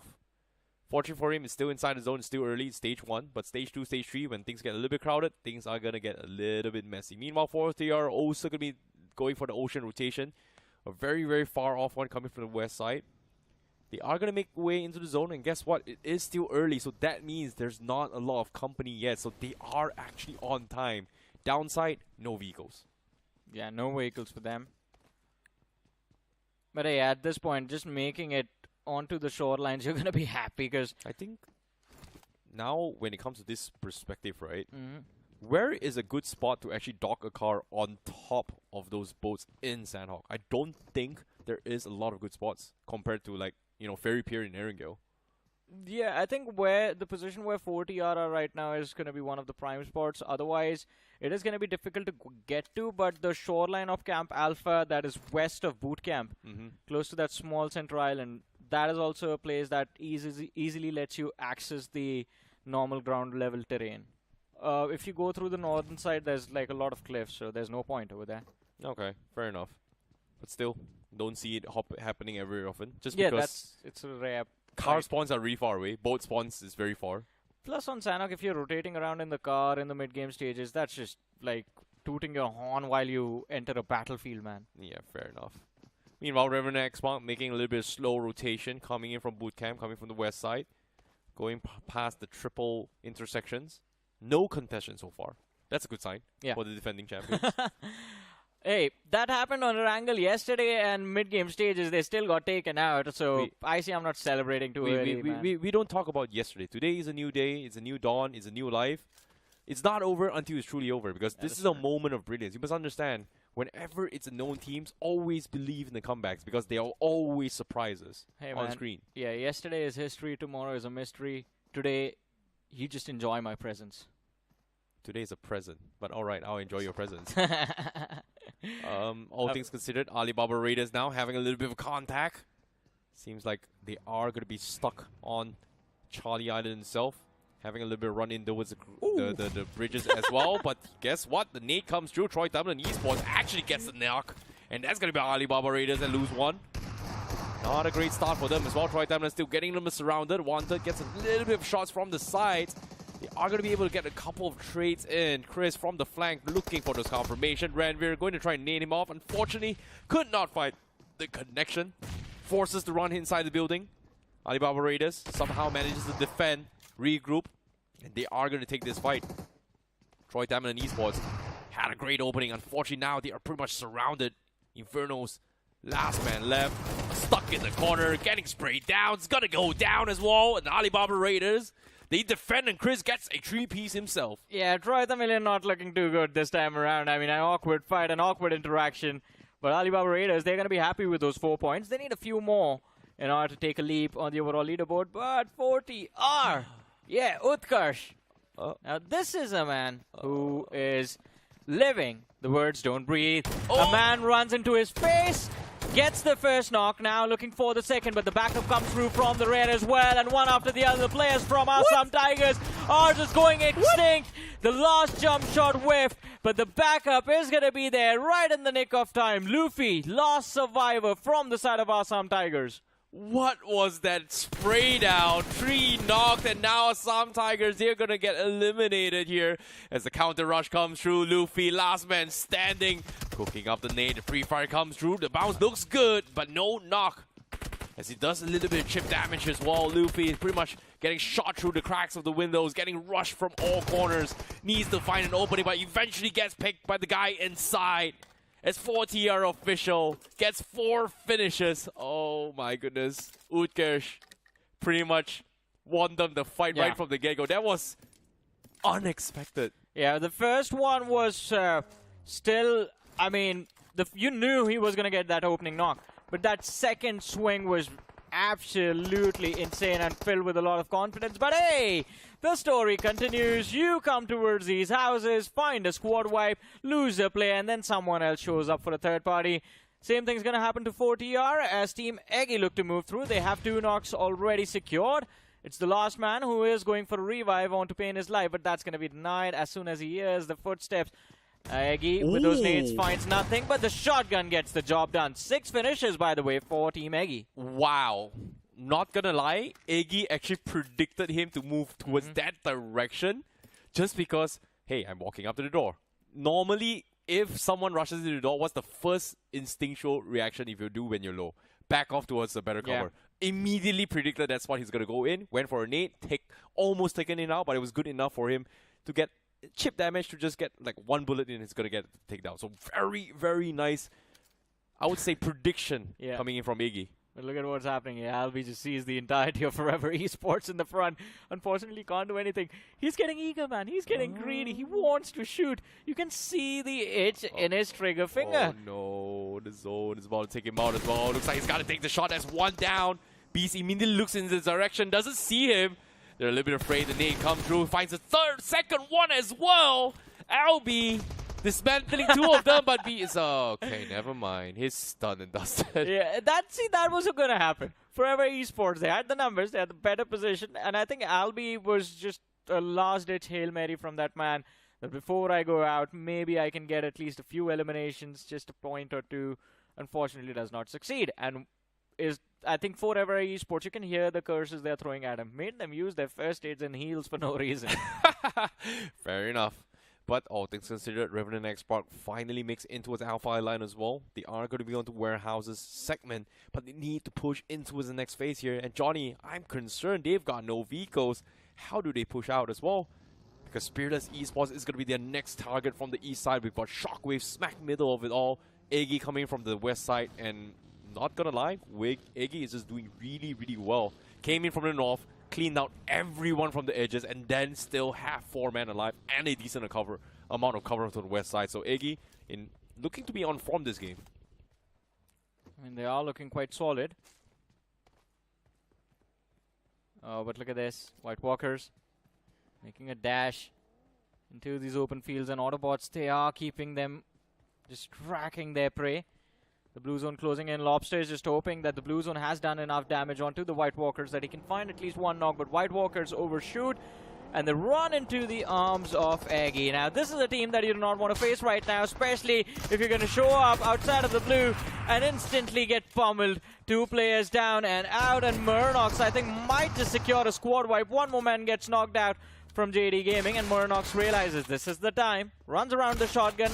Nice clean tap, and there's the wipe. Yo, Team Eggy, 11 finishes in the bag. No third party is going to stop them as well. They got pro OP, but from afar, look at the suppressed fire. They're just destroying the lobby right now. As Eggy and JD Gaming just completely shut everybody in this game. 13 finishes. Out of nowhere, they even found more picks from afar. What is going on? Where was this Eggy in round 1? Where was this Eggy from BGIS? It's finally here. It is finally here, and they have a decent position inside of the zone as well. Complete control of the western edge. The one team that can be a big hurdle in their way, it is going to be Autobots playing from the northwestern edge. But let's see how that fight is going to turn out. But mid-game stages, this team already sitting on 13 eliminations. This is going to be incredible. You know what's even going to be what's going to be better than this? A chicken dinner. If they get 20 eliminations and a chicken dinner, that is going to be insane. This is a big game from Team Eggy. But of course, if you guys want to show your support to the pro players and increase the prize pool as well, guess what? Discovery Island is up in play right now. So what essentially it is that the more you play, the more you're going to be helping BMPS grow the prize pool. So the more you play, the more rewards you will be able to get yourself unlocked in-game as well. And guess what? It's absolutely free. Well, and there are free prizes. But if you guys want to show more support, buy some prizes, upgrade those dudes, guess what? You can top up yourself. Exactly. But it's going to be opportunity for you to gain a lot of free things as well. Agreed. Meanwhile, Team H4K going to be stuck outside the zone. They are going to be backing out from the northeast section, but REVENANT X SPARK hits them, finds a pick. That's going to be Suzhou out. REVENANT X SPARK finally showing some sort signs of life as Sarang finds 2-piece, but it's still not inside the zone as they slowly crawl their way inside the circle. But this widespread coming from REVENANT X SPARK, they're just checking everything right now. Yeah, I think with the position that they have, if they can somehow manage to clean the shorelines or keep them clean, by that I mean just pick off any loose stragglers that you see, they're going to be able to rack up decent number of eliminations from this game. And now the target is going to be the side of Rivalry. Spray God looking for the initiation. Need lobbed out, but does not find any connection. Now this high ground advantage as well actually gives a lot of advantage to the player of the REVENANT X SPARK. A few pixels off. Oh, Sarva just barely survives that. It's a big catch as well, but Sarah Spray, he tried, just one jump, got sprayed down from afar, and now they've got to pick him up, but guess what, too far apart, too busy, not enough time, and REVENANT X SPARK with the circle back against wall. The rest of the team not prepared to help him, now has no choice but to push into a Spiritless Esports, and in the zone as well. Rivalry still outside the zone on top of the bridge. Guess what, right below the bridge we've got Alibaba Raiders, and that is going to be a knock that should not have happened, but Rivalry Esports, they got picked apart. And from afar, Eggy, again, they're getting so annoying, they're trying to disturb this. And here comes the spray, JD Gaming from the far, gets the assistant in. Rivalry Esports, they're crumbling themselves. Yeah, and it is, well, very awkward from their perspective as well. They're outside the zone, there's Alibaba Raiders, there's Eggy to deal with. Sarwar moves in, looking for the frag with the nade, finds the re-knock, and White Tiger forced into the water. I think at this point, Rivalry, they just gotta clean up, man. Just get as many finishes as you can, loot those crates, find those fair states, because you are gonna be forced into the blue in the next few seconds. Yeah, Tiger, they know where he is as well. Sarwar goes with a nade, but he gets pumped instead. Now he's going to give a point away. Eggy continues to push through to try and take this point. Pro OP going to be right under the bridges as well. The split up for 2-2 here coming from Eggy. But Pro OP is a little bit afraid of maybe a third party coming through. But seems like with the circle coming in, it's just not worth to stick around for this 1 point, as they have to think about the bigger picture, and that is going to be the chicken dinner here coming from Team Eggy. I mean, and a little bit of a side quest for JD Gaming. He has gotten himself to 8 eliminations, 2 more, and he's going to be double digits already. But there it is. That's going to be the 15th point into the account of Team Eggy in this match itself, as they break into the top 8 of the game with 3 more players left. Unfortunately, they've lost the namesake of this lineup, Eggy getting picked off over there a few moments ago. And now comes the difficult part. How do you move forward and secure the chicken dinner, especially with Cosmic and Shockwave sitting there smack center of the circle? Yeah, but at the same time, Team Eggy, good sign is they still have some sort of high ground, and they are on the slower spectrum of the circle itself. So that's going to be something that Team Eggy has a little bit of room to work with. But what was very surprised was that I think Eggy himself wasn't expecting to be shot back, because of the fact that, hey, we know there's a guy from behind. My 2 teammates are on top of the mountain, marking me. As soon as they stopped and dropped, where was my cover fire? They still got the trade on for Tiger, but still, that took a little bit too long. And hey, things are getting worse. NoNx, he gets taken out as well. Oh no. It seems like Eggy, they're going to have to settle for just these elimination points and no chicken dinner. Even JD Gaming put under pressure, and he's going to be forced down on the ground. Pro, luckily, provides the cover fire right in the nick of time, but Spiritless, oh my goodness, they make the bounce onto the players of Shockwave. They have the opening, but forget about the other shacks. And a brilliant suppressing fire from Madman actually pushes Spiritless back into a position from where they can't push. Yeah, at the same time, Warrior focusing on this fight as well. Shockwave still defending the way through. Spiritless has to push through as well. NoNx Esports is just shooting so much and pressuring every single one on top of those mountains, on top of the temple region itself. Don't even see those shots. And I believe Eggy was one of the victims as well from afar. That's a little bit too far as well. Shockwave not going for the push as well. Team Cosmic has been listening to all this prey, and they are the ones that are not expecting a lot of company. But Shockwave, ooh, he himself gonna go for a little bit cheeky plays here, try and shut down Autobotz, but we're down to the final 5 team. NoNx, they get completely shut down from the mountain region itself as the zone forces them out. Down to the final 5 team now. And guess what? Eggy's got 16 finishes in this game. What is going on with this team? Yeah, and considering all of the other teams that are surviving, the other 4, we see them in front of our eyes. Spiritless down to 1, Autobotz down to 2, Shockwave, all 4 players left, and Cosmic with 3. All of these teams are playing for the shack. Eggy, they're stuck towards that eastern edge, southeastern edge, and it's not going to be easy for them to move up. Oh, Autobotz is there with 3 players. My goodness, they actually have a pretty decent chance of winning this game if everyone in the center just fights it out amongst themselves. Yeah, they technically will as well. Shockwave's got a very, very wide split between the compounds themselves. Team Cosmic's got them completely isolated in that regard, because the moment they regroup, Team Cosmic is going to take jabs at them.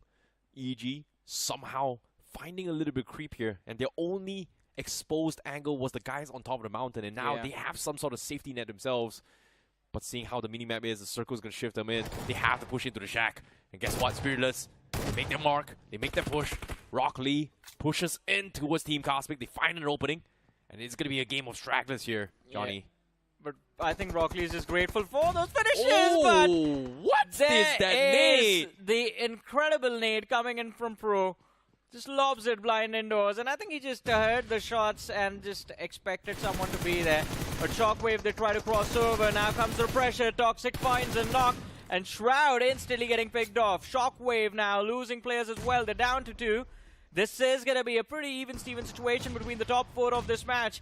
Autobotz as well, 2 players still left. Servi getting a revive as we talk about it, but Eggy still in this game. 18 elimination secured, and JD Gaming actually has the information to work with and pick off the players from Autobotz. No way. There goes the nade. Another one. Here comes the knock. He's looking for the second. Lobster, just a tree to hide behind. Can't really do much.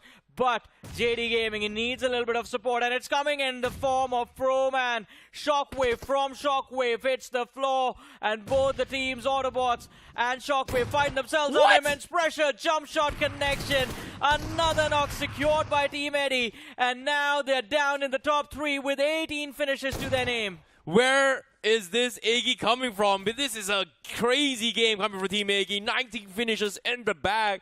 And JD Gaming, he's got 9. He's still got 2 more confirmed. He needs to clean out Servi in order to get all 3 of it. Here comes the rush. He finds the pick, but no! He almost drops Servi. He gets taken out before getting those points. Autobots, they hold on. Team Cosmic, Pash, last man standing as well. It's a battle for the chickens as Autobots try their best to reset the fight as the circle comes out through. 2 versus 1. Posh has got them completely locked down. The health is so low. The nades come through, but the jump from Toxic gave them the opportunity. Clinches at the chicken dinner. Autobots shuts down the lobby, taking the chicken dinner, claiming this first game for themselves. Yeah, I mean, it's a nice little win for Autobots. And again, I think Autobots started yesterday also on a great note. In terms of the points tally, they are going to be looking quite solid. They did not need to do the heavy lifting today. But it's an incredible game.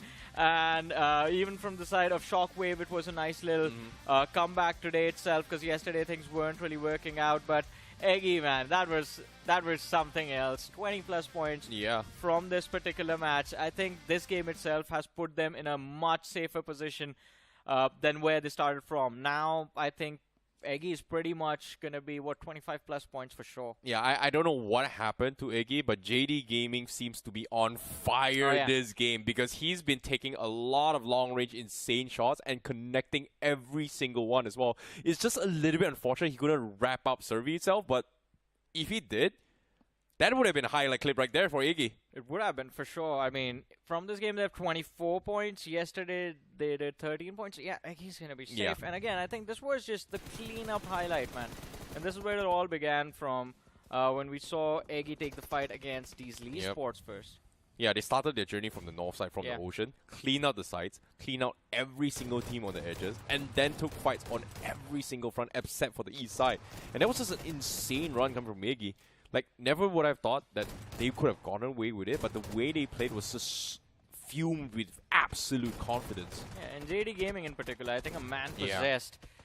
Incredible performance coming from JD Gaming and Pro as well towards the end, by the way. He was finding a lot of openings with his nades. Yeah. But I think Eggy, the timing even of running into fights was just perfect today. They were finding those space, finding the knocks first and then moving in rather than just running in first and then thinking how they want to survive.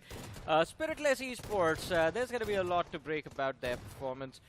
In interesting fight initiation, at least they were able to win their conflict against the side of H4K, but then the push towards Shockwave was what was very awkward. It was a mad dash with no way out. Yeah, and at the same time as well, Shockwave, they had the 2-2 split, which is great and all. But the moment, yeah, this is what exactly happened as well, right? The moment they tried to regroup, this is what's going to happen. Aerobotz is going to take jabs as well, Team Cosmic is going to take jabs as well as well. And this resulted in them just almost clinching out the chicken dinner. Eventually, Autobotz had a little bit safer choice. You actually called it out specifically when they had a very, very good formation. But I feel like Autobotz, they could have won this chicken dinner a little bit cleaner if JD Gaming did not go crazy. Yeah. Yes, congrats to them. They got the chicken dinner. It was a little bit of luck. We saw how Team Cosmic Pash was trying to get some sort of finishes, but the moment he got jump shot came through, Toxic took him out. Was like, okay, sure. Congrats, Autobots. You get the chicken dinner. Nicely done. Sometimes, if life gives you a brick, you take it. But sometimes life gives you a chicken dinner. Just take it, man. Yeah, I mean, you don't have an option. When life is handing you stuff, you don't have an option. You have to take it. And Autobots, they're going to be grateful for this chicken dinner. It would have been interesting to see that last clash, though, if that last player had a few utilities left. But I think Autobots had gotten very low after their conflict with Team Eggy came to an end. So that is why it could have swung either way. But now this is going to make the overall leaderboard a little bit more interesting because Autobots, yeah, they did quite well for themselves. But everyone else has been reset if you think about just Group A in general. Tamilan didn't do good. H4K, my apologies, didn't do good. They were reset. 4DR was taken out early. So H4K doesn't really matter if they do good or not. They're already at the top. They should be safe. Now, the moment of truth. Eggy, big bounce back. But this is a performance that we actually expected out of REVENANT X SPARK. Because after the initial fight where Saran got picked off, nowhere to be found. Yeah, where did they go, to be honest? I would love to leak the leaderboard of this game and see when did they get eliminated, because now I remember we saw them in the conflict against Rivalry and then they just vanished. But MVP of the game, JD Gaming, 9 finishes, hands down the best individual performance of this week so far. 1163 damage dished out, 10 knocks secured, and only 146 healing done while he was taking out 9 individuals in the game. You know, this feels like a, I would say, what's the guy? Scary Jot moment coming from JD Gaming, but we have to wait a little bit more time here because consistency is something that Eggy is kind of lacking as well. But I'm really liking this performance coming from JD Gaming because this was a very, very clean fight as well, and every single takedown he's gotten is super clean. So I really like how JD Gaming actually played this game. Hopefully the next 2 games is going to be great as well. In the top 5, JD Gaming, obviously number 1, Murnox. It's going to be second here. We've got Kreese coming from Alibaba Raiders. We've got Pro OP coming from Eggy. And Rock Lee coming from Spiritless Esports. So this is going to be very, very good run, especially in Sanok as well. And was this a tactical map? No. Was this a mechanically skilled map? Yes. Yeah. But Eggy made it so easy this game. It was just a very, very simple game plan. See anything, clean out everything, just rush anything, and they just cleaned out everything. The difference between the total points of Eggy and Autobots is the amount of points Cosmic has gotten. Oh, wow. That's a good call as well, because this is a huge vacuum coming from Autobots and Eggy. Yeah. And with that being said, let's talk a little bit about REVENANT X SPARK. 2 points in this game and 2 more games to go. REVENANT X SPARK. Hey. No way. They are being consistent, man. What are you saying? The average is 2 points per game. No, that's not what I'm implying, my friend.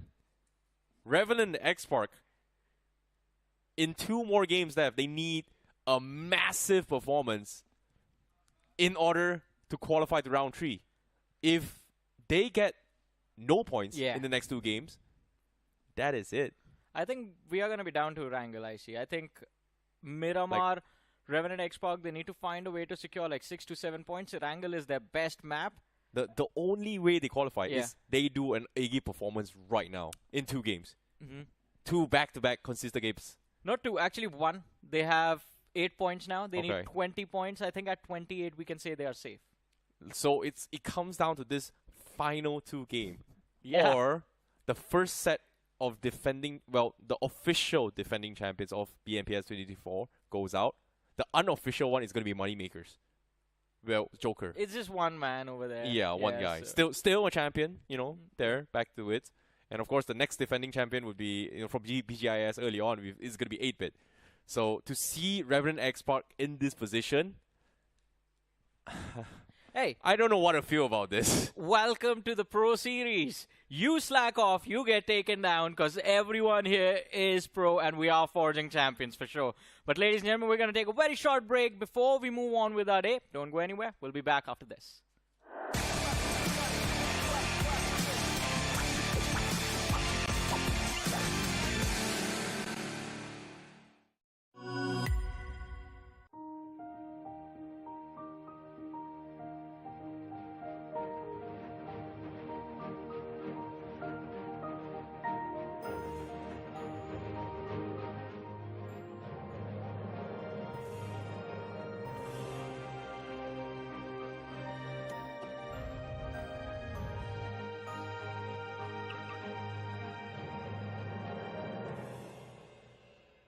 Kia. Movement that inspires.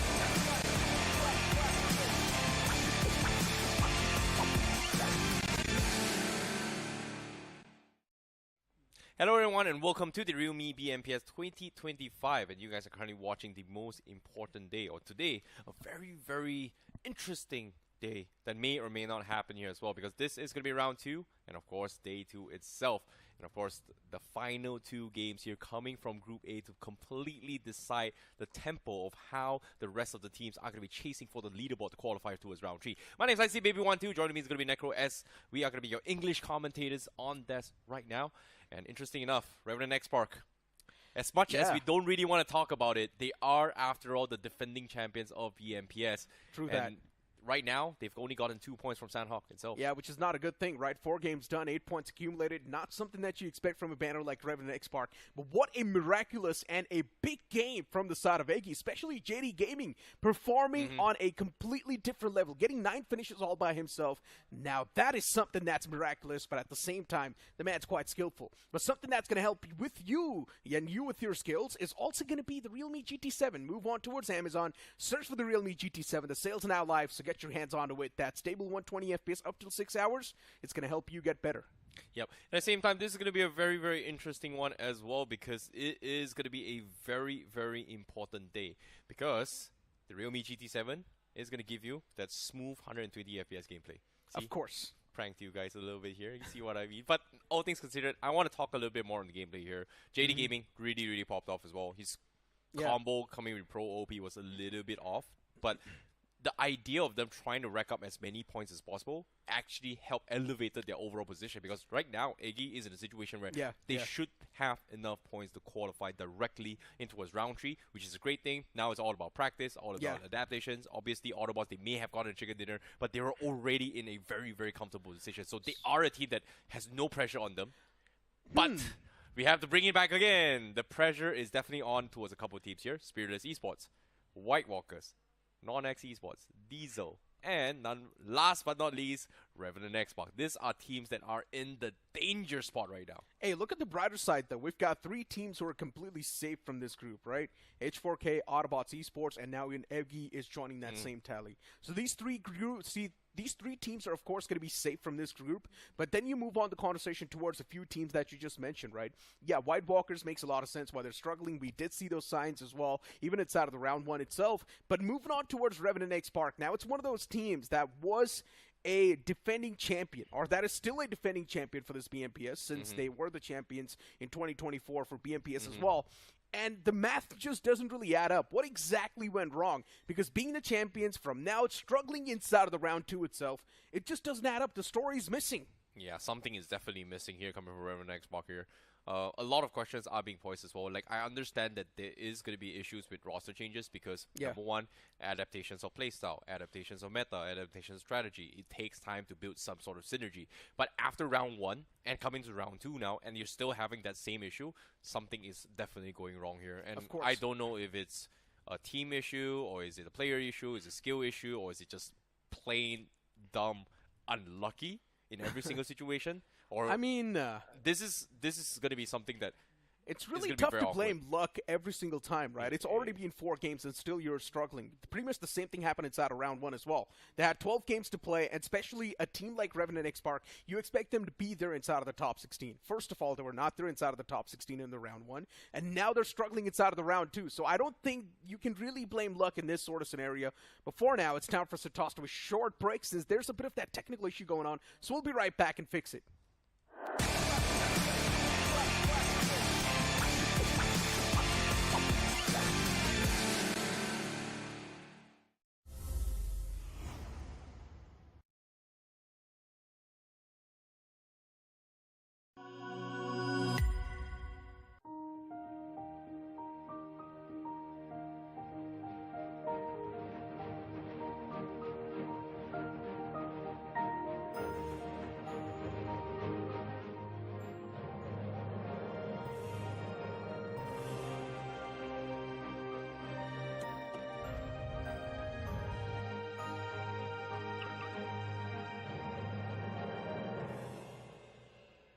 Kia, movement that inspires.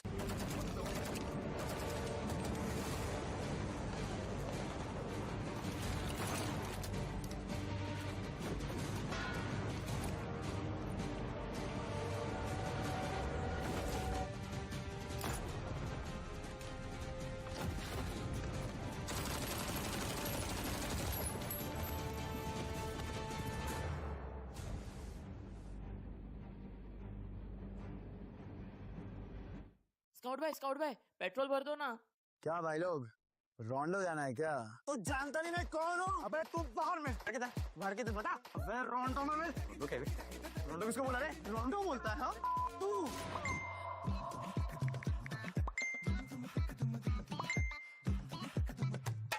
रोंडो? Run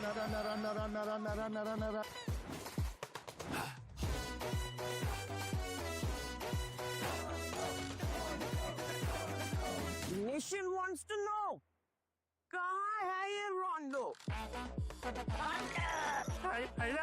रोंडो? अभी बताओ मुझे, रोंडो?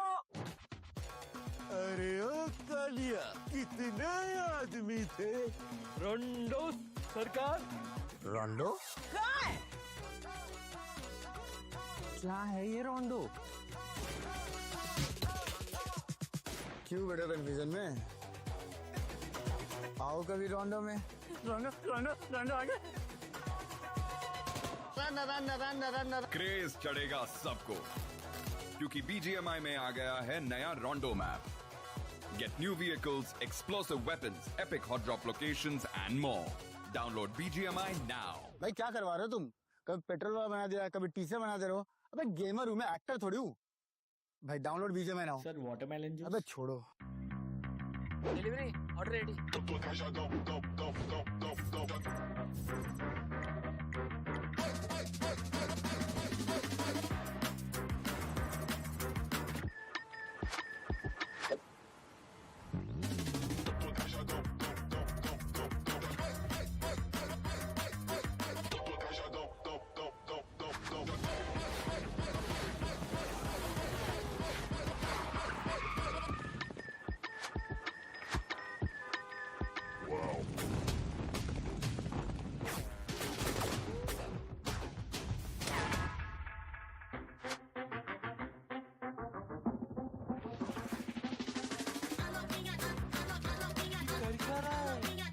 समझा नहीं क्या भाई?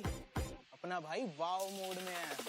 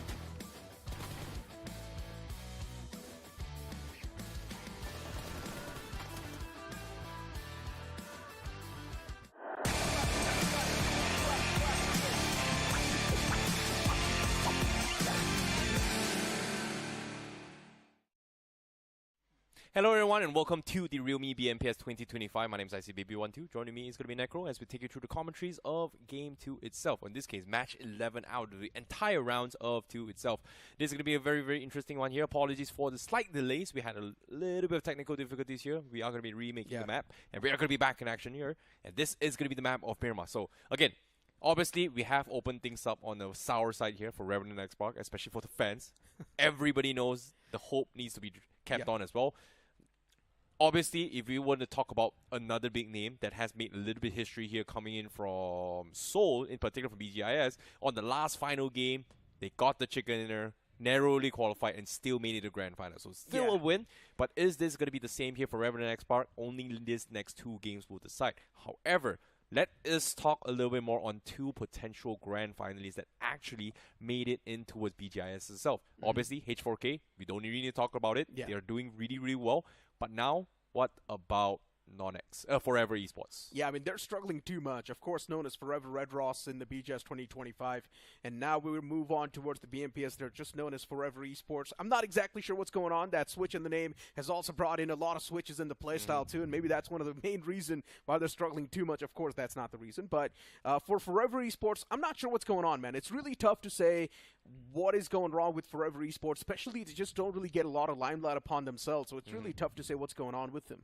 Yeah, I kind of agree in that regards as well. And also, we saw Alibaba Raiders kind of struggling as well. They made a little bit of bounce back a little bit just now, but even then, they were just completely rolled by Eggy. Yeah, and pretty much the same thing can be said for the likes of Diesel Esports too, right? Diesel Esports as well, a lineup filled with veterans, and even they're struggling too much. It's not something you expect from a team like Diesel Esports. Round 1, the same story. Round 2 as well, pretty much almost the same story. But look at the brighter side. They're still doing better than REVENANT X SPARK. So they just need a few more points to actually move on and qualify themselves towards the round 3. Let's say they need 15 points so that they can easily move on. It's interesting to see how Diesel and Shockwave have very, very similar playstyles coming coming from BGIS. But in this round of BMPS, especially for round 1 and round 2, their entire play style just completely turned off. Nothing worked for them. Obviously, in the final game as well, in the previous game, Shockwave was still doing Shockwave things. They still made it to his top 4, and I feel like it was still a good run. But Diesel hasn't exactly found any sort of success during round 1 and also round 2 itself. Yeah, I mean, Diesel Esports is able to squeeze in like 3 to 4 points per game, right? And that's something that's really keeping them alive inside of the tournament too. And for Diesel Esports, knowing that there's only 6 games to play and there's a high chance that the cutoff can be extremely low, Diesel Esports, for them to qualify, the chances are still pretty high. As I mentioned, they just need 15 points in the upcoming game, and Diesel Esports might just find themselves around that safety cushion. But I might just be too early to say that as well, because Diesel Esports, they have been choking constantly, and now they've only got 2 games to bring in those 15 points. The odds of that are extremely low, but luckily it's not a lot of points.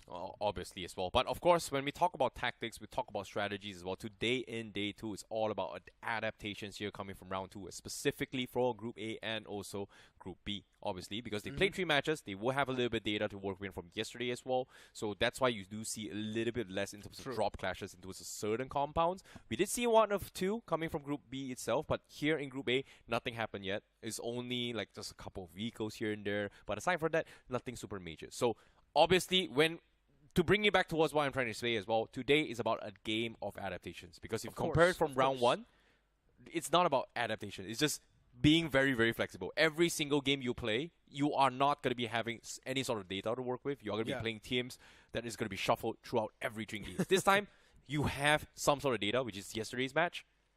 How will they adapt? Obviously, Sandhawk, you can't really do too much. Miramar, Erangel, this is the map of strategy. So let's just say round 1 was pretty much like a warm-up for the round 2, right? And the teams inside of round 2, of course, they're struggling a bit too much. But then you look at a few names like Autobotz Esports, even H4K, and the way they have been able to smoothly glide across, it just really makes us question what's going on with the teams that are the known names and still struggling too much. Diesel Esports, Rivalry Esports, these guys have been there in the past towards the grand finals as well, and still they're struggling so much. Well, grand finals, you talk about REVENANT X SPARK, even they've been there, and there's not really a lot of changes inside of the lineups too. Maybe a lot of people might just say, yeah, it's a completely new roster. No, that's not the case. REVENANT X SPARK, still the core is maintained. Sarang, Spray God, Shadow, the core is still there, so it's not supposed to affect them too much. Just one player being changed, it's not supposed to affect them too much. Same thing can be said for Rivalry Esports as well. They've pretty much got that same core once again playing in here. There's no roster changes in Rivalry Esports, and still they're struggling so much. Before now, it's time for us to toss to a short break. You guys do not go anywhere. We'll be right back.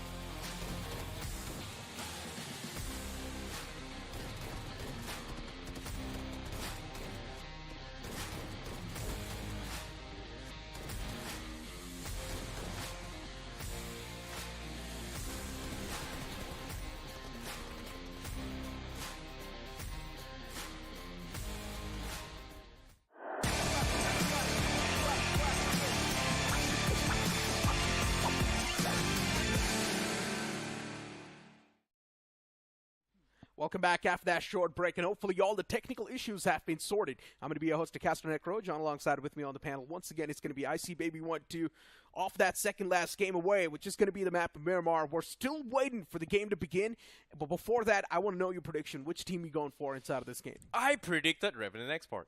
So you're still going to stick with them? You really want them to take this chicken dinner? No, believe. You know, sometimes in life, you have to believe. Because if you don't have hope, what is there to live for? To let the audience know, IC was cursing every single team with his predictions that he was making in the BGS 2025, and now he's went with REVENANT X SPARK, and now we know what's going on with them. Hey.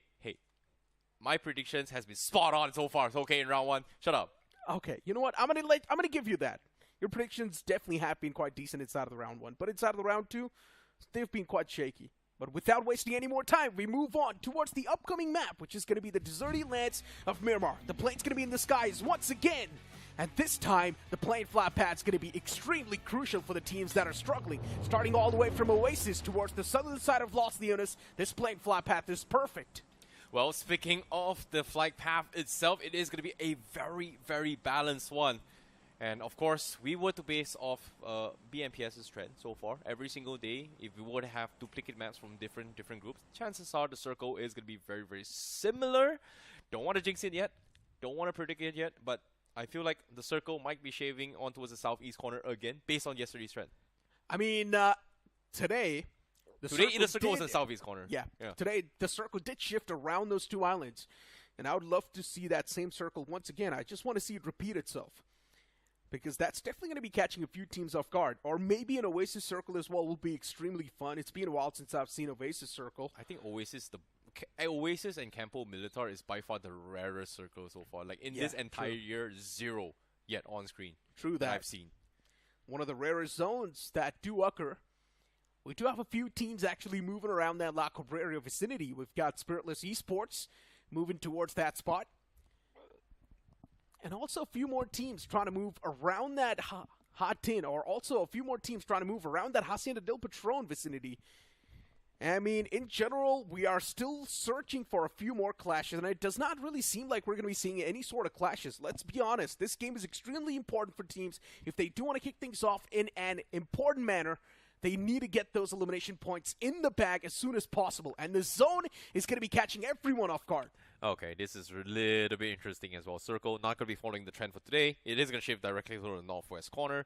So Sourless, or in this case, ex-Sourless, now Spiritless Esports, going to be in the play. Where La Cabrera is going to be Circle as well. We've got Diesel coming from Ruins and Trailer Park. They are going to be having a very, very good time coming into the zone as well. So that's going to be a little bit of a plus sign. But on the screen, guess what? Surprise, surprise. We had a glimpse on towards REVENANT X SPARK. And where are they? Because right now, Saraka's a little bit too far off of the rest of the pack because he's so far up north. And it's nowhere... Like, why are they here? What?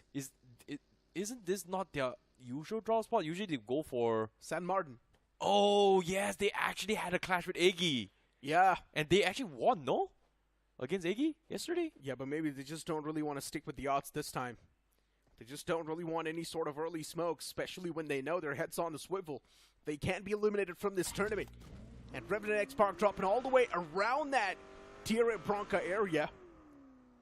At the end of the day, towards Cruz del Valle, REVENANT X SPARK is. I'm not exactly sure if they are prepared for this sort of a drop clash, or this sort of a drop in general, but one thing is for sure, they just wanted to run away from that drop clash around San Martin. That's why they've dropped over there. Okay. Based on this zone, obviously NoNx have a very, very good spot. They will have dips on towards the high grounds. Rock Lee also have, I would say, Spiritless also have a little bit dips on those high grounds on crater fields, which is great for zoning.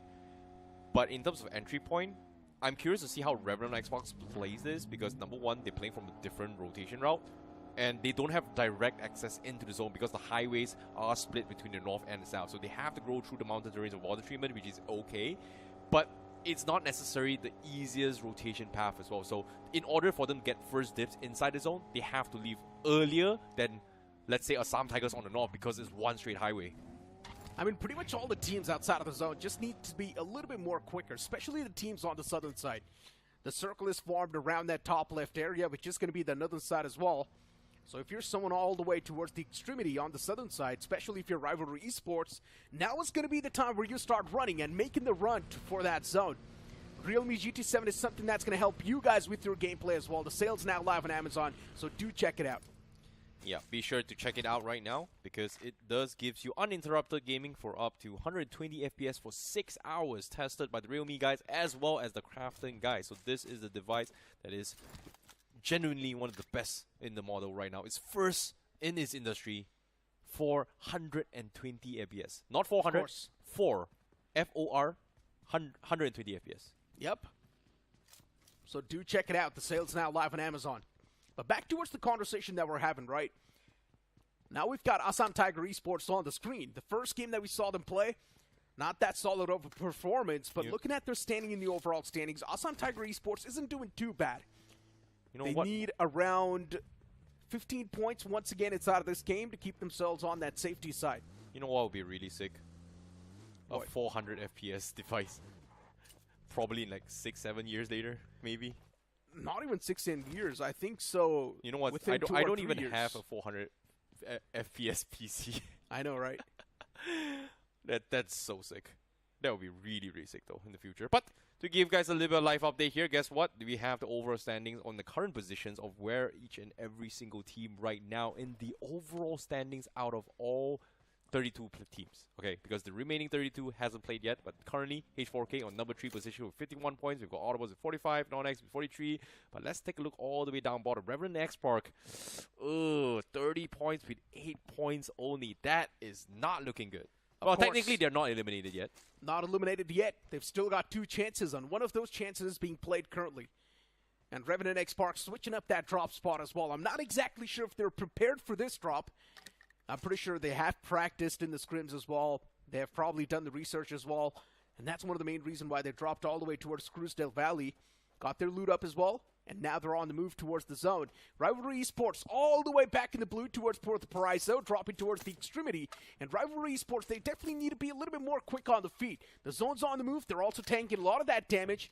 So Rivalry Esports, if they do want to find a good spot, they need to move right now. Well, speaking of a move, Circle is going to be engulfing them as well. But again, it is Miramar.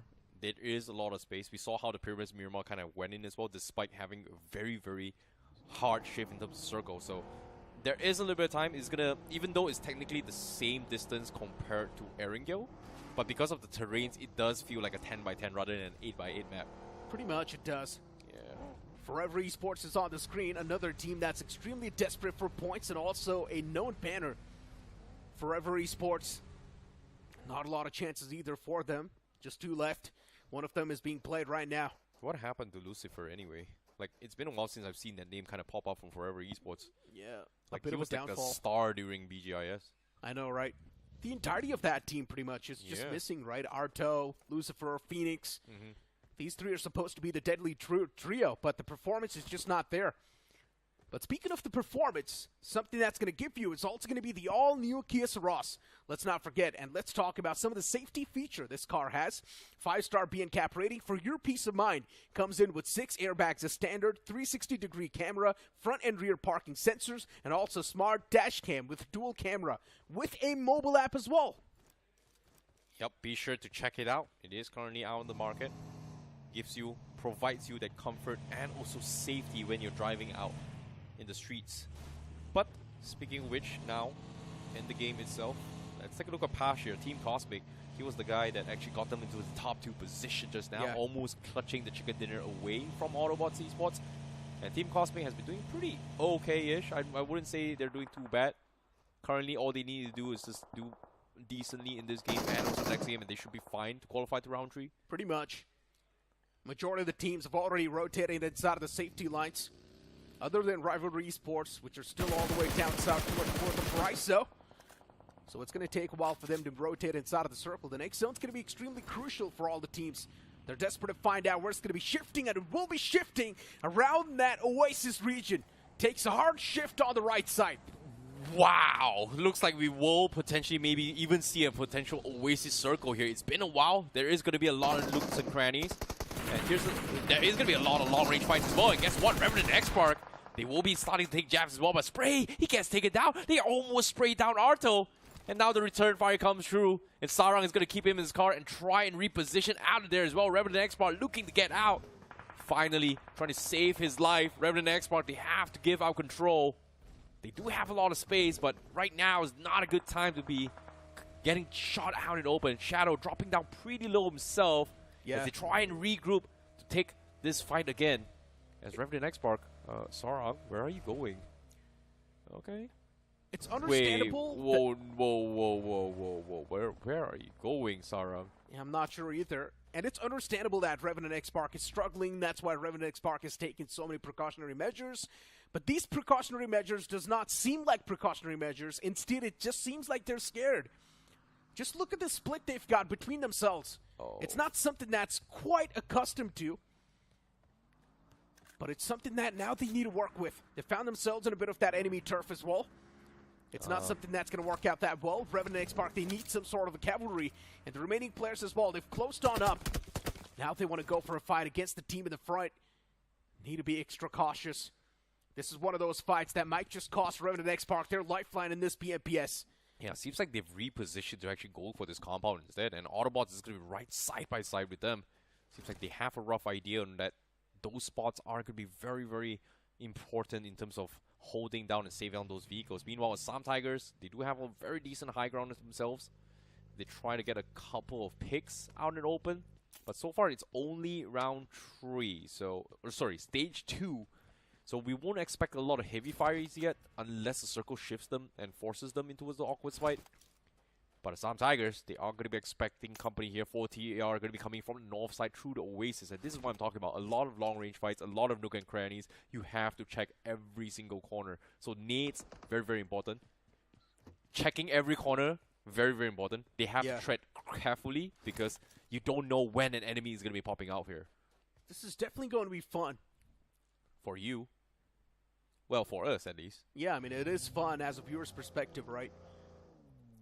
And at this moment, a lot of these teams, once again, trying to find that comfort zone inside of the circle.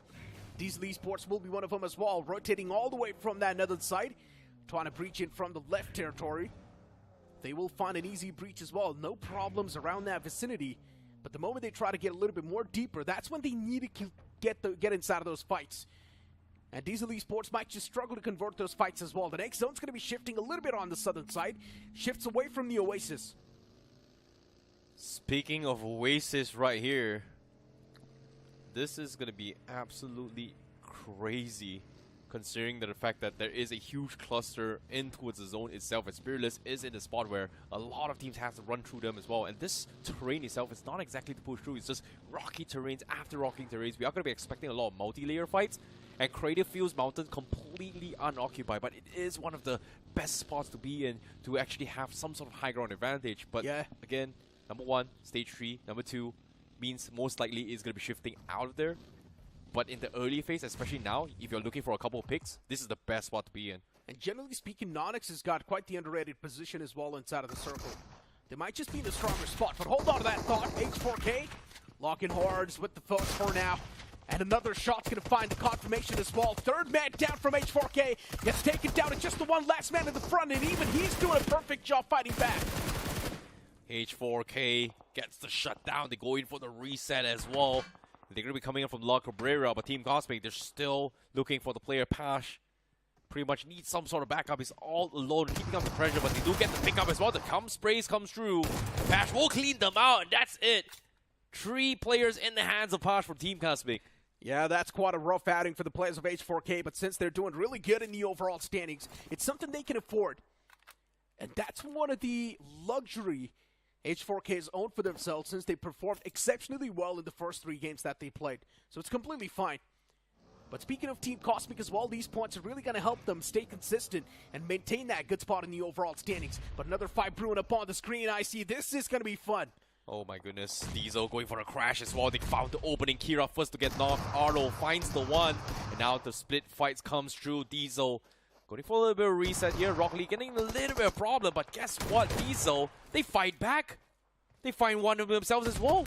And just like that, Spiritless, they're dropping like 5 cents. Boy goes in for a little bit of off-angle fight. But unfortunately could not find the knock. and the rest of his teammates pretty much get taken out as Senseboy has to run for his dear lives. But little did he know, he's about to run in towards another team. Tamilan Esports has the sights about. Here he comes. The shot comes through. 40 AR taking jabs at him. Senseboy, he's healing his way as much as he can, but no, he does not survive. Troy takes him out, and just like that, Spearless Esports is out of this game. Yeah, and that's also going to be one free elimination point claimed by the players of Tamilan Esports. A free piece of candy for them. All they needed to do was just shoot at a moving vehicle, and they did that perfectly. Next zone's also going to be popping up. Probably will center on up once again. Eggy's found themselves the centric and the best spot. NoNx, it's quite unfortunate for them that the zone moved away. Now NoNx as well needs to move up a bit more. Maybe potentially try and clear out the southern side first. Make sure there's no one on the backstab for now. Oh my goodness, with the circle coming into play, Eggy right in the middle. Straight up, they have very, very good control in this fight. But on screen, Autobotz Esports with REVENANT X SPARK, they have been neighbors for quite some time. But REVENANT X SPARK, they are going to make a dip out of there as Autobotz seems to be thinking about repositioning himself. But with this smoke coming in play, looks like REVENANT X SPARK, they will give space towards Autobotz go in as they try to creep inside the zone here for a different fight. Question here is, will Autobotz go in for the push? But as of now, for REVENANT X SPARK, they find Sarang, and REVENANT X SPARK, they're losing members. Oh no, not looking good for the defending champions. This might be it. Disastrous performance once again. REVENANT X SPARK down to just that one last man, and Autobotz Esports, no. they're here to swoop up the elimination point. Here to the clean Molotov. out the entirety No way. of the REVENANT X SPARK, and Shadow, will he be able to patch himself up within that nick of time? And yes will be the answer, but he's only got the bandages. REVENANT X SPARK, they're making so many mistakes because they're scared. They're now panicking. The man's just got his hands on the bandages. The flames are going to start to spread once again, but Shadow is still alive. He's got that little pedestal that he's found himself. And because of that higher ground inside of the house, he's still alive. He's on top of a box. But his position's also noticed. Autobotz Esports, they move up close and personal. Another Molotov tossed around that corner once again. Shadow, he wants to patch himself up first, but constantly getting interrupted. This flashbang's going to blind the man completely. Shadow in a big world of trouble. He's still trying to fight off the entirety of Autobotz Esports. He's trying to buy as much time as possible, and he will be able to find the first knock, but the second man enters, and he will swoop up the floor as REVENANT X SPARK gets eliminated with only 0 points once again. Oh no, REVENANT X SPARK, the chances of qualifying slowly dwindling down. It might be over. Only one game remains for them, and that is going to be in the map of Erangel. But for now, Autobotz Esports, they clean them up. But as the game progresses as well, teams still fighting for their dear lives to qualify as well. NoNx Esports going to be going head-to-head against Shockwave. Shockwave having a great start themselves. But this time, NoNx Esports, they themselves are in a little bit of trouble as well. But Shockwave, ooh.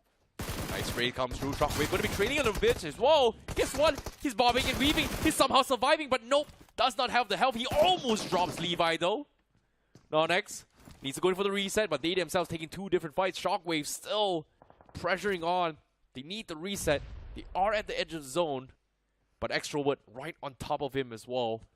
Trying to check for him as well. Extrovert goes for the shot. Seems like GodX is going to try and climb up. As Extrovert looks to try and take him out. Tags him down low. NoNx Esports, they have full dips on his position. Levi and Lavish knocked out. Pretty much can't see him on top. Giving all the information to Gods to work with. Here comes the nade. Cook needs to find him. Needs to pinpoint him specifically. The bait pin once more. Here he comes.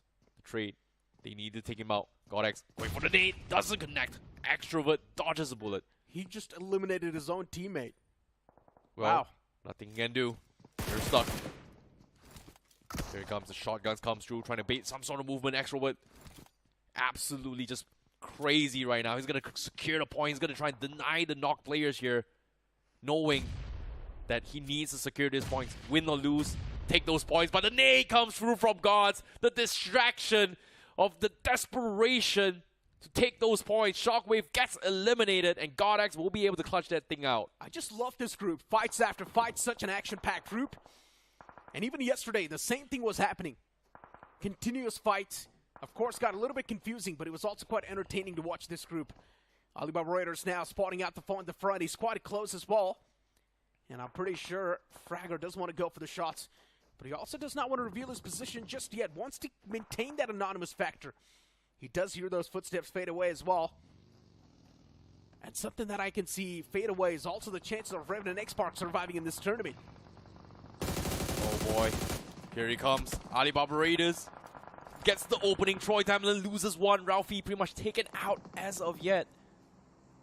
And Alibaba Raiders now needs to inch inside the zone. With Ralphie down, they might be able to find a little bit of defense. Ranvir Inferno from Troy Tamilan. They're making sure that they can't get in easily. But the problem is, Alibaba Raiders, they're split off. They're not exactly 4-man strong as well. Fragger going for an off angle through the sides here.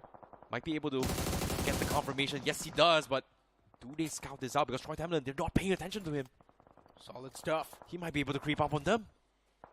And here he comes. The nades comes through to try and check the corner as well. Fraganoom wants to push up. Looks good. He's going to try and secure the loose. And Troy Tamilan Esports, they're not defending against this. They get absolutely free value, but Troy Tamilan, they're so busy getting shot from the other side. It's going to be Diesel that actually takes shots at them. Now it makes sense why they back off. Yeah, Troy Tamilan Esports, they've just got too much on their plate. They're chewing on something they cannot even swallow. And Troy Tamilan Esports, now even from the back, there's a big dagger approaching. Need to be careful off the backstabs for now. So this far nade away. might just be on the point as well for Fragger. Okay. It did seem like it was on point, but still a bit off. Not clicking any sort of damage just yet. Those nades are not able to find any sort of value. Fragger moves up once again. Since he did not get any sort of knockouts on the back of that nade. He's also getting shot in front of the far fray by the players of 4TR. For him to get taken down, though, it's still going to be extremely tough. Yeah, Alibaba Raiders continues to close the gap. Troy Tamilan Esports just could not peek out. Look at all the shots from far as well. Diesel taking jabs. We've got 4TR taking jabs as well. The counter nades coming from Troy Tamilan is a little bit too far off, but the bounce comes through. Inferno. Ooh, okay, that's a smoke coming in. That's a very interesting smoke coming from Alibaba Raiders. I thought he was going to lob a nade though. Interesting. But now it's Survey. Ooh, that's a big nade coming from Rivalry Esports. Survey almost getting taken down as well. And now Lucifer knows what's up with Autobotz from the southeast corner. Ari pretty much out in the open. Ooh, the pixel goes for the spray. Doesn't see the connection, but finally connects the dot, and that's the Lucifer we know. What unfortunate. Autobotz Esports in a big world of trouble. Constant bullets fired around that smoke and also on the vehicle. Phoenix desperately wants to get the knock as well, but at the end of the day, he ends up overcommitting too much, and even he gets knocked out. Forever Esports just finding themselves in a bit of that trouble. Still, the revival's going to be there without any sort of problems. But Forever Esports, this fight against Autobot continues. As even Beast from the backlines is able to squeeze in another knock. Autobotz Esports, their chances of survival in this game are quite thin. Yeah, the chances truly very thin here. But Survey, he's trying his best. He had 9 lives in the bag just now, like a cat. 1 HP survival, now almost surviving again. He's using up all his lives. In this case, last first aid kit. Looks like the life in the hands goes to absolutely 0 because Eggy pops him off. And now JD Gaming gets a couple of nice shots in for Forever. JD Gaming showing us why he deserves to be playing in the Pro Series. Wasn't expecting it from game 1, but this game is starting to step up. Team Eggy, 2 finishes in the bag, 8 teams remaining inside this zone. Looking for a run out here coming from Team Eggy. Of course, Team Eggy, they're currently playing on the southern side of the map as well. There's a few teams around them, including Forever Esports. And Forever Esports are spotted too by Murnox. The shots were taken against the foes. Eggy's tapping away too. No, the man's just waiting for death to approach him. And in the end, he also gets taken down. White Walker's in quite an awkward spot. Yo, what is that angle? Like, okay, nice tap there. White Walker's is like, what, 1, 2, 3, 300 meters away? Gets knocked like that. That is so unfortunate. Meanwhile, ASSAM Tigers still looking for a couple of shots in, but Team Cosmic is the one actually get the knock on Rango. Not even White Walker, so White Walkers, they are going to pick this up for absolutely no contest. But speaking of contest here, shots being shot from afar, making sure they're not making it easy as well. Losing Manglu, they need to go for the reset. But the question here is, how do they get down from here? True that. They don't even have vehicles to play with. Well, there is one, but it's vertically standing up. Let's see, there's probably a game plan cooking up in their minds. You know, they've got a UAZ coming from Ashu, maybe. Just maybe, they can use it to go up. Yeah, they can use all the 4 players. And they can make sure that all the 4 players are going to be inside of that UAZ and then go for that dive from the hilltop.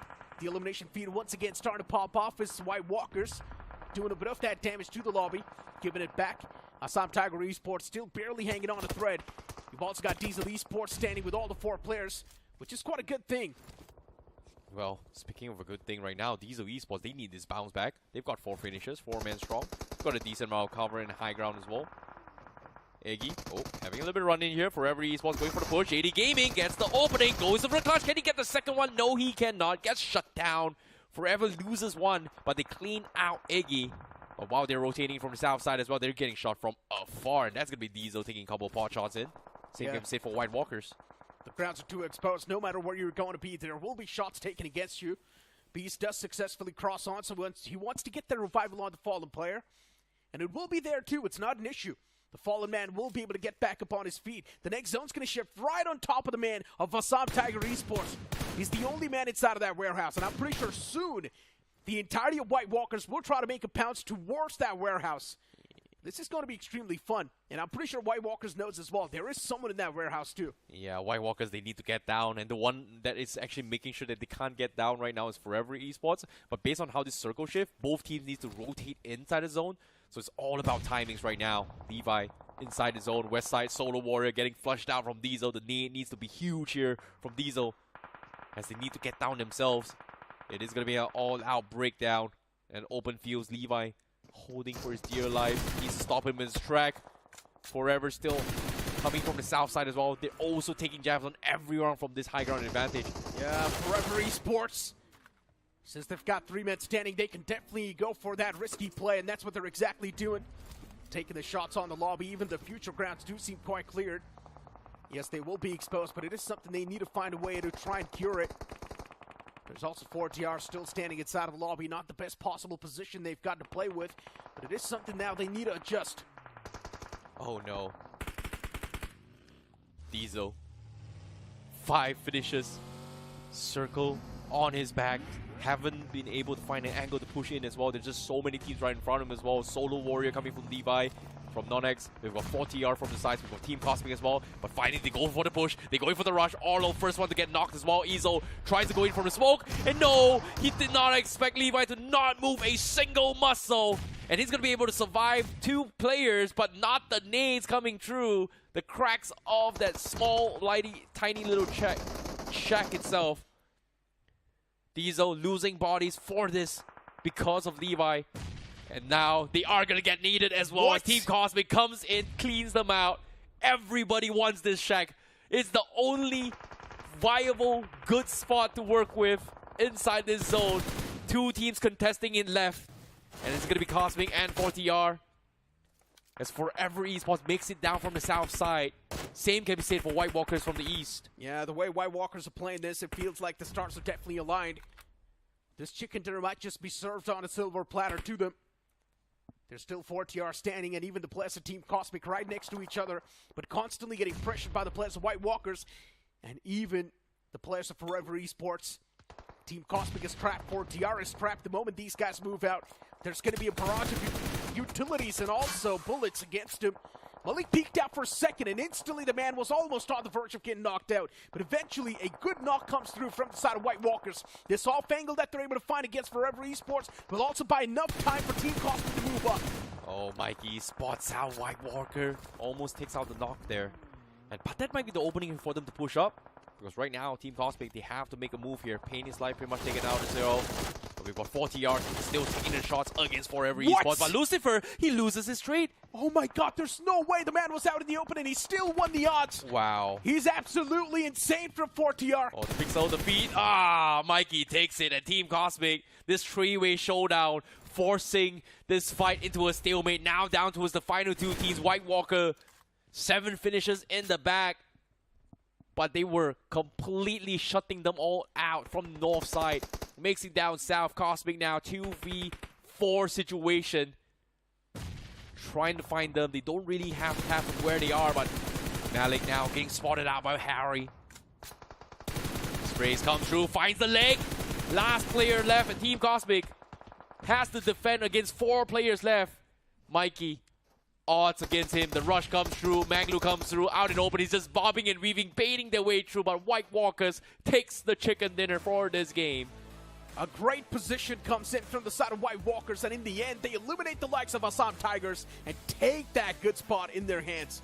As soon as they eliminated the players of ASSAM Tigers, they had that warehouse control, and right then and there, the circle was constantly favoring them as well, and this game was given to them on a silver platter. Solid stuff from the side of White Walkers. 9 finishes racked up, 7 knockouts as well, and damage number of 1579. Incredible stuff from White Walkers. It is something that I did not really expect, but it is something that's going to help them move on in the overall standings and also move on in the tournament. A little recovery here coming in from White Walkers. Hopefully it is going to be enough for them to actually qualify round 3, but one more game decides their fate here. Eggy doing really, really well. H4K, obviously, they're pretty much done and dusted. Autobotz also doing okay, but we are seeing those comeback stories here for all the teams to try and solidify their slots even higher to defend against Group C and D. But in case you missed out on action as well, let's take a look at the highlights of how things happen as well. H4K having a little bit of substitution coming in. For those who do not know, they brought in Bawa for this play. Fought against Team Cosmic, but still lost that fight. It's completely fine though, right? H4K can really afford these type of subs. They can afford these type of shenanigans as well, since they're doing extremely good in the overall standing. Just in the first 3 games, they had more than 40 points. And I'm pretty sure H4K themselves knew that, yeah, we've got more than enough points now to qualify. And they were doing pretty good. And looking at this fight as well, Extort was able to stay alive for such a long time in that warehouse. In the end, yeah, got taken down with the help of an aid, but still the man did a lot of damage. Yeah, Tamilan Esports also getting flushed out in a very, very awkward fight with themselves as well. Autobotz, they were the ones that cleaned out REVENANT X SPARK and then still proceed into its later stage of game. Forever Esports played really, really well in this situation, but I feel like Levi did the best out of this situation as well, especially coming from NoNx Esports. He held his ground. He was the reason why Diesel could not clean out this game.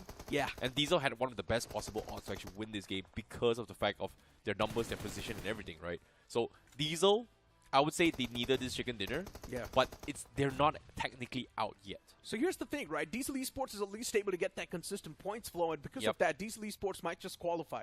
They need the same amount of points in the upcoming game as well, which is going to be 6 to 7 points in that game, and Diesel Esports can still be around that qualification marker. We've got the White Walkers team stats on the screen, 2 finishes as well, of course, from the band right there, and then you move on towards the entirety of White Walkers. It was quite a solid performance from the entire team, so you can say it was a well-knit effort. It was a proper team effort that was showcased from them, and then as I mentioned later on, it just felt like the circle was constantly favoring them, and even the game was just served them on a silver platter. But moving on the conversation towards REVENANT X SPARK, I'm pretty sure even you're itching to talk about it, even I'm itching to talk about it. 0 points out of this game, 5 games done so far, and they've only got 8 points. Okay, let's put it this way. If this was like bottom 16 teams that get eliminated, or then their points should be okay-ish. You know, they need like 10 points like that, they should be fine. But because it's bottom 24, the cutoff is a little bit higher than expected. Yeah. They need a chicken dinner. Like, the only way they qualify is pretty much they need a chicken dinner in order to defend. And even that is very, very close. They need a chicken dinner with 20 points or 22 points. If they get 22 points, they will have 30 points in total in the overall standings. That's guaranteed safe, right? Yeah, and if they get 20 points, they will have 28 points. Still, there will be a bit of a threat, but since 28 points are quite high for 6 games, there's a chance they can easily qualify. Top 5 players list is on the screen. Orla is right there, too. You've also got Levi from NoNx. Mikey there, too, from Team Cosmic. They've been doing really good for themselves. And then let's not forget 4TR, INF God. This man was so good, winning that duel out in the open in such an awkward way. Yeah. Props to him. Yeah, gave him a little bit of position points as well. So this gives them a little bit of spot here. They have a fighting chance to actually qualify to the top spot as well. Pash did really, really well again. 2 back-to-back games coming from Team Cosmic here, with resulting in him just giving his all in clutching the situation. But with this win here coming from White Walkers here, they do get themselves 19 points, which gives them a solid amount of points to push into the leaderboard. We've got Team Cosmic with 13 points, 4TRX with 13 points, Forever X Esports also getting 11 points, which is a huge sign for them. Diesel 8 points, a little bit of recovery here. NoNx doing pretty okay, Shockwave's doing a little bit okay as well, but it's not the best performance coming from them, so it is going to be very, very close. But there is a slight disparity in this group as well, because Group A and B seems to be like a balance between every single team from top to bottom in terms of points. So there's not one team that just completely hard dominates all 6 games. So in terms of Group A and the way the playstyle's been so far for this entire group, right? Group A is much more aggressive compared to Group B. So far, it's been just actions after action. Of course, it's quite fun to watch these games, and of course, it's quite fun to watch the entire group as well, but it's also quite difficult to play inside of it. Yeah. And maybe that's one of the main reasons why REVENANT X SPARK is getting picked off. They're trying their best to avoid the fights, but they're always meeting up against someone. But So here's the thing, they should be flexible. Okay, for these guys watching at home as well, you know, obviously dire situation coming from REVENANT X SPARK, but obviously Necro has mentioned a number, chicken dinner and 20 finishes. That is with the assumption that the cutoff is going to be 30. My prediction is somewhere around 22, 23, 4 points. Currently, I think one chicken dinner pretty much guarantees them into the slot. Like, borderline here for REVENANT X SPARK. So here's the thing. If they get 22 points, there's going to be 30. If they get 20 points, it will be 28. What's going to happen? All the future knows. Before now, it's time for us to toss to a short break. You guys do not go anywhere.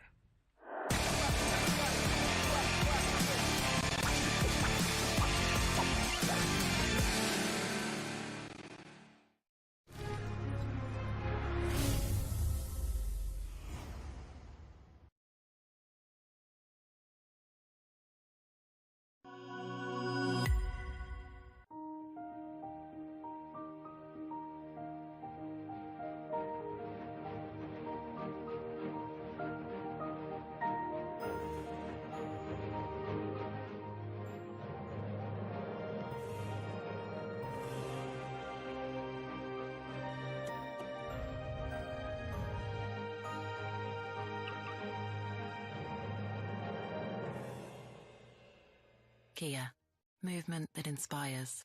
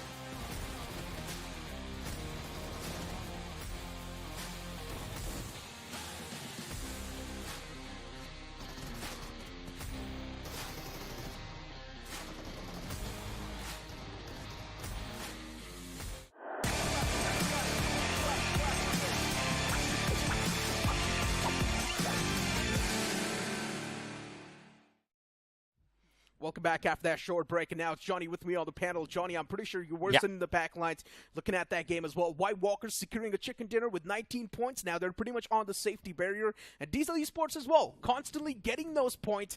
And I think even Diesel Esports might qualify. Exactly, and these teams are being kind of consistent, especially in today's day. I think Diesel has done enough to get them in a safer position. But if you're going to talk about qualification, I think one name that everyone is wondering whether they make it through or not is going to be REVENANT X SPARK. Are the defending champions going to miss out on the opportunity to defend yet another trophy? It's hard for me to believe that they were actually able to secure 2 back-to-back official trophies. It just does not feel real, and even the story just does not really add up. A lot of people might make excuses saying that, yeah, it's a new roster, but no, the core is still the same. Exactly. 3 players are still the same. The core is still the same. The man that has left was the same man that people used to say that, yeah, he's just a sub, right?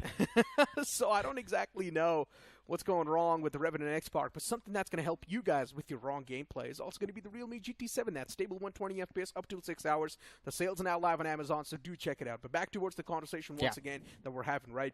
REVENANT X SPARK core still the same. Sarang, Spray, Shadow. The 3 guys are right there. Just a new addition on the banner. I don't think that should be affecting them so much, but it still is affecting them too much. And now in that previous map, we clearly saw one thing. REVENANT X SPARK is scared.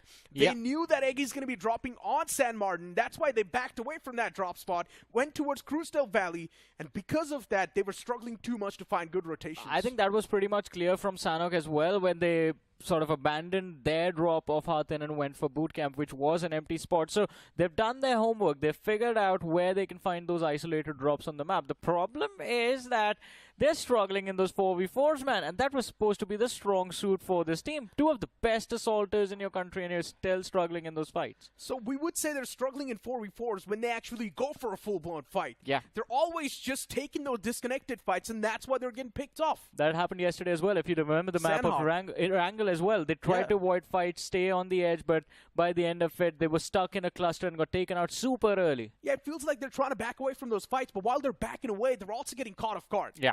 And that's really not a good thing. It's showcasing that you lack a lot of confidence. It's showcasing that you lack a lot of experience, which is not a thing. Hey. You do have a lot of experience. But right now, there's only one thing that you can do. You know what? Pray to God. Exactly. You got to put your hands together and start praying. I mean, everyone that's a REVENANT X SPARK fan right now, they are going to remember this moment, right? Because you got to put your hands up and give all your energy to these 4 players, man. Pretty much, yeah, because they need a 20 bomber.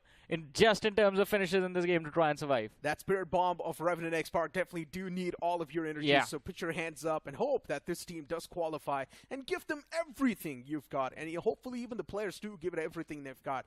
They need a lot of points. Pretty much to sum it up, they need 20 points out of this last game. If they fail, REVENANT X SPARK will be eliminated off this realme BMPS 2025. What does the future hold? We do not know. But for now, the plane's going to be in the skies, starting all the way from Lipovka towards the southern side, which will be Sosnovka military base. Let's see how this game is going to turn out now. North of Lipovka, as you mentioned, is where the flight path begins, and it ends towards the western edge of that military base. The entirety of the northwestern quadrant denied, but again, eyes on the biggest name in this lobby, REVENANT X SPARK. Their drop of Yasnaya is available to them, but the question is, do they get challenged here this time around?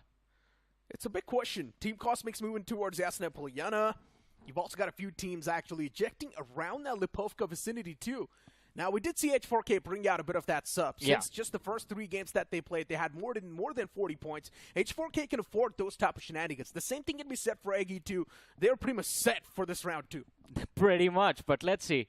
I mean, Eggy, I was surprised with how bad the start for round 2 was, but that was a good recovery from them. Johnny. Yeah. Eggy can actually go and fight the players of REVENANT X SPARK so that in the future rounds, they can have the San Martin drop to themselves. Hey, that's going to be a good prep, but if you get taken out, then you just end up giving the competition 4 points, with help of which they can qualify, and you end up pissing them off as well. I mean, I don't think that's going to be happening, right? REVENANT X SPARK, their hands are probably shaking. They're probably sweaty as well. The chances of that happening are extremely less, but look what's happening here. Team Cosmic hunting down the players of ASSAM Tigers. The Tiger thought that this was a jungle, but then he remembered he's still around the cities. Yeah, and Walker is just going to drive away.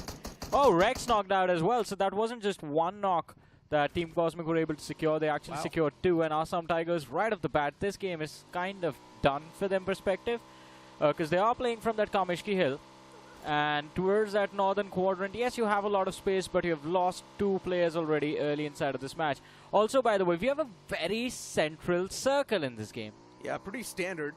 But since it's Group A, we know it's going to be an action-packed game no matter what. Group A, even yesterday, the first 3 games that we saw, they were so quick and action-packed. And even now, it's being quite action-packed. Off the rip, we're seeing too much action on the screen. And even Rivalry Esports in a big world of trouble. OTR. One of the men was knocked out, but they do find the trade before their player gets confirmed. So Rivalry will be put under a little bit of pressure, but this is going to be a fight for the control of Pachinki. It's not going to be an easy one. I think Rivalry Esports as well might not qualify. Could be. We completely forgot to talk about this team. These guys are also the grand finalists, and if they do not perform right now, if they do not get a chicken dinner, they will be eliminated too. ASSAM Tiger Esports getting hunted down this time around. They're getting prowled by the foes.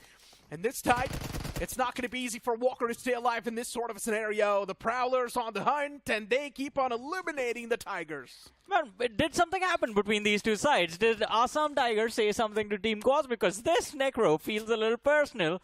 They are just running around hunting these individuals, and ASSAM Tigers, they're down to the last man, Luffy. He's making a run for his life, and I believe he should be able to survive, but if Team Cosmic come after him, then he's pretty... Oh, he's turning around. They spot him out. They're going to go for it, aren't they? Why would you not? It's just one last man standing, and that's also going to be 4 freebies off the rip, right? Yeah. And for a team like Team Cosmic, they're already doing pretty hot in the overall standings as well. I'm pretty sure they're just here to spoil a few dreams. That's it. ASSAM Tiger Esports is last man as well. Luffy, can he really stay alive? He's only got an Uzi to work with. Not a lot of bullets in the magazine either. And the man will be wrapped up in a sheet and sent back. This time from the tournament itself, maybe. Yeah, could be. But the first team to get wiped out in this game, ASSAM Tigers and Cosmic, actually getting a pretty clean squad wipe as well. All 4 players get 1 finish, and none from their side have been lost. But Eggy, look at the radar, Necro. This is such an awkward position to be in. They are surrounded by the side of Autobotz. It's a 2-2 split for Eggy. They did spot out bodies, but I think now they have to make a very critical decision. Do we take this fight? They have a pretty decent compound under their control, but is it enough risk for us to undertake to try and get those compounds away? I mean, look, if you're speaking of Eggy, they can go for any sort of risk. Yeah, they have freedom. Yeah, they're doing really good in the overall standings. And I would not be surprised if they play this game like complete psychos. I would be entertained if they do so. I mean, talk about entertainment, and you're going to be entertained playing BGMI on the Realme GT7 for sure, because 120 FPS of stable BGMI for 6 hours, which was co-tested by Crafton and Realme. And of course, the iSense graphene rear cover, which keeps the device extremely cool for those marathon gaming sessions. I mean, that's the way to enjoy the game. And you might be thinking all of those features might just drain the battery too much. No, it's also got 7,000 mAh battery with an ultra-fast charger of 120 watts. That means you're also going to be charging your phone back up pretty quick, and the battery life will be long. Revenant X SPARK, how long are they going to last in this tournament? Is this it? Is this where Revenant X SPARK runs out of juice? Erangel has been the saving grace for this team for the longest of times. Johnny, you know what? No more sugarcoating. I'm going to ask you the real deal. Do you think Revenant X SPARK can qualify? No, I've said that yesterday. Yeah, I've said that yesterday as well. I don't think Revenant X SPARK can move on to round 3. I mean, yesterday itself was a nightmare, to be honest. Yeah, 3 games, 6 points, 2 points per game. Yeah, consistency was there, but not the sort of consistency that you're supposed to have. And that was something that you can't even imagine, right? For a team like Revenant X SPARK, if they're playing 3 matches in a day, you would expect them to like at least secure 1. And by secure a game, I don't mean a chicken dinner. I mean like 15, 16 points in 1 game. That's all they needed yesterday. Even if they would have gotten 12 points in 1 game, that would have still kept them in such a better and a cool mindset. You know what's messed up? What? That with 6 matches, if you get 5 points per game, that still gets you to 45. I know, right? And as a team like Revenant X SPARK with that caliber... Not 45, my apologies, 30. Yeah. And a team like Revenant X SPARK with that sort of a caliber and with that sort of an experience, and if they're still struggling... I mean, I know there's a saying that consistency is the key, but over here for Revenant X SPARK, consistency might just be the key for the gates of hell and for the gates of eliminated in the tournament. I mean, it's not over. If they drop a 25 bomber in this game, then they qualify. And Revenant X SPARK, that's the problem, right?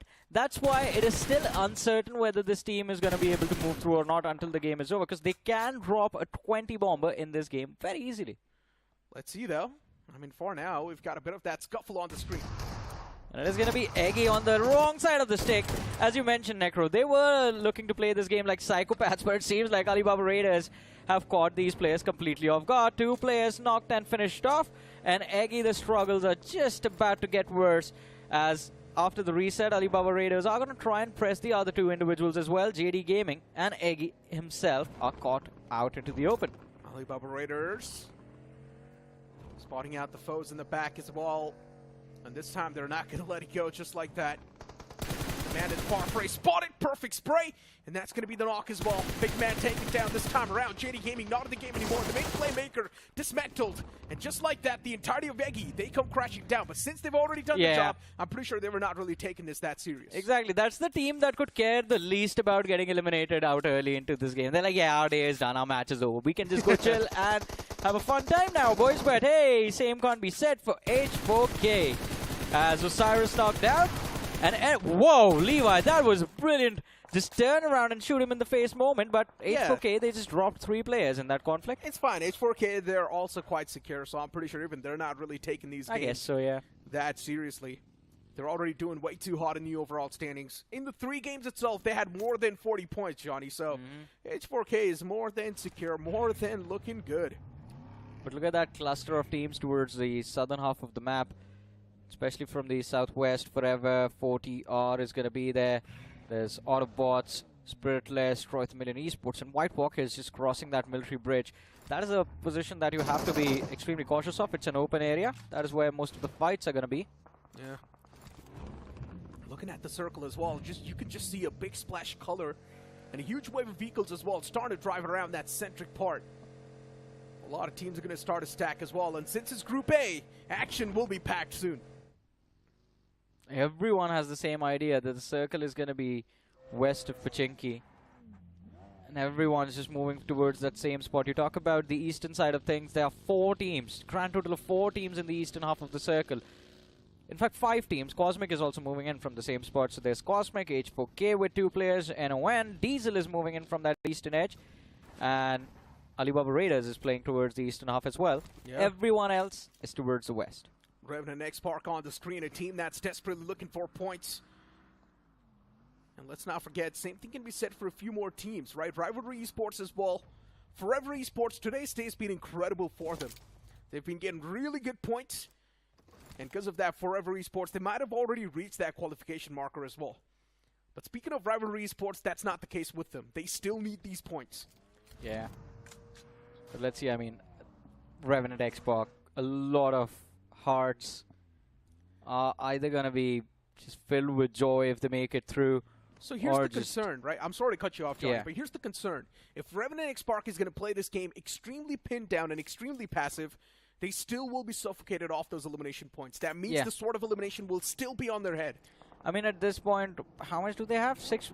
They have 8 points. 8 points, right? Yeah, so they need 10 finishes in this game. Pretty much. They need 20 points minimum. Let's just say 12 finishes and a chicken dinner just to be safe. 30 points. 30 points total tally, yeah.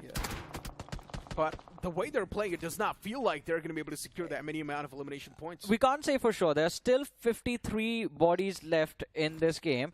And if you remove the number of players from Revenant X SPARK, so 4 players out, there's still 49 potential finishes. They just need to get 12 out of 49. Let's see, man.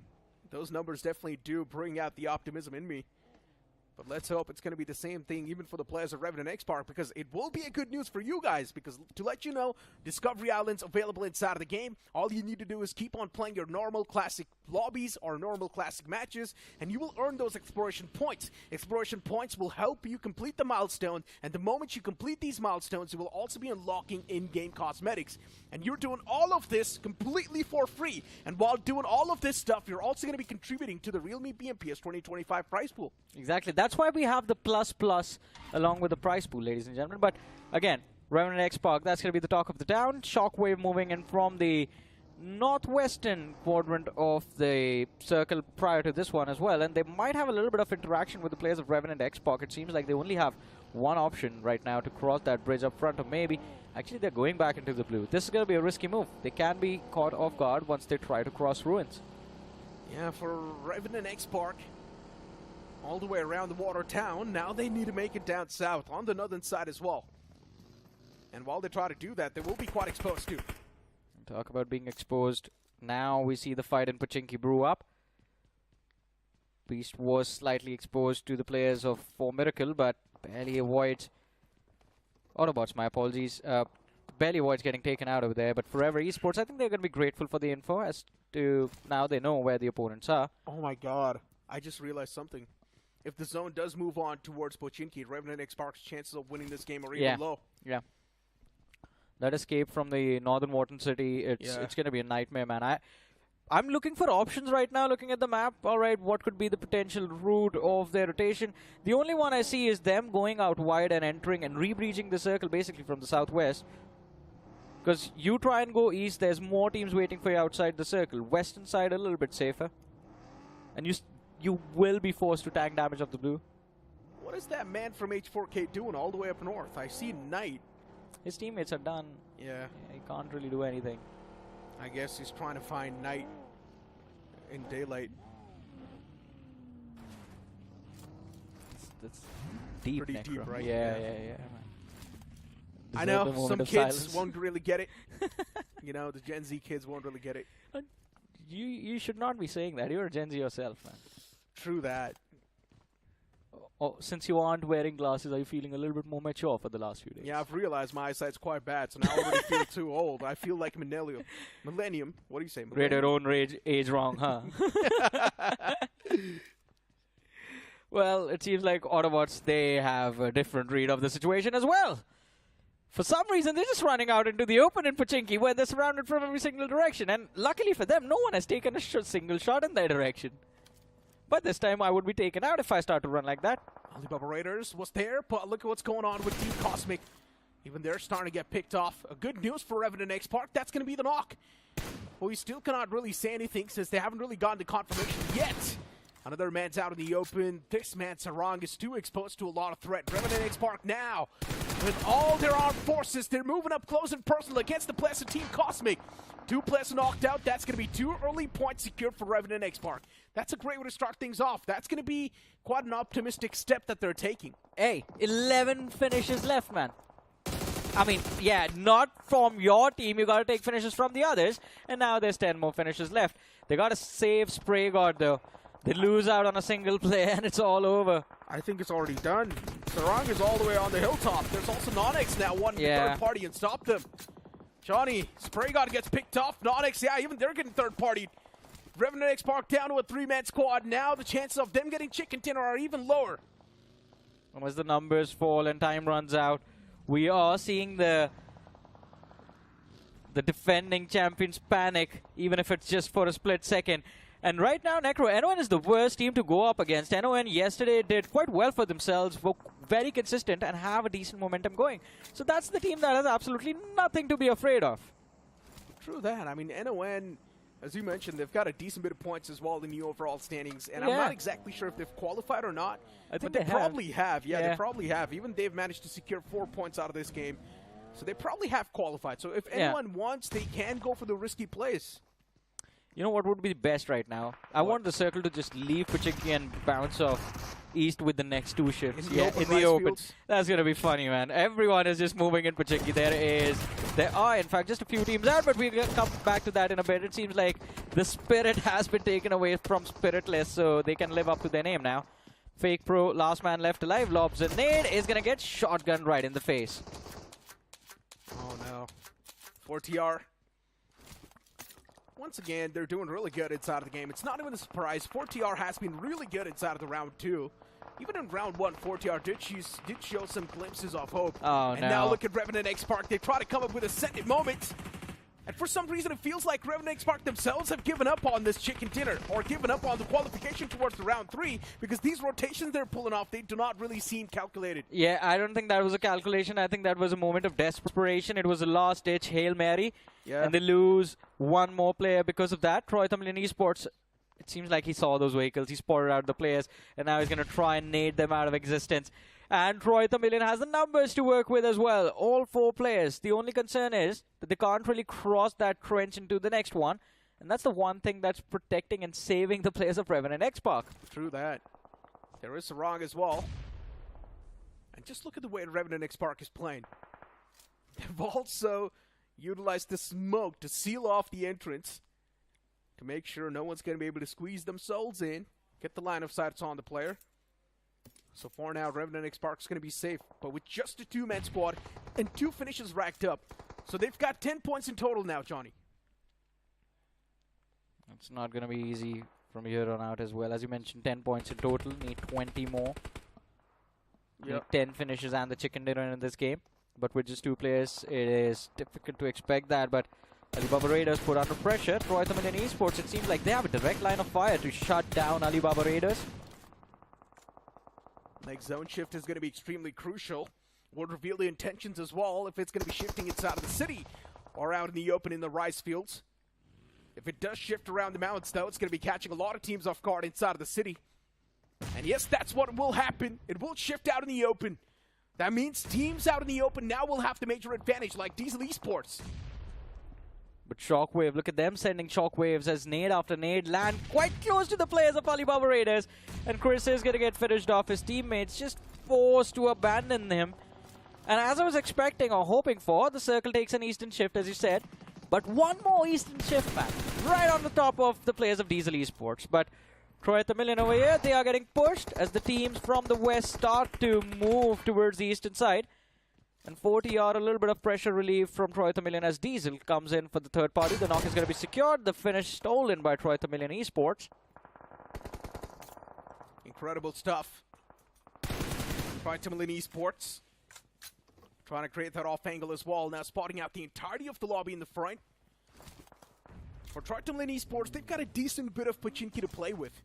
And they're also quite in an okay spot too if you look at the map as well. They're not too in the outskirts. They're not too far away from the centric part as well. But Rivalry Esports, even they try to come up with a ghost-sending moment. And this might just work out for Rivalry Esports this time around. It definitely can. 3 players still left, but they need a big, massive chicken dinner in order to survive. It's not going to be easy. Look at that. Nade lobbed out. And it lands quite close, and both of them go off. A slam dunk for Alibaba Raiders and Rivalry. Well, alright, 1 player fell. Gold finally, Gojo also knocked out. Soham is going to be the last man surviving. And I think their journey, Rivalry, it's done. Seems like it too. Rivalry Esports, they need to get that reset, need to get the fallen players back upon their feet. Alibaba Raiders constantly spamming inside of that smoke in the hopes of finding something. But instead, it is going to be a knock onto themselves. A man gets knocked out from Alibaba Raiders. Now they're taken down to a 2-man squad. The man was too exposed in the end. Well, let's see though. Alibaba Raiders 4 points from this game. Even they're going to need a big win to just get a safety cushion going for themselves. But Autobotz doing quite well as far as their position in the overall leaderboard is considered. Now making a move against White Walkers, but Muggler is going to be dropping Lobster out of the way. There's one more man inside of the smoke. Maybe a spam connection can give White Walkers the edge. So far, they've just found the equalizer for themselves against Autobotz. Yeah, the next zone shift's going to be crucial. Or maybe you can't say important. What a nade that was. Yeah. Just like that, Forever Esports eliminating the entirety of that team. But as we transition back towards this fight, Autobotz Esports, they've been in a top-notch form so far. Yeah, I think today one of the most consistent teams from this group, Group A, Autobotz, they've done quite well. In fact, overall, if you look at it as well, because yesterday was 3 games, yeah. Yeah, yesterday as well was quite a decent day for Autobotz, and now I think in this game maybe some struggles, but who cares? They're at the top of the leaderboard pretty much. Yeah, they're doing extremely good for themselves. Autobotz Esports, yeah, they've lost out on one more man inside of the scuffle, but as you mentioned, it does not really matter. They're doing really good in the overall standings. The next zone's going to be crucial, important. Shifts once again out in the open. Diesel Esports still in the prime spot. As Autobotz Esports now getting pressured on even more by the foes. And this pressure might just not be enough to make the players of Autobotz Esports crumble like that. They've still got 2 more players standing, and both the players up close and personal inside of the smoke. But what a connection that was from the man. White Walkers, 3 finishes on the board. An incredible win. Should be able to give them momentum to clean up this western edge of the circle, but as they try to push forward, one of the players is going to be dropped by Arib. He manages to bring the numbers to a 1v2. Harry also taking a lot of damage from the flank, drops extremely low. And Autobotz, yet again, they find themselves in an opportunity to ruin someone's day. This time it will be White Walkers. And Arib just runs towards Harry like he wants to recruit him for Hogwarts. But I'm pretty sure White Walkers is extremely safe as well in the overall standings. Yeah. The Miramar was a chicken dinner with 19 points the first 3 games that they played. Even those games were quite decent, so I'm pretty sure They found themselves around that safety cushion. Maybe. I think their fate is going to be up for like a coin toss. Depends on the other two groups. But Autobots for sure are safe. Doesn't matter if they get taken out here. Team Cosmic, 7 finishes on the board. Decent run, but they're down to the last man. But here we have a Diesel against NON. 3 players knocked out, and before I can finish my sentence, the entirety of the team gets wrapped up like a present and gets picked up by NON. And who are they delivering that gift? To themselves. But hold on to that thought, though, Johnny. Problem still continuing. As REVENANT X SPARK trying their best to get anything at this point. They need all the points that they can see on the screen, and they're constantly taking those shots as well. REVENANT X SPARK, the main problem is they cannot just stay hidden. They need these points. Yeah, but the problem for Forever Esports right now is if they drop into the trenches, it's like giving a donation to the players of REVENANT X SPARK. Look at this. We do see Beast drop in. He's going to try and go for a revive on one of these two individuals, both Lucifer and Phoenix knocked out. But 1 piece of util from REVENANT X SPARK, and instead of 2, you're going to lose 3 players. True that. But they're also moving up slowly and steadily. But the same thing can be said for REVENANT X SPARK as well. Yeah. If they toss a utility against REVENANT X SPARK, and if it does find a proper connection, even they will lose out on a man. And it does seem like the nade was extremely close. Does clip a lot of damage on the players of REVENANT X SPARK as well. REVENANT X SPARK fighting tooth and nail, giving everything they've got. Forever Esports' players taken down extremely low as well. REVENANT X SPARK pretty much the same storyline repeating for them. A man spotted out. That's going to be confirmed knock too. Smoke's tossed out as well from the foe. Sarang does chip out the man extremely low. He's left with a sliver of HP though, but I think this nade from Ninja should be able to get them the cleanup. Phoenix, well, Beast is going to bleed out first, and then Phoenix, but the nade finds a knock, and this one came from Troy Tamilan, and the next one by Lucifer. Even if he gets that finish, he should be a happy man. But Sarang committing everything to just keep the players of Forever Esports at bay. Lucifer is just going to use this time to get his teammates back up, and REVENANT X SPARK, they are going to do the same. But staying in these trenches, Necro, there's so much util you are losing, so much ammunition that you're using that could be better utilized in the late game stages, and the circle keeps moving. Eastman, I should have asked for something else today. Yeah, I mean, look, Forever Esports, they've already qualified. For Yeah. REVENANT X SPARK, it's their fight. They're not going to go anywhere. anything to try and win it. And since the zone's moved away from REVENANT X SPARK, I don't think this game can be converted anymore. Yeah, not anymore, man. They could be done with Forever Esports. They can get those points, but the moment they pop their heads from out of these trenches, there is Troy Tamilan Esports that's waiting for them. They're getting ready. Yeah. REVENANT X SPARK does know. Now it's time to make a run towards the circle. But there's just so many teams around the back lines. REVENANT X SPARK cannot really go for the odds just yet. The moment they get inside of the vehicles and the moment they try to send it inside of the circle, REVENANT X SPARK is going to be facing a lot of that front. There will be a lot of bullets and shots taken against him. And they might just not be able to survive that. Forever Esports, they're so greedy, man. Still lobbing utility in that direction. Just already hoping. qualified, though. Yeah, already. I don't think this is about qualification. Forever Esports, from their perspective, this is just about sending a message. Yeah, I mean, they're enjoying their freedom. But wait, Forever Esports, are you sure they've moved through? Yesterday was horrible for them. Yeah, today, but Forever Esports, both the 2 games they've played, they did pretty okay for themselves. They had a decent bit of points, but REVENANT X SPARK, the fight continues. First man is knocked out. Sarang, the exact knock they needed as well. 2 players down from Forever Esports, and now they've got no other option than to actually make the pounce against REVENANT X SPARK. Oh, shoots him in the back! Or at least tries to catch him off guard, but Ninja still survives. Although, Necro, both these 2 players now stand with a pixel of HP, and at any given second, we're going to see them getting taken out. There goes Sarang, Ninja still alive, and the constant fire from the players of NON gets the job done. REVENANT X SPARK out of the way, 5 finishes in this game, and they get eliminated on the 6th position. Yeah, you're trying to count. That's still not enough points, no matter which way you count it. Yeah, I think they have gotten 15 points. In total? Yeah. Man, oh man. REVENANT X SPARK got 15 points. That's not enough. That's definitely not enough. The cutoff's not going to go around 15. I think they're done for. I think so too. I think this is a very, very awkward update for everyone. But still, top 4 of the match are here. We have Troy Tamilan Esports. Rivalry is still fighting for a way to survive. Alibaba Raiders as well. But Troy Tamilan Esports, this could be the end. Roman shows up, or maybe not, as Ralphie is going to be able to secure a knock for himself. And that's the last man from the side of Troy Tamilan. that's trying to fight for the last few moments of this game. And NON, gee, I love this team with how they've played in round 2, but that is just too much confidence, man. Yeah, that is two overconfidence. players out in the open. But since NON, they've secured so many elimination points, they can go for it. It's fine, Johnny. Let them not leave it. They had a big game yesterday as well, if I'm not wrong. Yeah, NON's doing really good in the overall standings, and even now they've got double-digit elimination points. What else do you want? NON can go for it. Let them have that freedom. Let them have that leeway. But luckily enough, Rivalry Esports is still standing. And Rivalry Esports, oh, the man just needs to get a few more elimination points to keep himself. Oh, okay. Not standing anymore, are they? Yeah, not standing anymore.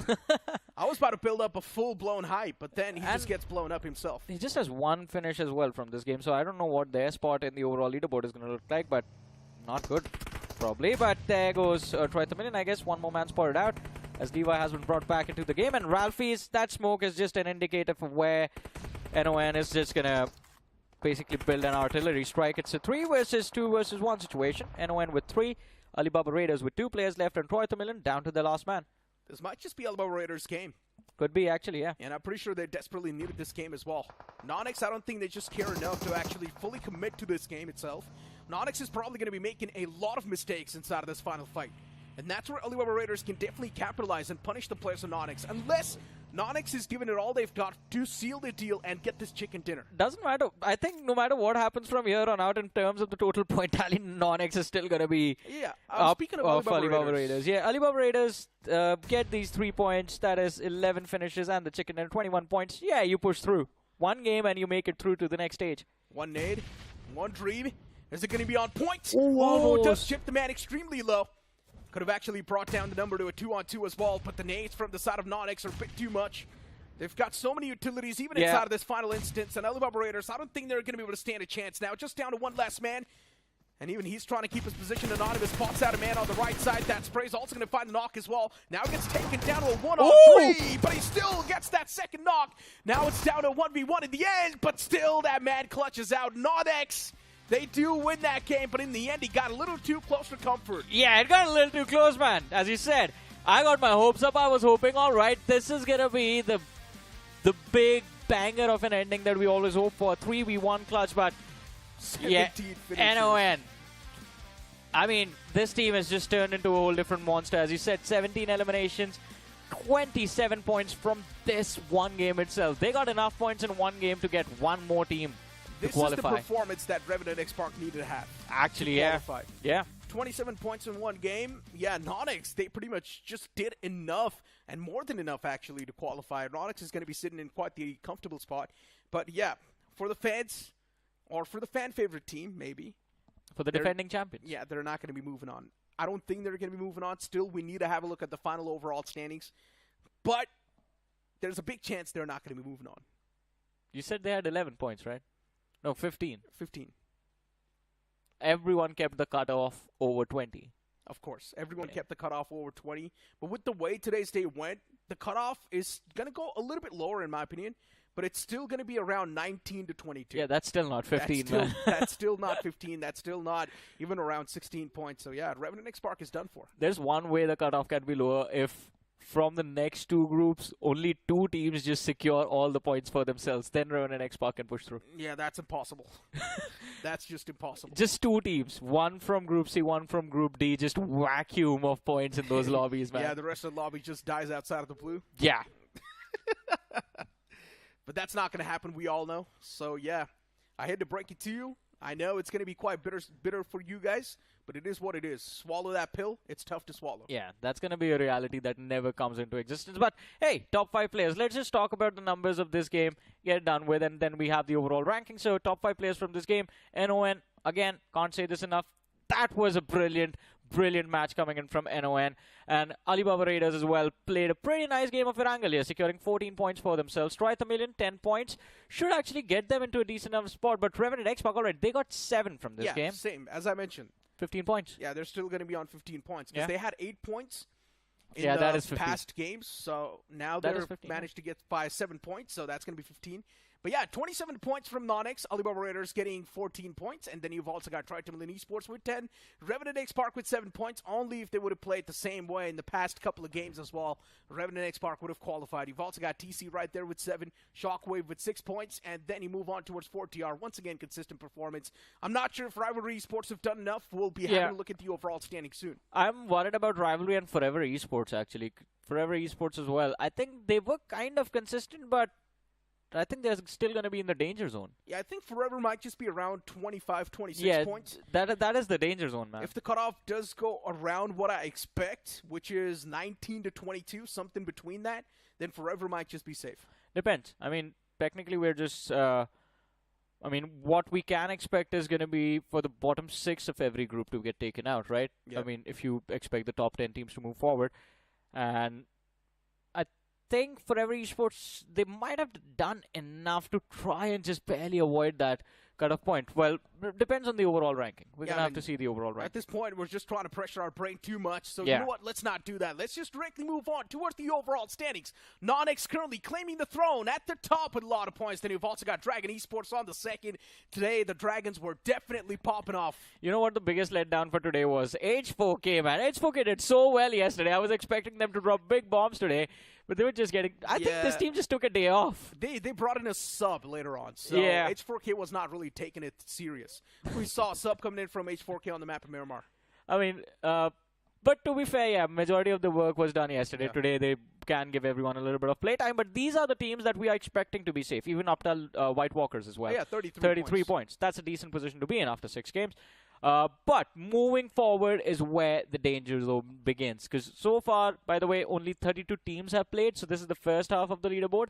The next half is that gives us a much more clearer image. Because as I was saying, we are expecting bottom 6 of the leaderboard to get taken out. So basically the bottom 12 from here. REVENANT X SPARK, as I mentioned, getting 15 points for themselves. ASSAM Tiger Esports is also eliminated with just 7 points. Quite unfortunate. Diesel Esports also just getting 17 points, Johnny. Ouch. Oh my god, I thought Diesel Esports might have just done enough, but even they were not enough. Hey, Tribe Herdsman is in danger zone. Shadowblitz is in danger zone. Forever. Golden Gliders and Myth, maybe they push through, but Rivalry is out. Forever is out. WELT is out. Man, that is going to be a heartbreak. Yeah, Forever Esports, known as Forever Red Ross in the past. You do not really expect such performances from them. They played so well in round 1. Exactly. And I'm not exactly sure what happened to them right now, but yeah, Forever Esports choked up massively. Yeah. Myth also maybe just barely doing enough. We do not exactly know what the cutoff is going to be, but Myth might just be qualifying barely. Yeah, barely. I think Myth has a better chance of qualifying than Shadow Blitz. Myth and Golden Glider, both of them, because both of them are 28 28. Let's just keep that as the safety cushion, because 26 points for Golden Glider and the teams, actually for the teams below Shadow Blitz and everyone else behind them. That is going to be the challenge for the other 2 groups. Now, if you secure 28 points or plus, then even Myth is going to be in trouble. You got to target that 28-point marker just to get yourself into the safer position. Yeah, and Johnny, here's the thing now. Since the defending champions are not really going to be in the upcoming rounds, they're not the defending champions anymore. I mean, they are still the defending champions. It's just that they won't be there to defend their title. Yeah, so technically they're not the defending champions, right? That's They're not just how it works. defending it anymore. It's not like they aren't defending. They tried. They tried for 2 rounds. Unfortunately, they couldn't defend it. Yeah, their try was a little bit too weak. Oh, they should have done better. Technically, they tried defending it and they failed. I guess. Oh, man, no. I don't want to have a look at this. Yeah, at the start of the day, we locked in our predictions. My first prediction was okay, since Golden Glider Esports did pretty good. But then Rivalry Esports, I had a lot of expectations. They did not do too good. Yeah. You and I see one with REVENANT X SPARK. We know what exactly happened to them. It's not just us, man. Me, Anki, and Maisie had the 3, like, we had pretty much the same prediction, all 3 of us, Shadow Blitz and REVENANT X SPARK. And I think both the teams, Shadow Blitz is right on that borderline with 26 points. REVENANT X SPARK is done for. Yeah, pretty much. I mean, we've got the day summary as well on the screen. Dragon Esports was the one to kick things off later on. Even Dragon Claw got a chicken dinner on the 3rd map. Mysterious 404 as well did quite good for themselves, barely squeezing themselves in that qualification bracket. Yeah. Autobotz Esports, they have been phenomenal. Nothing taken away from that. White Walker squeezing a chicken dinner in. Never saw this coming. And NoNx, they have been really good. Yeah, NoNx, I mean, NoNx has been the best performing team from Group A, to be honest. They did quite well for themselves. One of the best, yeah. One of, I think, hands down the best, man. They're sitting at the top of the leaderboard. What else do you want? Yeah, I mean, I guess, yeah, that's one way to put it. But I'm pretty sure H4K just did not really try as well. That is also true. So H4K could have been the best. They could have been, but then again, they also, like, weren't consistent enough in the last tournament. So I think this has been the trend for H4K. Why do they end up doing so, though? I guess H4K just did not really have a lot of experience in that last tournament, right? It was their first time towards the LAN finals. Fair. So it makes a lot of sense, right? The young players do end up choking up in the LAN finals. So we've seen a lot of that happen. Yeah, fair enough. But hopefully the rest of the journey, once they start again in round 3, is going to be incredible. But ladies and gentlemen, this concludes round 2 for Group A and B. Group C and D are going to be stepping into the action starting tomorrow. Make sure you guys tune in. Until then, this is Super Johnny, joined by Necro. Take care. Good night.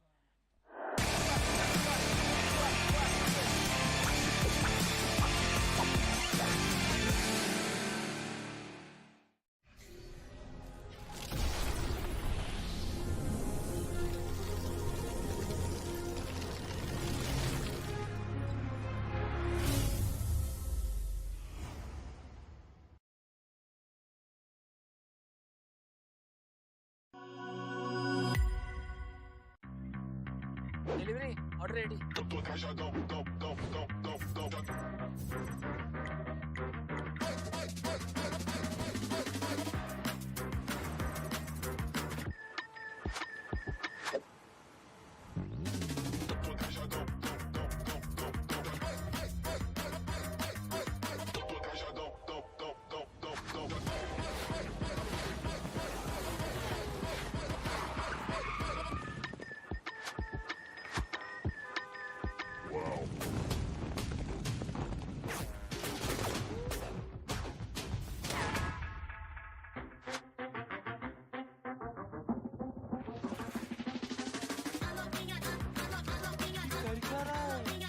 समझा नहीं क्या भाई? अपना भाई वाव mode में है.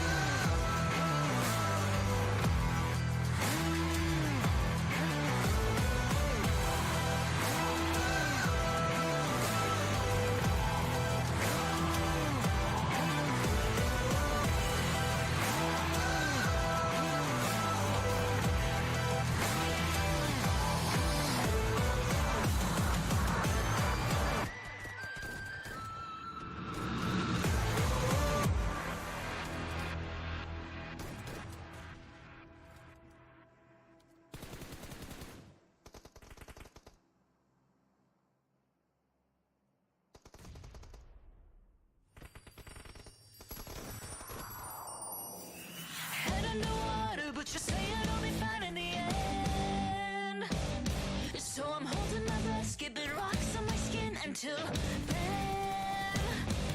Lost at sea, you were the one to push me in. But the water's warm, now I'm bathing in karma and sin. You can see the pain in my eyes, and I can see you standing by. Getting ready to pounce, but it's over. Now you've had your fun, but mine's just begun.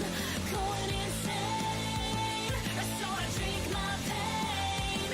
Now the smoke is clear, I have no fear. You gave me a war, but now you'll get yours. Now you'll get yours. Now you'll get yours.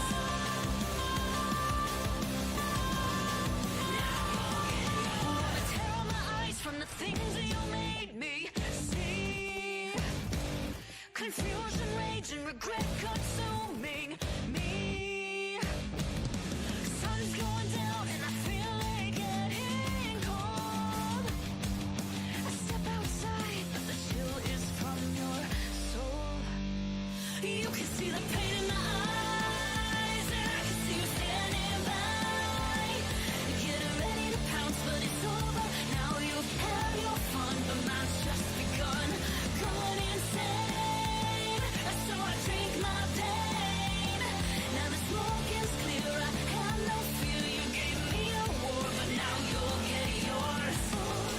Now you'll get yours. Now you'll get yours.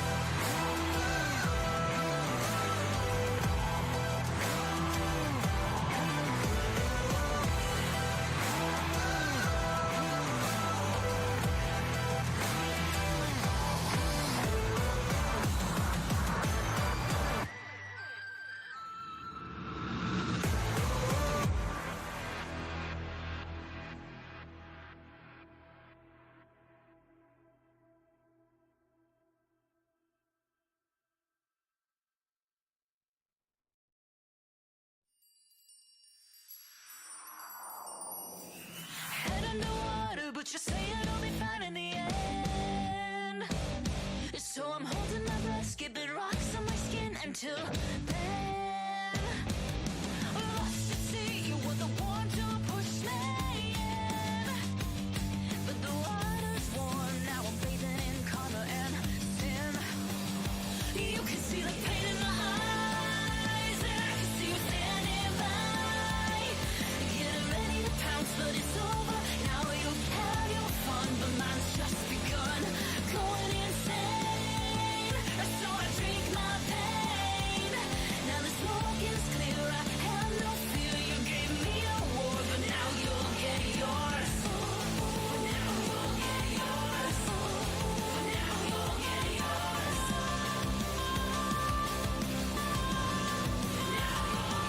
Wanna tear out my eyes from the things that you made me see. Confusion, rage, and regret consuming me. Sun's going down and I feel it getting cold. I step outside, but the chill is from your soul. You can see the pain